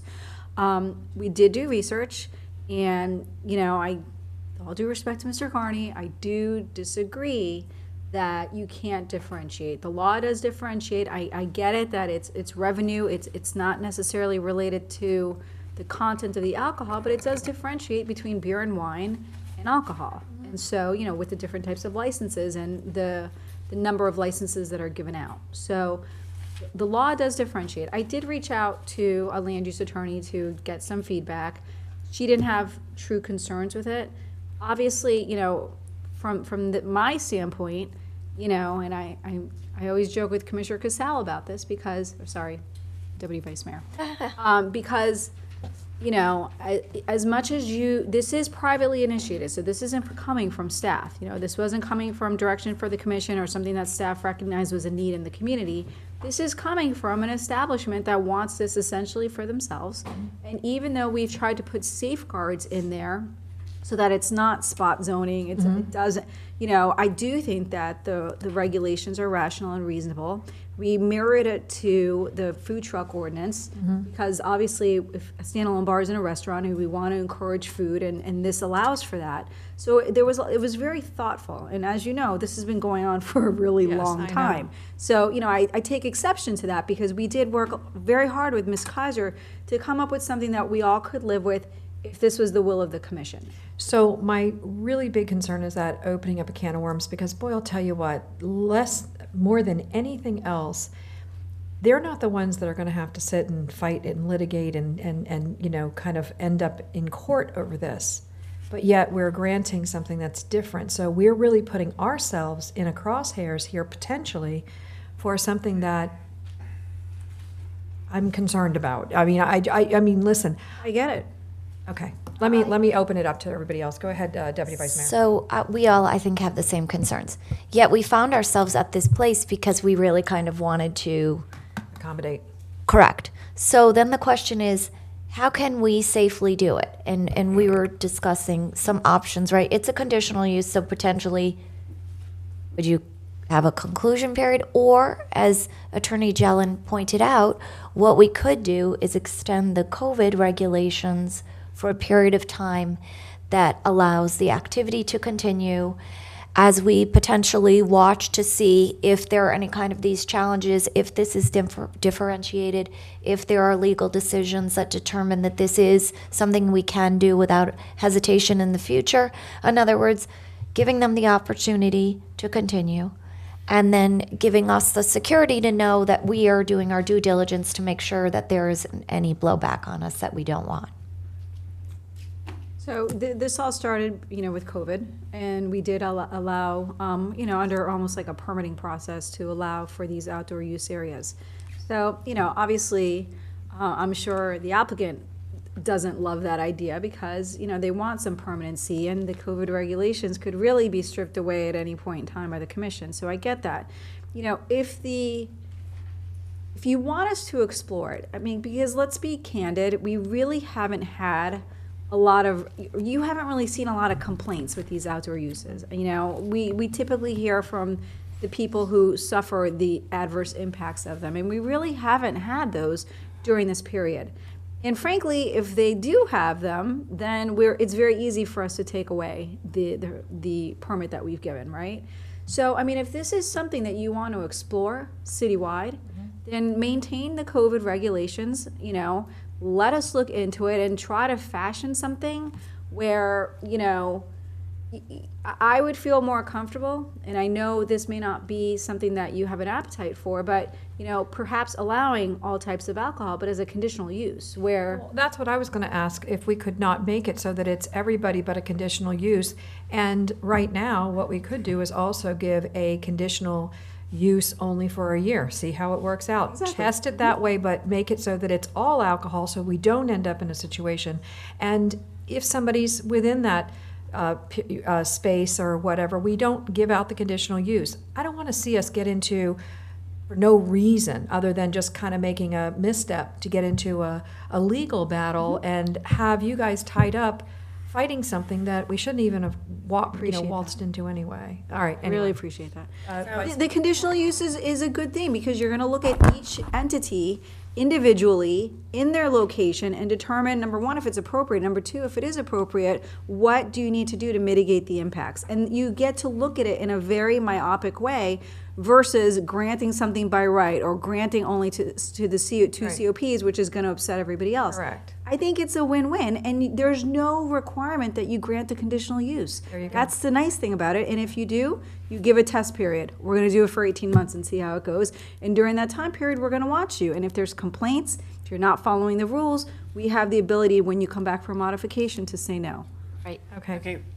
Vice. Oh, I'm sorry. Whoops. Yes. Sorry. I just, so many questions. Okay. So currently, we still have the temporary outdoor use areas that we established for COVID for multiple businesses, 2 COPs and 4 COPs, which part of, I think, I'm so glad that Commissioner Casal and the city attorney brought up this issue, because where we go with this, we do need some direction on how we handle those.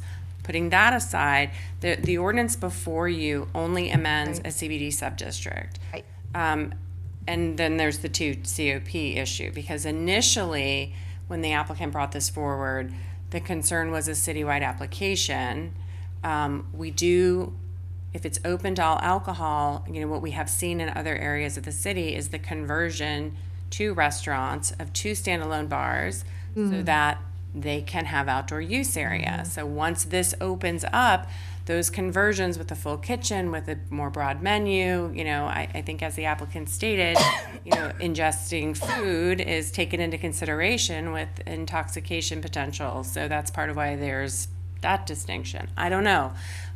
So my concern is I think ultimately just to get really clear direction on where you're trying to go, because this ordinance doesn't say what we're talking about right now. This would be done today. I mean, you can't fix this one to do what we're talking about.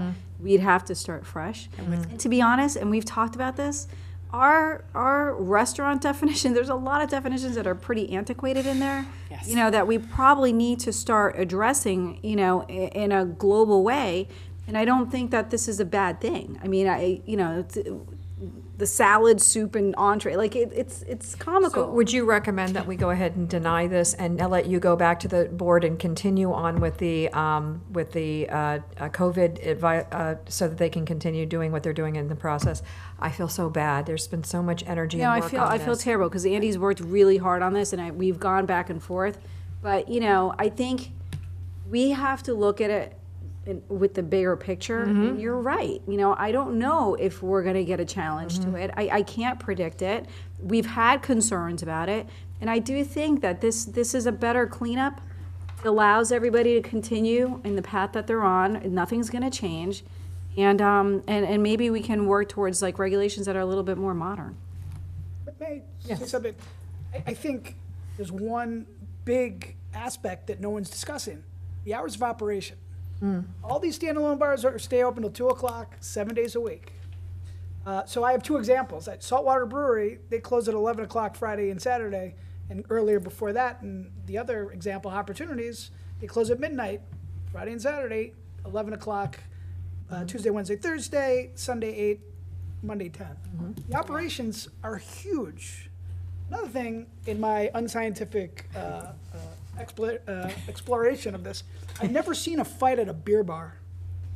What? I've never seen a fight at a beer bar or a brewery. I've seen them at liquor bars all the time. There's a big difference. There really is. Here's what I know, and I know we're not supposed to talk about specific thing, whatever.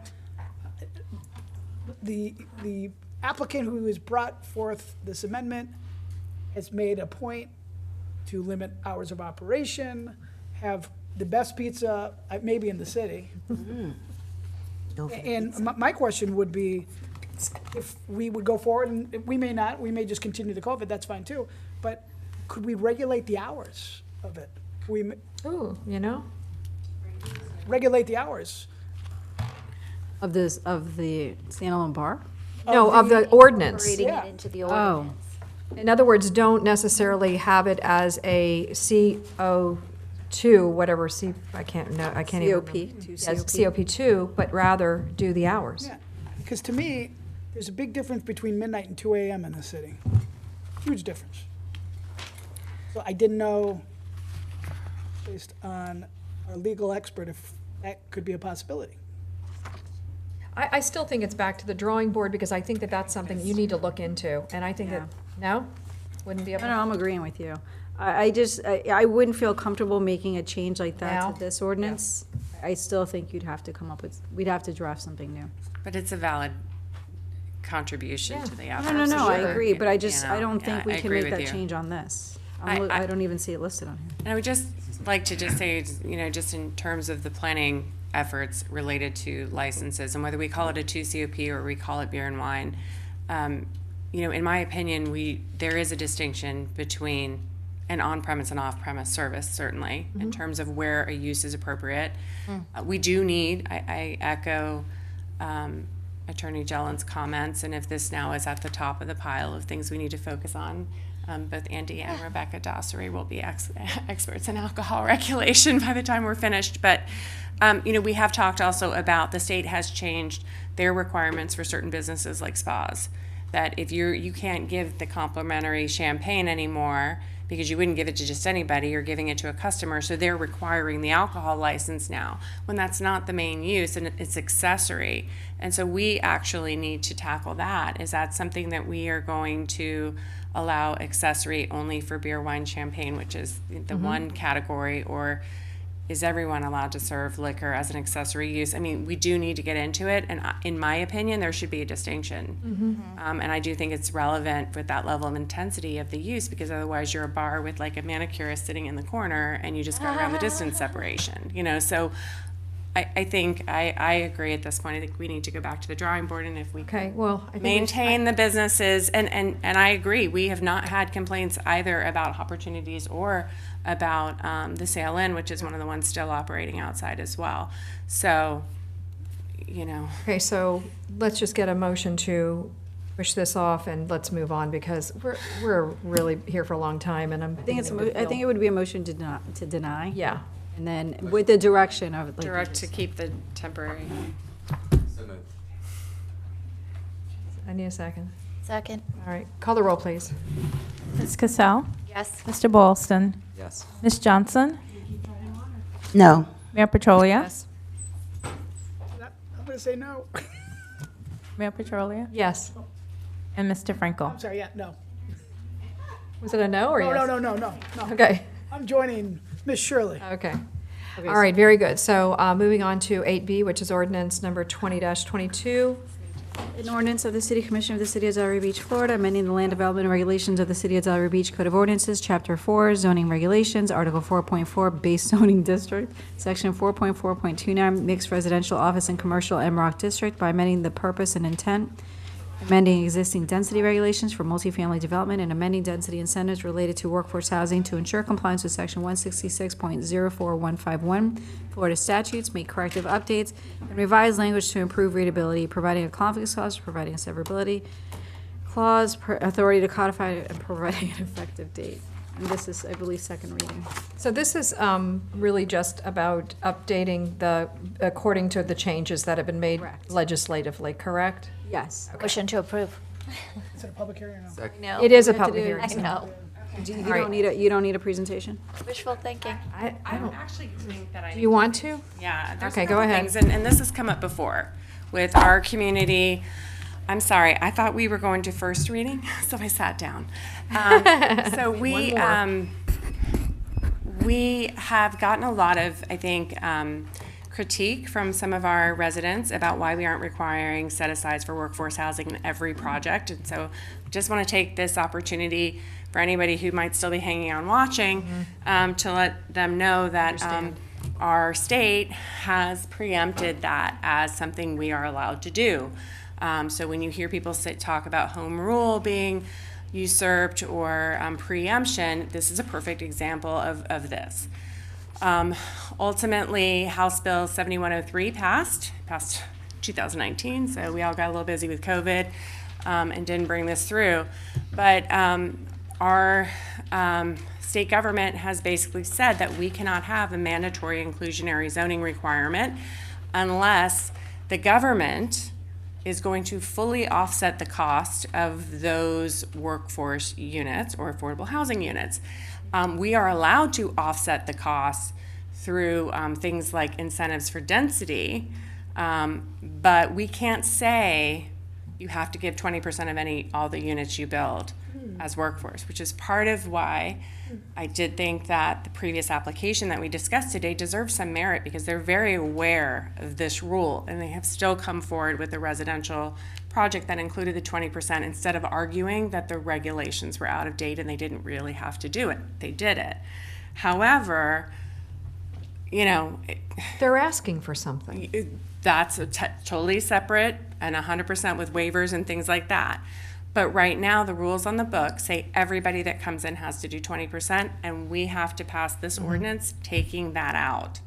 So what you are going to see in this ordinance, it's important, and I'm going to go quick, I just want to get to the table, is that we've gone back to what you see in the other districts of a base or standard density, and then, hey, if you want to do some more, you can have more density.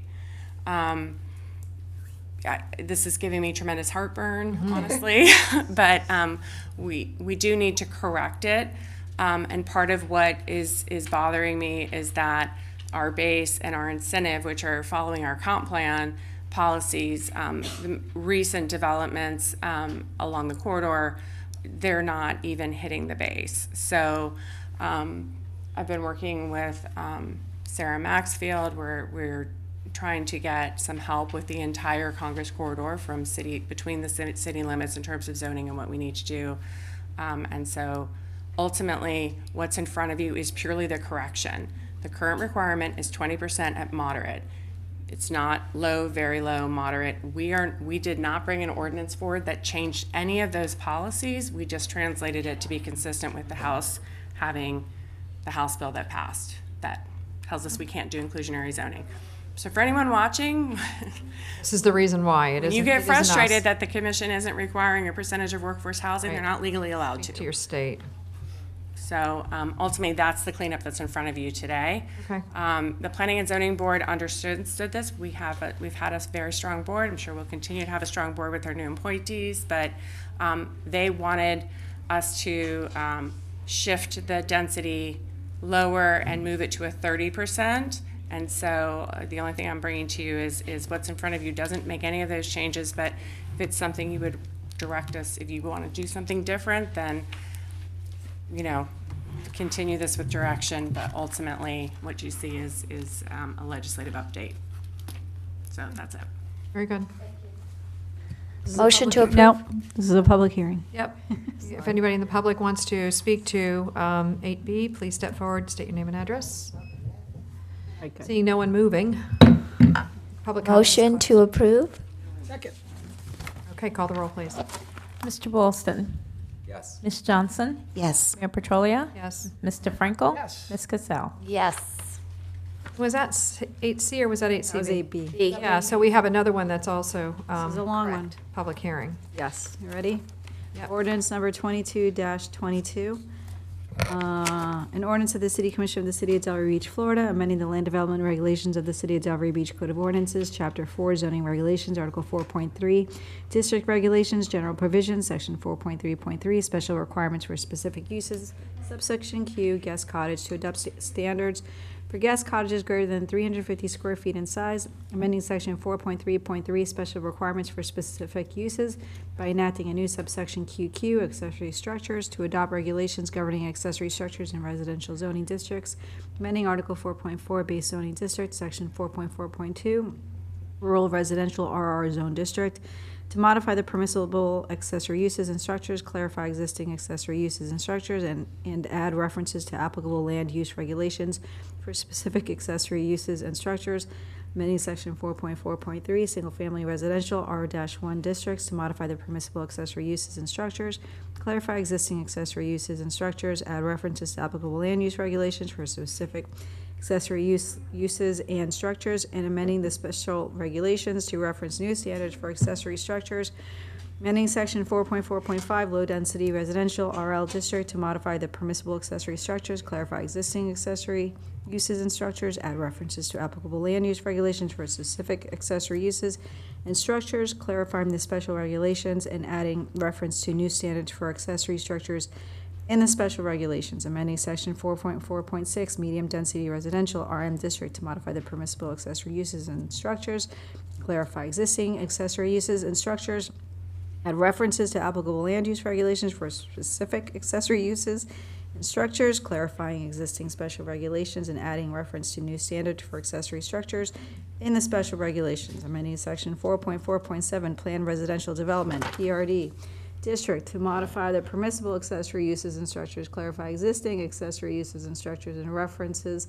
to applicable land use regulations for specific accessory uses and structures, and amending the special regulations to, oh my gosh, I just lost my place, to add reference to new standards for accessory structures in Section 4.4.17, residential office RO district, to modify the permissible accessory uses and structures, clarify existing accessory uses and structures, add references to applicable land use regulations for specific accessory uses and structures, clarifying the review and approval process as it relates to historic structures and historic districts, amending Appendix A, definitions by modifying the definition of an accessory building structure or use and enacting a definition for pool house, providing a conflicts clause, providing a severability clause, authority to codify, and providing an effective date. And this is a public hearing. Okay, so anyone from the public want to come to speak to ordinance number 22-22? Seeing no one, Public comment is closed. This is the first reading, so. Motion to approve. Thank you. Second. Call the roll, please. Mr. Boylston? Yes. Ms. Johnson? Yes. Mayor Petrolia? Yes. Mr. Franco? Yes. Ms. Cassell? Yes. And we have another couple of first readings. First one is ordinance number 18-22. An ordinance of the City Commission of the City of Delray Beach, Florida, amending the land development regulations of the City of Delray Beach Code of Ordinances by amending Chapter 2, Administrative Provisions, Article 2.2, Establishment of Boards Having Responsibilities for Land Development Regulations, Section 2.2.2, the Planning and Zoning Board, subsection E, Duties, Powers, and Responsibilities, to clarify that the extent of the Planning and Zoning Board's duty to name streets, alleys, or other pathways, Chapter 5, Subdivision Regulations, Article 5.3, Dedication and Impact Requirements, Section 5.3.1, Streets, Right-of-Way, subsection D, Street Names, to remove outdated language and refer to the City of Delray Beach Street Naming and Addressing Manual, Chapter 6, Infrastructure and Public Property, Article 6.1, Design Standards and Requirements, Section 6.1.12, Street signs, furniture, and landscaping, to amend the name of the section, remove outdated language, and provide updated language. Chapter 7, Building Regulations, Article 7.1, Building Regulations, Section 7.1.5, Numbering of building and structures, to remove outdated language and refer to the City of Delray Beach Street Naming and Addressing Manual, providing a conflicts clause, severability clause, authority to codify, and providing an effective date. This is also first reading. Okay. Entertain a Motion to motion. approve? Second. Call the roll, please. Ms. Johnson? Yes. Mayor Petrolia? Yes. Mr. Franco? Yes. Ms. Cassell? Yes. Mr. Boylston? And a short one, ordinance number 28-22. Last one, an ordinance of the City Commission of the City of Delray Beach, Florida, amending the Code of Ordinances, Chapter 102, Streets and Sidewalks, Section 102.25, Recommendation and Designation of Names and Numbers for Streets, to amend the title of the section, expand the intent to include the naming of alleys and other pathways, and refer to the addressing and street naming manual, providing a conflicts clause, providing a severability clause, authority to codify, and providing an effective date. Motion to approve? Second. Call the roll. Mayor Petrolia? Yes. Mr. Franco? Yes. Ms. Cassell? Yes. Mr. Boylston? Yes. Ms. Johnson? Yes. And we have finally reached our comments and inquiries. Mr. City Manager. Thank you, Madam Mayor. Please forgive me, however, I do briefly have one item. Between myself and Fire Rescue Chief Tommy, we've had several discussions with you all individually relative to a request coming from the town of Highland Beach regarding mutual aid support or fee for service agreement structure relative to fire rescue services. As you all know, we are transitioning in that regard, and quite frankly, there's a sense of opportunity for consensus because there is a meeting coming up this coming Thursday. The Palm Beach EMS Advisory Council. EMS Advisory Council relative to this particular request. And quite frankly, the analysis we've come up with suggests that there's really not much merit financially or analytically for the city of Delray Beach to engage in that regard. So my interest is to essentially receive you all's consensus to advise the Palm Beach EMS Council accordingly so that we can go from there. So I would really appreciate that. Anybody? Yes. Got it. Thank you. I On think- that note, Chief, thank you. Thank you, Chief. Great presentation. You waited all night for this. The best one of the night. I know, I was going to say, you waited all night for that.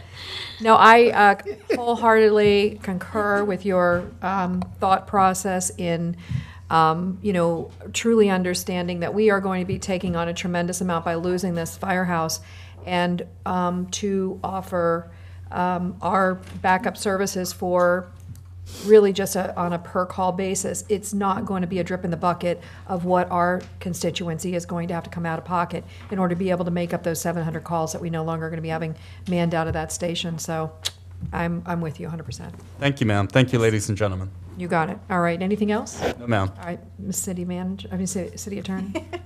Honestly, if I had something, my brain is fried. Yeah, so I hear you. I'll save Okay. it for next week. All right, so we have the first one on the commission, Vice Mayor Adam Frankel, you've got something here. Yeah, so this item is regarding limiting those over the age of 18 to go to our city parks without children.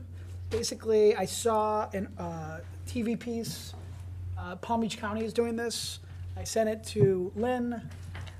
Here's what I see regularly, particularly at the Boy Scout Park on Lake Ida, is there are usually male individuals well over the age of 18 at the park without children. we're spending a lot of money in our communities with all these beautiful parks, and I think it's in the best interest of the safety of our kids not to have adults hanging out there. So I think this is how it was presented.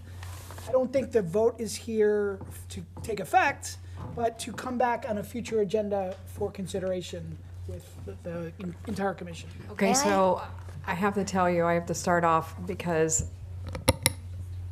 I think that is going to be the biggest hornet's nest you're ever going to hit. Here's the reason why. Not because of what you're saying. I 100% agree with you, but I don't know how you regulate others. Like, what about grandparents that are just going to sit and watch children at the park because it's They're with children. No, but what if they're not? What if they don't have their children around? So this would be like at playgrounds where... I understand, but there are a lot of people who do that because of the fact that it's like it reminds them of their own, and it's, I don't know, and it's hard. I've got some reservations. Yes, I'll open it up. What I had, I saw this on the agenda, but my suggestion would be that we kind of follow it and see where it goes. Because I know what you're saying. When we were little, we went to the park alone. Nowadays, you don't let your child go to the park. And if there's someone there, you always look at him and think, or her, strange. But I don't know if we can do that. So I would be amenable to watching and see if cases evolve out of this kind of action. And if not, then we could consider it. But being in the forefront of this, I don't know if that... We wouldn't be in the forefront. Palm Beach County passed it. Right, but if we wait a few months and see if they get any pushback, because, it's taxpayer property, then maybe we can, would you mind reconsidering in, 6 months or something? At this hour, I won't take a... Okay, fabulous. Thank you. All right, so that would be my I recommendation. just quickly wanted to say, we've been going down so many slippery slopes. I'm at the bottom. And this, I think, is going to be the biggest lawsuit that ever comes if you ever get it passed. That's just my prediction. Okay, we lose 3-0, or 3-2, or Commissioner- 4-1. Commissioner Boylston? I mean, you're saying that every time I go to the playground, I have to bring my kids now? Yeah. No, I'm just kidding. You guys saw the video of me riding down that slide. You know I enjoyed it. The one thing I do... No, I think He's one of them. You're spotting. You and Gary Ferrari. I think you're right. I know obviously there is an issue. I don't think this is the solution. It's and I think interesting, when you though. say parks, you mean playgrounds. Yeah. Obviously. So, yeah, I'm not in favor of this solution, but I do see it's an issue. Okay. Absolutely. Good night. Okay, so let's start with, I'm going to start down on this end because Okay. I know I'll I've been I'll leaning try in this to- direction, so try let's to start make with it, Commissioner Boylston. Make it fast. So I got back in town immediately. My calendar was filled because it's Delray Beach, and I just wanted to say thank you to the Downtown Development Authority for a successful Jazz on the Ave on West Atlantic. I think it was one of the best I've ever been to. I think people really appreciate. You got back in time for it. I didn't. The extra lanes on West Atlantic that we don't have on East Atlantic. Thank you to the police and fire and everyone that came out for National Night Out. I've never seen so many tents, so many companies, so many departments, government departments, and of course Unity Fest as well. So thank you to Parks and Rec and everybody involved with that. I would like to bring up and maybe have a consensus to do a future workshop in regards to our historic buildings. And Oh my really- gosh, that's my thing on here, so I'm sorry I let you go first. Go ahead. You know what? I've got quite a few things here, so I'll let you jump in. All right, I'll and do I can that one. comment to see if we're on the same. Okay. We're on the same page. I have two proclamation requests. One, I think you might be familiar with both of them. One, I know you are. Tomorrow is the first day of school, and I think a proclamation for next year to name the first day of school in Delray Beach after Miss Yvonne Odom, to honor the woman who in 1961 single-handedly integrated Delray Beach schools. It's been requested of us quite a few times. You all know the story. I'm reminded every time I read the articles about it, that she gave up being basketball captain, that she gave up being in homecoming. She gave up physical education altogether because she wasn't going to get that at that school. She made this incredible sacrifice to switch schools. And it's just such an incredible story. And we've gotten all the emails about it, all the requests. I think there was an op-ed in the newspaper. And I think it would really make sense in Delray Beach if the first day of school every year. Now, obviously, we don't make this proclamation until next year, but I wanted to bring that forward. And the second one that was requested was from Mr. Bennett. And I'm just going to read this. I'm writing you to ask for help in naming February 18th Malachi Dimitri Bennett Day. This is a day his little life was taken abruptly as he ran out into the road. He loves music, specifically the drums. His favorite thing to drink was chocolate milk. He loved his parents and loved people. On this day, we want to bring awareness to traffic safety and its importance of teaching our kids on how to be aware and assertive when playing out in the yard. Kids still need to be taught crossing the street, bicycle safety, pool safety, car safety, etc. So this would be a pedestrian safety day in Delray Beach on February 18th. So I'd like to put forward that possible proclamation for this coming year. Okay, so are we giving a thumbs up or? Okay, yeah, I'm a little hesitant about the second one. I have no problem with the first, only because of the fact that there's just so many other, we don't normally do the proclamations, and this is like we're opening up another big, huge question, others wanting. I looked at the list to see if we already had a pedestrian, a kid safety pedestrian helmet type day, and we don't. And a lot of cities do. They have a day but where maybe not in the name and just do it for that. And I say that because, again, when we start naming people, everybody has a situation. Understood. So I would be okay with. Maybe the proclamation is for a pedestrian safety day for children or something like that, and then we can make comments in regards to how this came about. When it's Miss Odom is a different situation. She I was like the recommendation. Yeah, she was a definite. She was a path leader, trailblazer. Thank you. There you go. Absolutely. Okay. Last thing, are these boxes here forever? I am joining Miss Johnson. She said she brought it up in the past. I might have missed it. Oh, did she want to take them down? No, I didn't. No, I thought you were wanting to keep them up. No. Oh, I don't care. We can remove them. Let's take them down. Yes. Take them all down. right. We have a yes over here. Does my vote count? Awesome. Yeah. Well, you're the legal counsel. You can tell us if we're going to be in You're trouble good. for doing it. Oh, thank you. Down. Okay. Commissioner Boylston, That's it. the conversion therapy. Were you going to bring that? Oh up? yes. Can you address that, Just please? really Thank quick, you. we received the email concerning the repeal of the conversion therapy. Did you want me to repeal it and do a resolution just to protect our interests? Absolutely. I'm in favor. Okay, Absolutely. so I'll draft that. Thank you for reminding me. Okay. Commissioner Johnson. Right. Campaign signs. We had a near meltdown with Miss Nancy Channon today. I came to save the day. I know, but first of all, we allow the supervisor election to lease the community center, which means we have given up whatever our laws are, because if you lease something, the trappings, everything comes with it. Sure. We don't have those kind of laws. I'm requesting that the city manager direct the code enforcement personnel, whoever are pulling up the signs, to leave the signs alone until the election is over. We've had ugly things hang around this city, so those signs for a little while, and maybe it'll remind people that elections count, and that if you don't vote, don't complain about what type of government you get. So that's my request. Please allow the campaign signs to be left in the medium strip.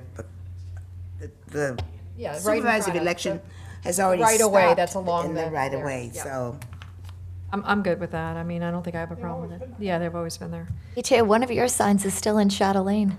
Really? Yeah, in a front yard. Yes, I feed community Oh my cats gosh, over I have there. a real fan out there. It's hysterical.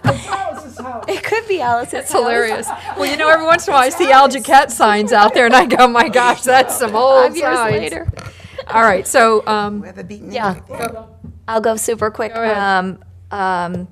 Okay, the art show, which had featured art from our city, was lovely. Some of the art, Mr. Moore, your art was in there. I believe Brenda, Nan had some art. Danielle, somebody else I noticed that was lovely. Anyway, Sam, I was over at the community center on the last day of the kid camp, and it was amazing. The kids are so lovely, and they had the best summer. They were hugging me. It was so much fun. I happened to be wearing tennis attire, and the kids were talking about how they would love to play tennis. I called Sam and said, I'll get rackets, and he said, Angie Gray is brought some people to talk about doing it, so they're going to do it. I think you were doing it at one point, but I think you're going to do it in the after-school program. I wanted to say thank you. I commented earlier, I don't know if you were here, about what you did with the pool in terms of modifying the pricing. I want to thank you for that. I want to also thank Prentice Mobley. I went and did that drive-through food distribution. 6 a.m. start till noon. I think it was over 800 kits were passed out. It was amazing, and I really appreciate him. And Gina, I saw the video you did of Prentice, people working in Delray, and it was very touching, especially the part about how he's a child who grew up in Pompey Park. So thank him. He's not here. Let's see. Oh, also wishing our interns well. I went and joined the intern luncheon. It was so much fun. We had such a great group of interns, but I really do appreciate the fact that it's a big commitment for the directors. It takes time away from you and preparation and education. And they do the great projects at the end, and there's some great contributions, but I know it takes time, and I thank you for doing that because I do think it's critically important. So I love the program, and I thank you.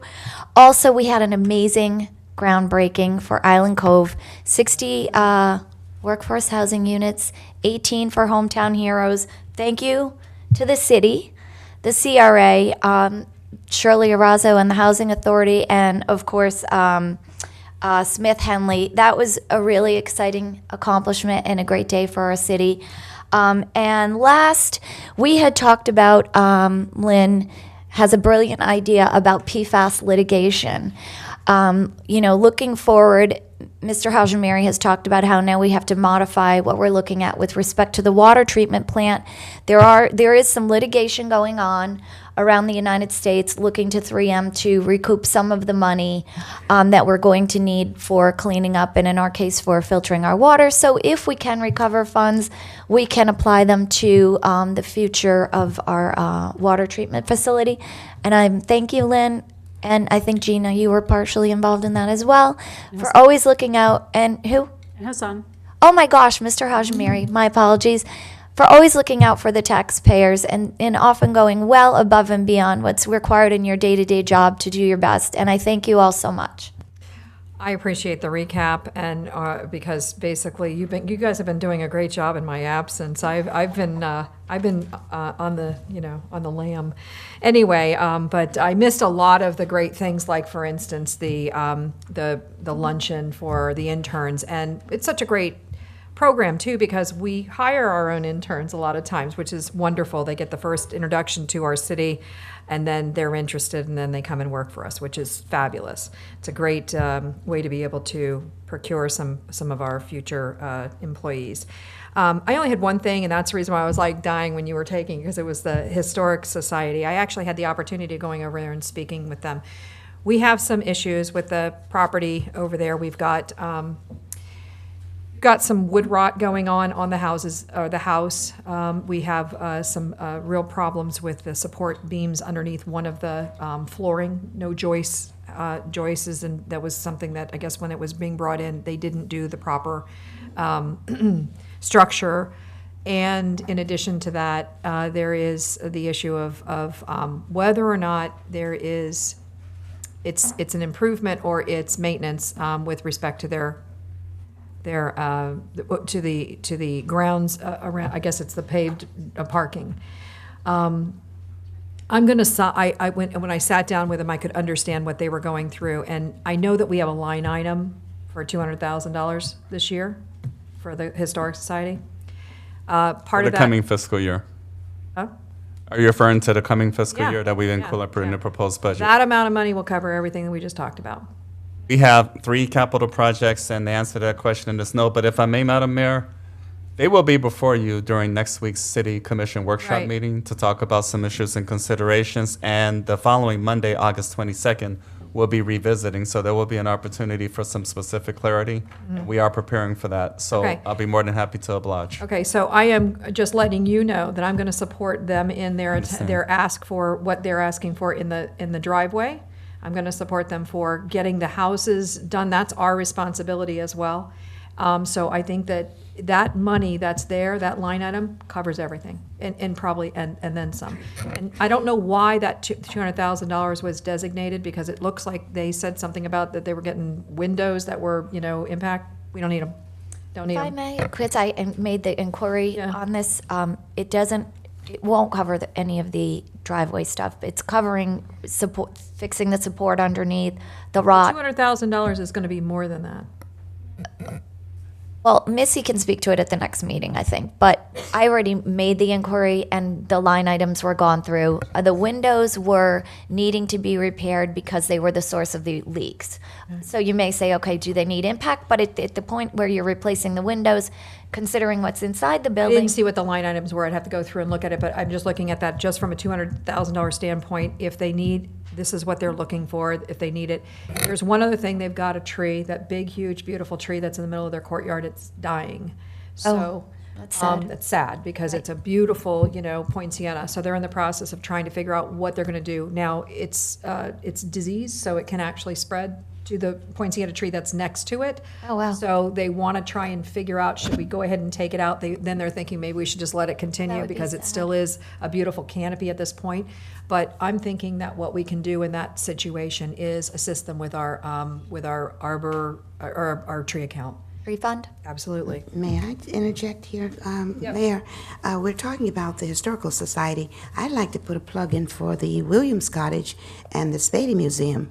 And I'm going to be touring with Missy in the near future, and I'm going to show her where we have as much damage, if not more, than the Historical Society. You know what, if that's the case, then we need to put that on there as well, because these are our buildings. These are the city's buildings. They're not and they're being the stewards of it. And, it's really going to reflect poorly on them if we're not doing what our end of it is, and that's keeping up with these buildings. And they continuously ask us for support, and we don't give it. Yep. Yes, sir. So when I had that on my comments, I want to take more of a holistic approach. Obviously, what alerted me to this was the Historical Society situation.